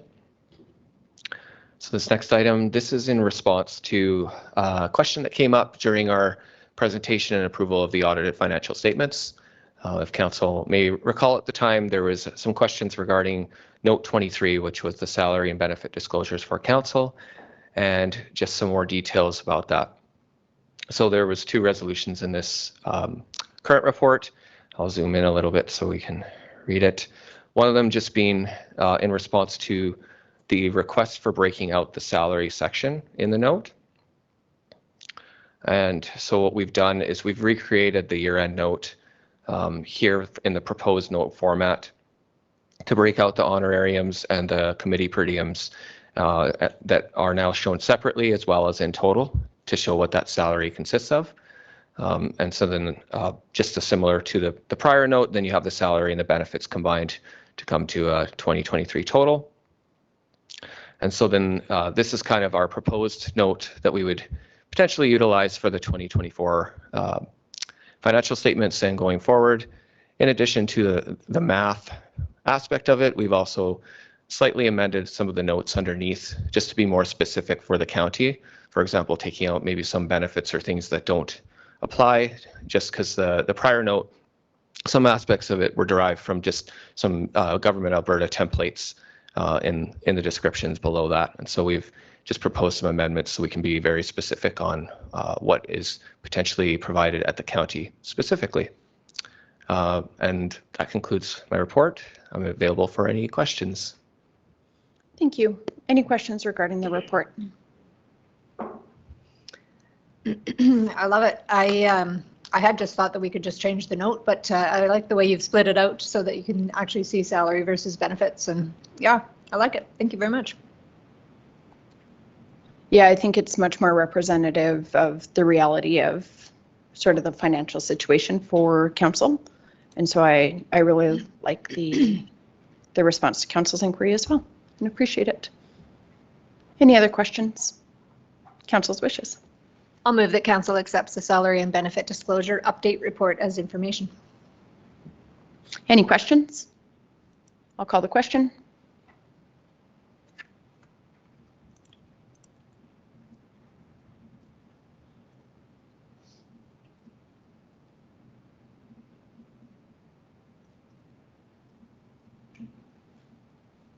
Motion is carried.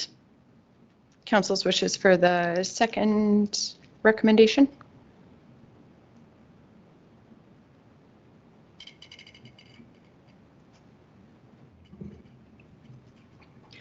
I'll move that council directs administration to use the proposed updated salary and benefits disclosure as a template for future audited financial statements. Thank you, Councillor Bigger. Any questions or discussion? I'll call the question.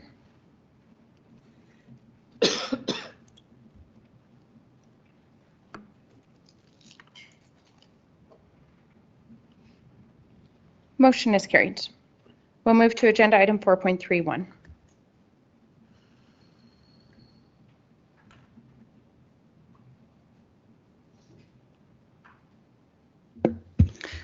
Good afternoon, Council. Sherry Bowers with administration to provide the April 2024 Community and Development Services Update, which is found on page 159 of the agenda package.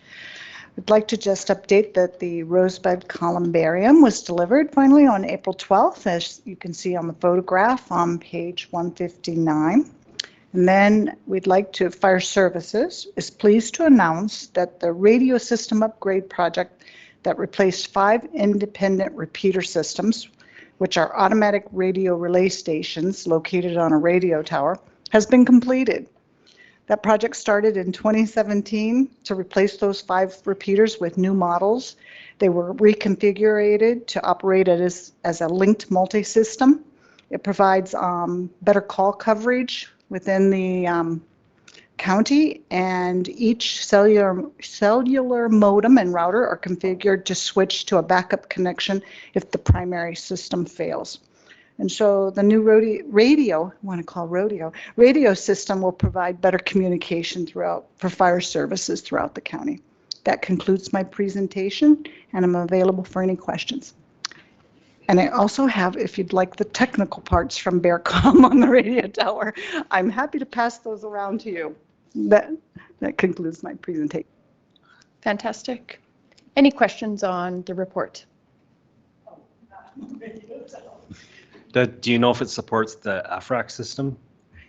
I believe so, and you'll be able to see this because we are following up, and they have a backup that we will keep our other system for 3 months, so that there's still a couple technical things to work out, but the system provides a lot of gaps, that it fills in the gaps that we had previously, but I believe so.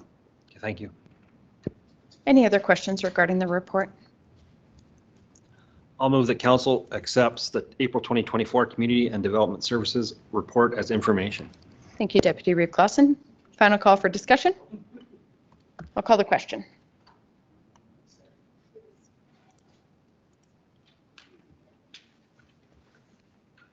Thank you.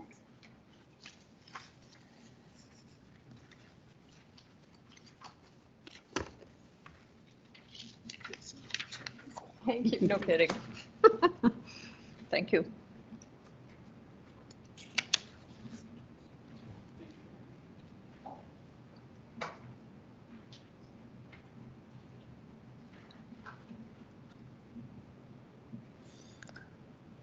Just a reminder, I called the question. I know we're all engaged with the report. That's okay. That would be me. World. It was half of us, so.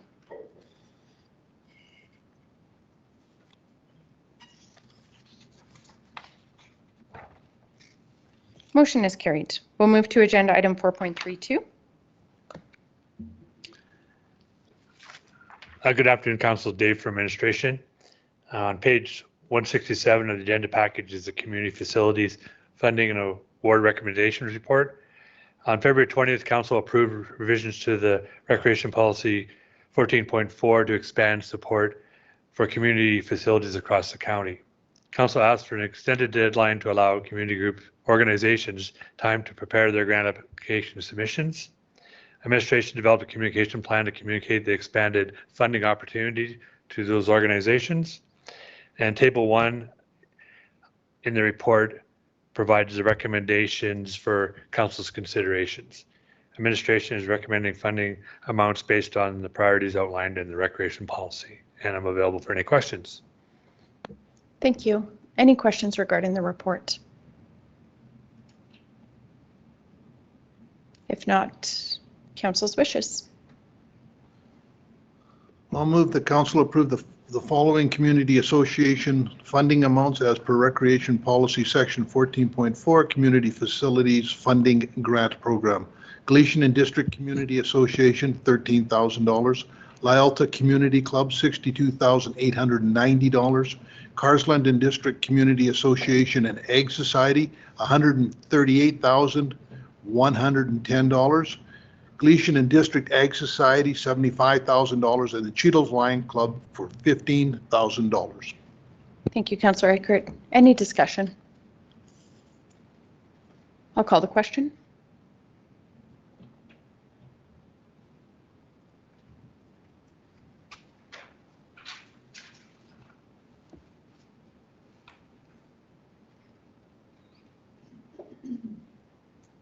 Motion is carried. We'll move to agenda item 4.33.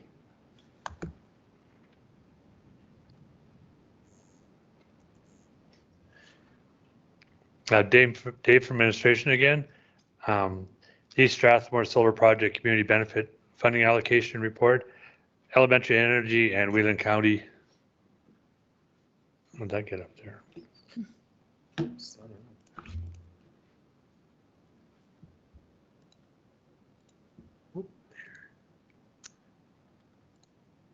Sorry about that.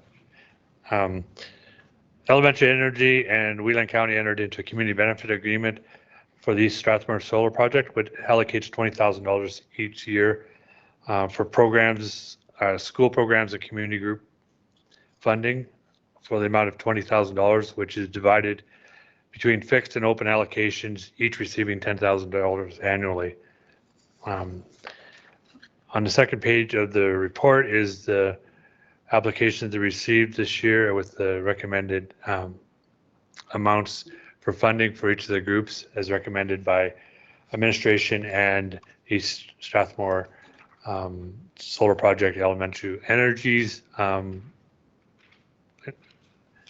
Administration as well. And I'm available for any questions. Also, both resolutions need to be made to allocate the funding between the fixed and open allocations. Excellent, thank you. Any questions regarding the report? Council's wishes. I'll move that council approves the 2024 East Strathmore solar project community benefit funding open allocation for $10,046.42 as recommended by Elemental Energy representatives and administration. Thank you, Councillor Laprise. Any discussion? We'll call the question.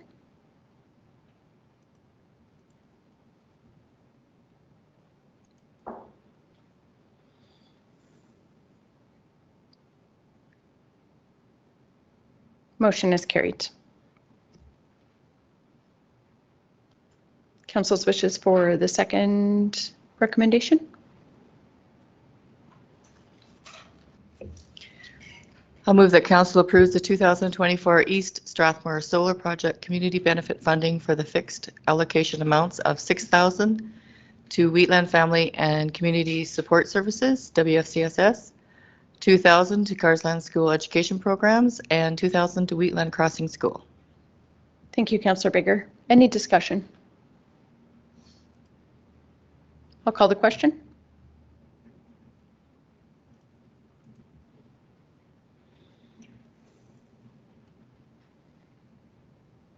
Motion is carried. We'll move to agenda item 4.41.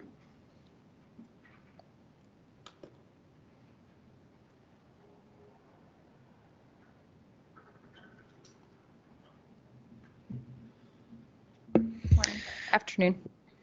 Good afternoon, Council. Brad Bullock reporting for the Transportation and Agriculture Department report for April 2024. So just on page 183 of the agenda, some of the highlights. So as was mentioned earlier, the team did host a community information session about the Township 250 reconstruction. We had a number of ratepayers attend for that with lots of questions and concerns about the project that the team did their best to address, and took some of those comments back and revised the some aspects of the design to accommodate. On Township 264 near Range Road 235, the installation of the bridge culvert was completed. Actually, this was to be completed in early May. It's now completed except for the final topsoil and seeding, which is currently underway, weather pending. Range Road 241 between Township 254 and Highway 264. So this is a recent bridge inspection that was done, and was found that one of the piles under the bridge had severe rot. And the bridge inspector recommended that the bridge be closed, or half of the bridge be closed down until such time that the repairs can be made. We are anticipating the repairs will be completed the fall of this year when the water in the creek drops. And until then, the half of that bridge will remain closed for one-way traffic. And then the Speargrass Streetlight project, which has been mentioned previously in council, is also in progress, and we're anticipating the installation of that light at the Speargrass turnoff in the summer of this year. For project management, the Shaw Broadband project is complete and all phases are operational. Our technical services team has also issued a request for proposals for the operations and maintenance for services of all of the county-owned water and wastewater facilities in the county. This RFP was posted March 28th and closed April 24th, and the tender documents are currently under review for award of that contract. Snow over fence removals were completed throughout the county on April 26th, and street cleaning is anticipated or scheduled to start at the end of May here. We're anticipating the start date May 21st for that in the communities, pending confirmation from the contractor schedule. Now on page 186 of the agenda package is some of the summary from our Agriculture and Environment team and some of the Agriculture and Service Board related activities. And at the bottom of that page, Council will notice some of the recent and upcoming events related to agriculture and environment in the county. And then, of course, after that are the more detailed tables of the capital projects and operational activities being completed in the department. And that concludes my report, and I'm here for any questions. Thank you. Any questions regarding the report?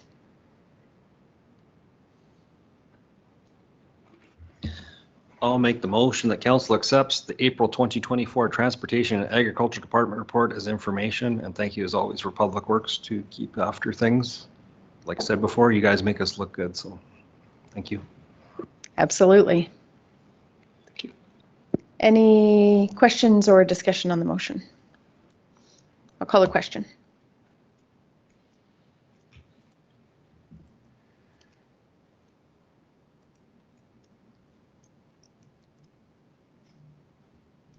Motion is carried. We'll move to agenda item 5.1. We had a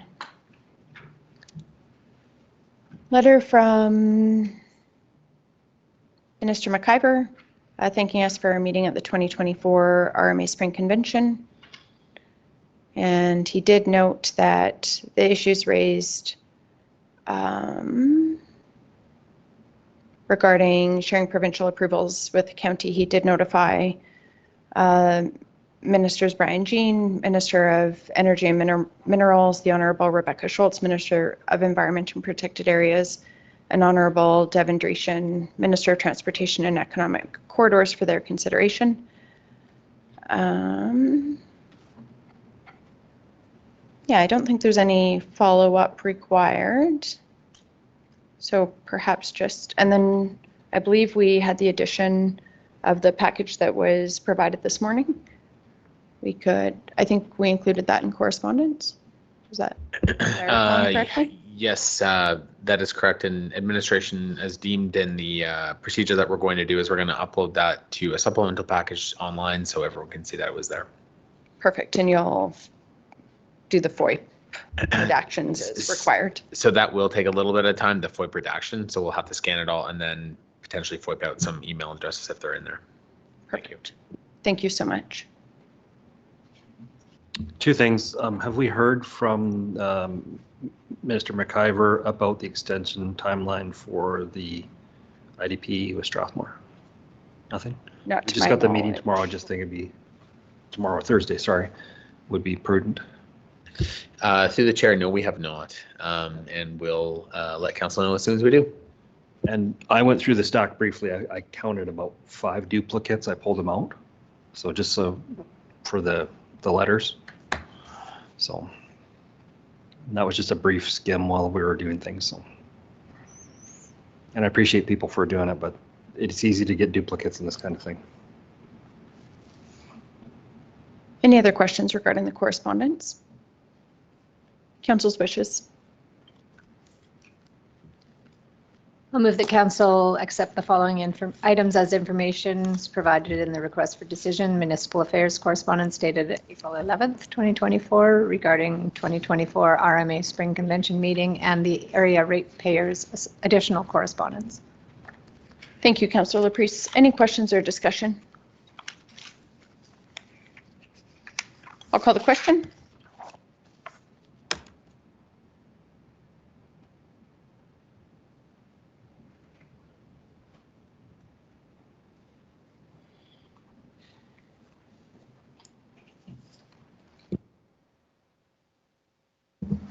Motion is carried. We'll move to agenda item 5.2, notice of motion.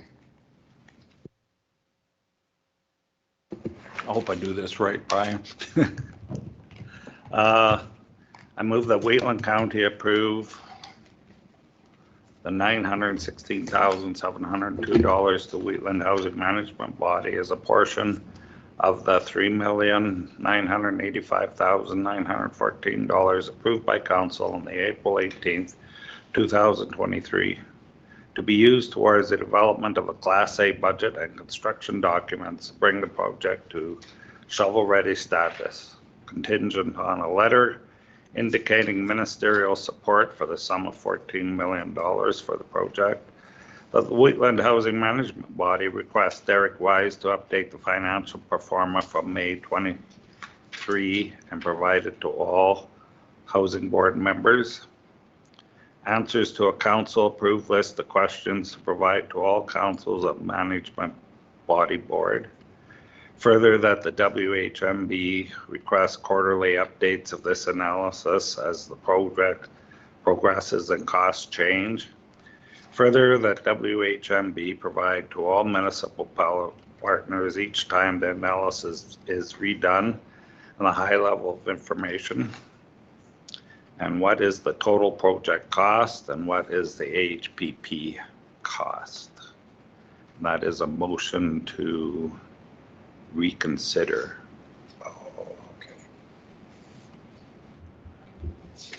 So there was you go ahead. Um, Probably have it better than I do. Yeah, so just through the review to the rest of council. So as council is aware, at the start of the meeting, there was a notice of motion that was put forward. And what we had done is instead of drafting it on the spot, we ended up moving to the end of the agenda just to get things going for the council agenda. So Councillor Kester does have two notices of motion. So the first one was mirrored Councillor Laprese's, which was on the agenda initially. So that one was kind of just changed from Councillor Laprese to Councillor Kester. And Councillor Kester was hoping to have that notice period waived as well to be discussed for today, if that's still through the chair, if that's the wishes of Councillor Kester. And then there's a second notice of motion as well. And that second notice of motion was has been provided to council in writing, which will of course be uploaded to our website as well after. And just that council directs administration to pay the $916,702 to Wheatland Housing Management Body as a portion of the $3.9 million approved by council on April 18, 2020. Sorry, I have a typo in there. Oh no, that is correct. 2023 to be used towards the development of a Class A budget and construction documents to bring the project to a shovel-ready status. So Councillor Kester is hoping to have those two notice of motions put forward and discussed today. So to have them discussed today, they would need a resolution of council to approve waiving the notice period. If the notice period is not waived, then it would be added to the May 21st council meeting. I believe that's everything. So one is a notice of motion and the other one is a notice of motion to reconsider. But the notice to reconsider must be done by notice of motion. And what administration did was I added the sections of the procedure bylaw just in the back, attached to each one, just so council is fully aware of the procedure that is required to be followed. Thank you. Sorry, I'm just a little confused. They seem like the same thing to me. Like what's different? So from my understanding, the notice to reconsider. Yes. That is to reconsider the motion that has a condition of the provincial commitment, the ministerial support. So we would need to reconsider that motion because we already have a motion on this matter. So there's a notice of motion to reconsider because we already have a council decision on that. Procedure bylaw indicates that must be done by notice of motion. There is a provision, so I'm not sure, I think Councillor Kester is out of order with his motion at this point, because at this point we can only have the notice of motion, not the motion, right? He can bring forward a notice of motion, and then there could be a request for council to consider if it's deemed emergent to waive the period for the notice of motion. Yeah, so I guess there would be two motions to notice of motions to consider. And now that I think of it, and after Reevling's point, you might want to consider one right after the other. So the motion to reconsider under 174, if a motion to reconsider is moved during the same meeting, which is not, basically the process for that is that the chair reopens the debate on the original motion. And after the debate is closed, the chair calls for a vote on the original motion. So the original motion would be the one that is put forward here. So this is the one that has been passed on with all the stipulations of the first one that was passed at that previous meeting. And then there's a new motion to debate. And this is just providing notion for that one. So council probably should just consider one and then consider the other one. And then if council does choose to waive the notice of motion period, then you can do it today. But if you choose not to, then you'd have to do it at the May 21st meeting, sorry. So I think, and please help me understand, I think at this point, normal procedure would be for a notice of motion to just be tabled, which would indicate a future council date where the notice of motion would be considered. We do have a caveat where if it's emergent, which is based on urgency of the decision-making process, or I think there's something unusual circumstances is referenced or something like that. That was under sort of additions to the agenda. We can use that. We do very clearly under section 149 and 150, a motion would be out of order. Like if a motion is just put on the floor and 150-1 says whether an amending motion would, or sorry,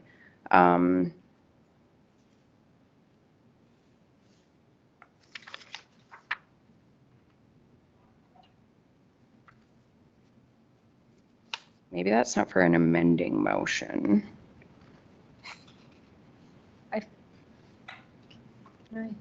I guess I should have, sorry. I should have said it was a notice of motion provided today. Yes, I think we know that, it's on the paper, right? Right, but you made a motion. You made a different motion, and I don't think we can table a motion at this point from a procedure perspective. I think you can table, council agreed to add the notice of motions to the agenda. Notice of motions typically allow for time for council to research and consider the notice of motion. Obviously, this is a significant consideration when we're talking about almost $1 million. There has been an argument made by yourself that this would be urgent, and we tried to defer that debate until now. So I think the question at hand for council to consider, first, I guess I'm going to rule your initial motion out of order just based on the fact that that wasn't on the agenda. The notice of motion is on the agenda. And then I think council needs to address the notice of motion. It does say that council, that by resolution, let me just get the wording.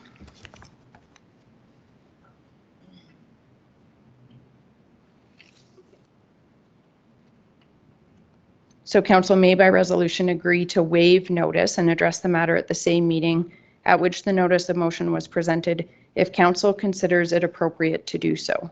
So I think in order to consider the resolution you would like us to consider, first there would need to be a motion to waive the notice on, I guess, let's address them one at a time, on the first notice of motion, which would be reconsideration. Councillor Laursen. I'll make that motion that we agree to waive notice and address the matter at this meeting, so we can address the first notice of motion. Can I ask, could we number these? I still don't know which one we're talking about. So can we say the one that says the council can reconsider resolution number? Could we call that number 1? Yeah, and I think that would need to be determined first. Number 2? Because we would only be directing administration to pay if there was reconsideration and that original motion that council supported was substantially changed, right? So yeah, so we're looking at the number 1 is. Yeah, I think we need to address that first, then reconsideration. And so Councillor Laursen has moved to waive notice. But I don't see that as part of the. See how under date of regular meeting motion will be brought forward. Date of. It says May 7th if notice period is waived. Yeah, but if I don't not think we can waived, waive it. I don't see in our procedure bylaw that we can waive it. A motion, so you can either do it during the same meeting or else a motion to reconsider may only be moved at a subsequent meeting by way of notice of. Oh, so you're saying. Right. Okay, so So, then. but then under we notice of shift to motion, notice of motion where there is a look at provision those to waive. rules. Okay, I understand now. Thank you. And then it's at council's discretion.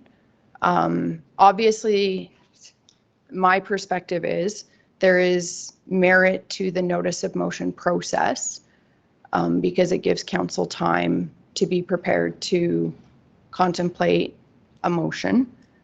When it is just brought forward and you waive notice, to me, there needs to be a compelling rationale for doing so where the 2-week notice period is critical to waive.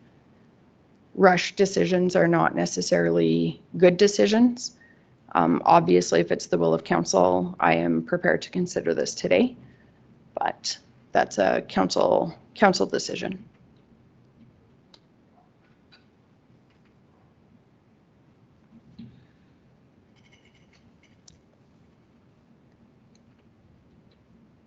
Is there any further questions or discussion? Deputy Ruth Clausen and then Councillor Kester. Just trying to look here, is there a notice to suspend the rules?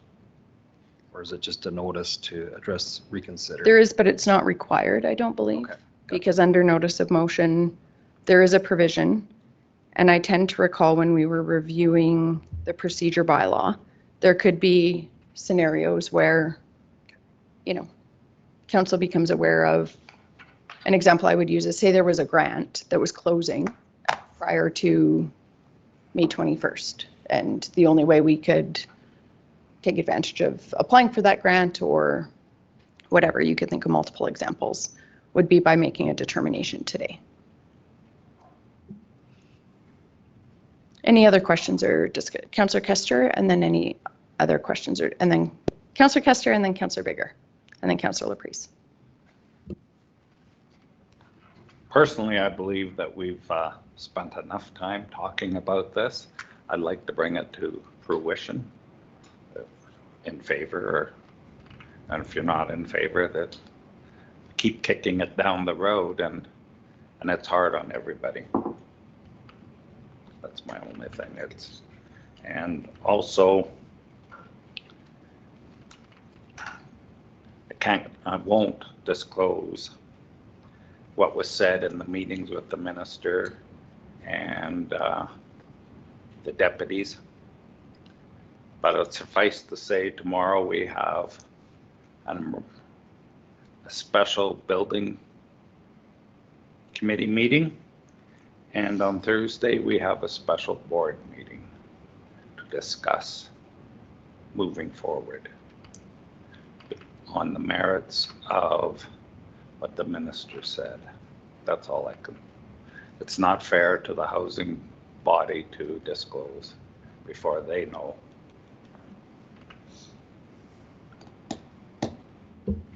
Councillor Bigger. Okay, I'll apologize, but we are voting on whether to discuss this right now or but it will, if we decide not to discuss it now, if it's a no vote, it will be discussed on May 21st. Okay, thank you. Yes, so sorry for clarification. The motion that Councillor Laursen has made is that council waive the notice period and address the motion to reconsider at the May 7th, 2024 regular council meeting. So that's the question at hand. Councillor Laprise. So I kind of already talked about this morning when I withdrew my motion, but I think I'll just say it again. I think that we've kind of lost sight of the fact that Wheatland County is supporting this project. And to advance $1 million towards Class A budget, I just don't know that that's been proven that that is critical to the success of the project. We submitted our application with a Class C budget, and now we have a Class B. We are, if we got approval to go ahead with the project, we would be weeks or potentially, like 2 months away. We're not years away from getting it done. As it stands now, I don't know. I've heard that just today that perhaps more money is going to be available the next 2 months, but the Alberta government does not always live up to their promises. We thought we would get notification about this grant in January, then March. Now it's May. I guess it was the end of April that we got our notification, but I'm concerned about spending money on a project that the government has not approved yet. And it is in their hands. It is up to them. And I think that our project should be approvable with what we have today. The other argument that I've heard is that we risk losing our consulting team because of delays. But I think we have that risk anyways. Even if we get a Class A budget and we're done middle of June, if the applications aren't open until September, they are going to be sitting on their hands. And so whether they sit now or whether they sit later, I don't understand why the push is on now. Like, honestly, I just feel like our submission is a good one. I do think it's a good one. I think that it's needed in the community. We see that people want it. I fully recognize that. But I think we need to be patient, and wait for the province. And there's going to be a lot of money coming available in the next 3 years, but that's a 3-year timeline. We don't know. I mean, it's a gamble, and it's not my money, it's taxpayer money, and I think we're better off to be patient and wait for the government's nod.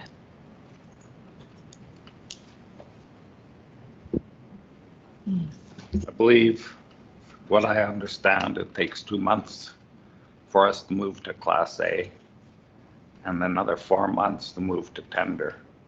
So that's 6 months out before we would actually get. Yeah, so it's right on the edge of shovel ready for.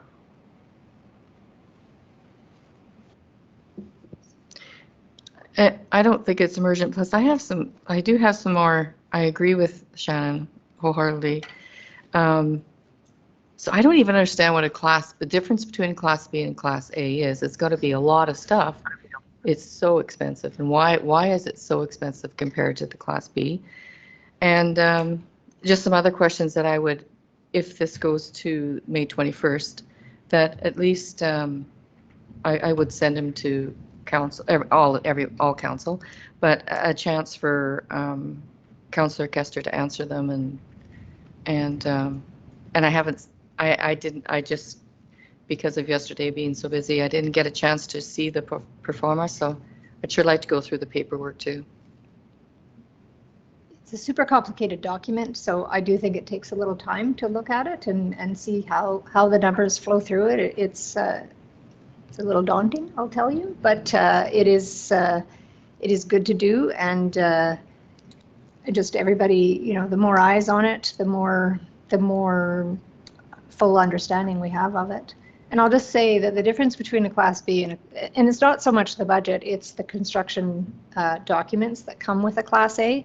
And so it is actually looking at the full construction task lists, down to task lists, and what order those tasks need to happen in and what happens concurrently. And it's like very, very detailed. That's why it is, an expensive proposition. But I feel like a government would know that.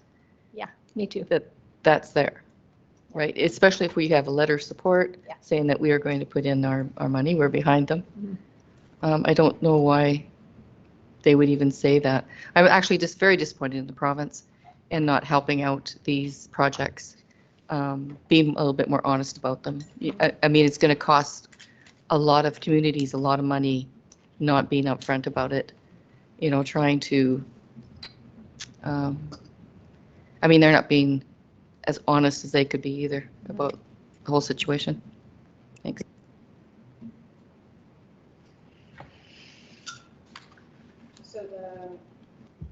So the matter at hand is waiving the notice period, and whether council deems the notice of motion as emergent, I think is the language.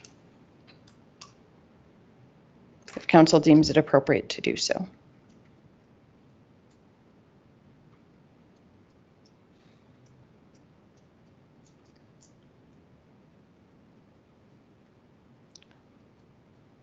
So I'm hearing there is a motion to waive the notice period. Are there any other questions or discussion?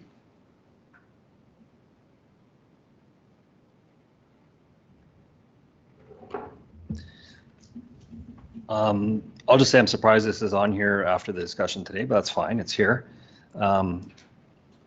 What happens?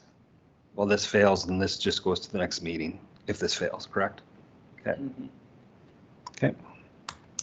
There's some good discussions about timelines and things. I guess my one question, if we're going to have submit some questions, I'd like to know is a Class A budget, how long is that? I'll just use the term ripe for. How long is that current? Is it a year? Is it 6 months? Is it 3 months? I have no idea. Is it, if it's based on construction values, it can't be a current document very long. My other concern is all the people that went through that application process went through the same document. And for them to come out, and I'll say them as a provincial government, and say, you would look better if you did this and this and this, is appalling to me, because we are competing against other municipalities that may not have funds to do stuff. And I don't know their needs. I don't know any of that stuff, but I don't want to be in competition. We should all be fair in municipal government. And that is not fair for that process that you submitted through, and you've even gone to a higher class of budget than what you needed submitted to, and they still want more. That's why I asked for it in writing, because I don't think you'll ever see that in writing. I'm sorry, and I'm not saying anybody's lying. I think it's smoke and mirrors in a political way, and that's horrible, because there's needs all across the province that I've heard. Northern Alberta, everybody's trying to do the same thing, and they're all competing in the same thing. So because we have the ability to possibly add money to it or whatever, we look better and beat them. That's not a government I want to participate in. I'm sorry, it's not right. So I've been told that the lifespan of a Class A is 3 years or more. It can be done relatively fast to reprice it. Like Shannon said, bulk of it is the design drawings. Once you have that, you have something you can put on the shelf.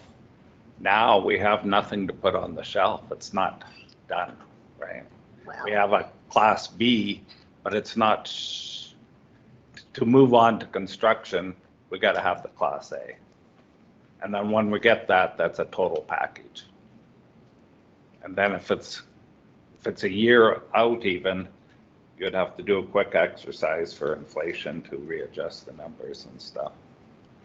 I was told that's not as stringent. Yeah. Right? Sorry, Councillor Laverson, if you can use your microphone. Glenn will say it. Yeah, it's the CMHC. It's part of their application process. CMHC requires a Class A budget to even approve it. Can you show where that's indicated for what program? CMHC, that's the mortgage. And I think we knew that. I think though in normal, the way it's supposed to work is that we would do the Class B for the AHPP, get approval for that, and then get our Class A for the CMHC. And I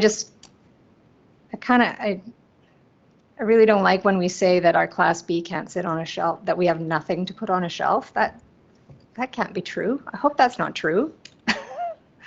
Please tell me that's not true. Can you use your microphone, Councillor Custer?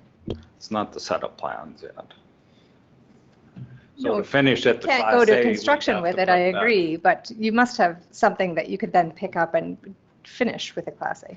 You must have something. Yeah, it's not worth as much, say that.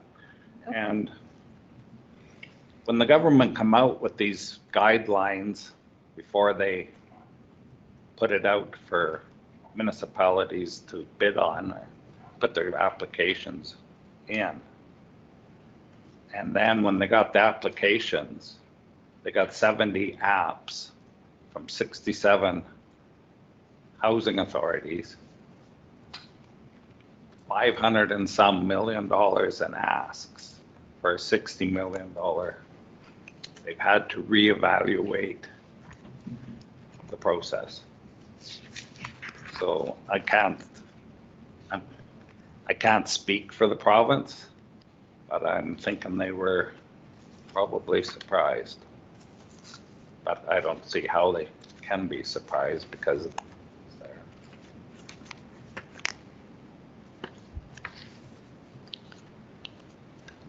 So for myself, I actually am going to support the motion. Full disclosure, I will not be supporting the motion to reconsider based on much of the rationale I have shared already today. For me, my primary reason for being open to addressing it today is the fact that I don't believe we're going to receive additional information from the province between now and May 21st. I do think that typically when a grant is announced, there is an announcement of the grant opening, there is a timeline until the grant closes. If there are amendments made to the grant guidelines, those would be made public at that time, from what I understand. And that would be transparent for both the board and council to access that information. At this point, the Housing Board has met not only the actual requirements for the grant application, but also met the shovel-ready status based on the Class B budget that is outlined in the preferential considerations of the AHPP program guidelines. And so while I think there is merit in having more questions answered around pro formas and things like that, just for our own information, I'm just not sure that for me there's merit in relitigating this in 2 weeks. But obviously that's just my position. But the guidelines are published. They were current as of July of 2023.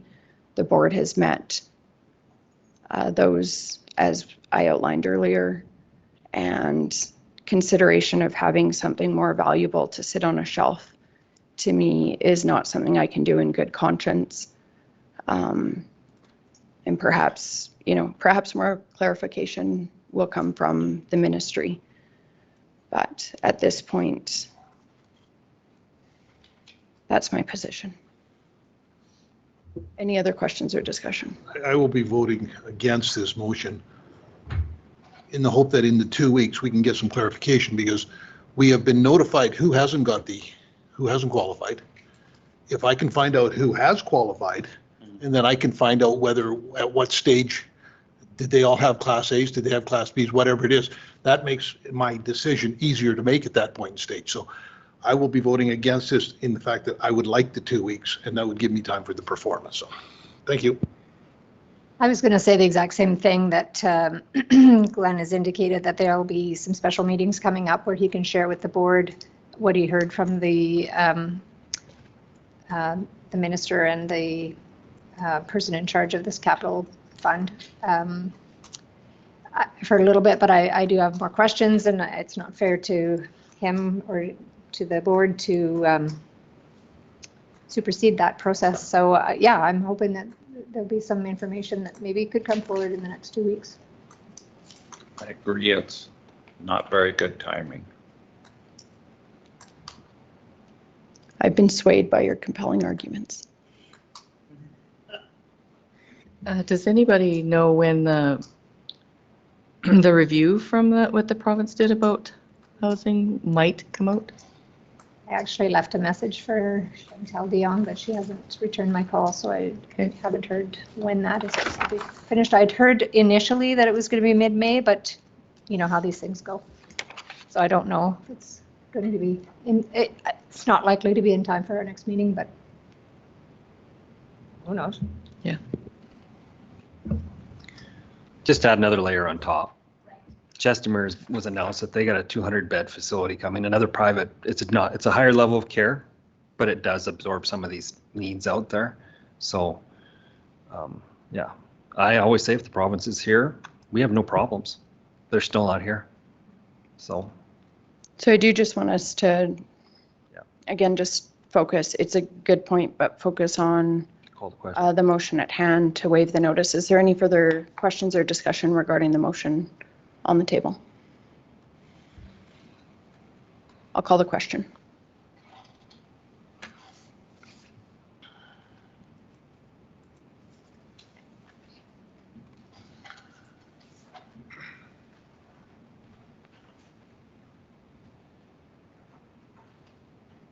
So motion fails, and so just for clarification, the notice of motion still stands. Just the consideration to waive notice. Any further motions regarding the notice of motion? If not, they will. Got another notice of motion that council directs administration to pay $916,702 to Wheatland Housing Management Body as a portion of the $3 million. So, sorry, Councillor Kester, just to pause. That's been presented as a notice of motion, so we can't move the motion. The notice of motion would come to the next council meeting unless council agrees to waive the notice of motion. This is So, a notice of motion for next council meeting. yes, so you don't need to make the motion. You've circulated the motion that will come in 2 weeks. The only motion you would need to make, Then, you bet, the only motion you would need to make now would be if you were requesting the waiving of notice. I don't know that that would be prudent, because it's not prudent being that the other one is. exactly. So these have been presented to council. We all have them. They will be on the agenda for our May 21st council meeting. Just confirming with administration, that's the process. My suggestion would be at the next meeting to have it in the morning, because it's coming. So if people should come to attend, they're not sitting here all day out of respect for people. If we can have a booking time or something Yeah, on there that's so fair. people know. Yeah, good idea.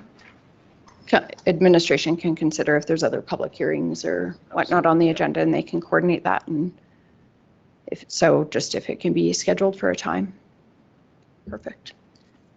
So if there's questions, we can give them, let all of council see them, but they would be directed to the board or to Councillor Kester. So I think in terms of, we would reconvene, we've tabled the RFD that was in the package for today, so that will be in our package again on the 21st.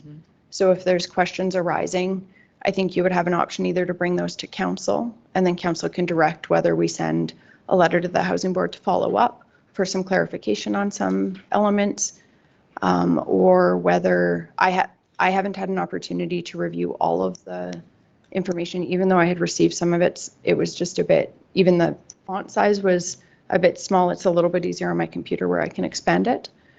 That's even with my glasses.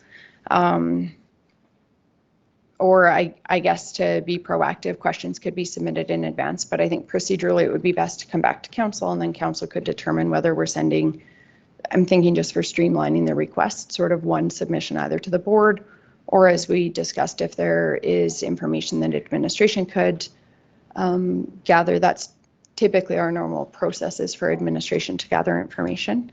There are, of course, at times where they can't do that because it's sort of housed within another body, but council could determine that at the 21st if everybody's comfortable with that. Okay, that brings us to, we have one closed session agenda item. I will move us into closed session. And I will call the question. Sorry, you will still need it.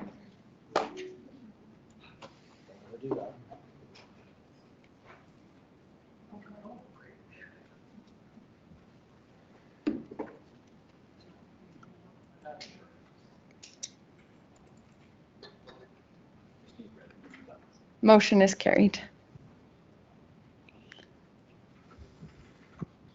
So council has moved out of closed session And there's a motion arising. I'll move that council directs administration to take steps as discussed in camera regarding the Origin Business Park Phase 2 Development Agreement. Any questions or discussion on the motion? I'll call the question.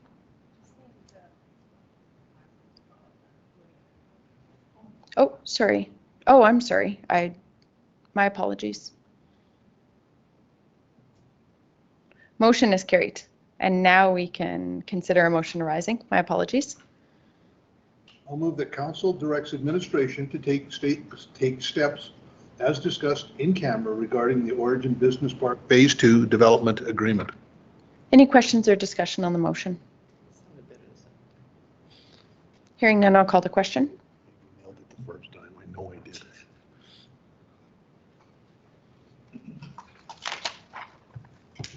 Motion is carried.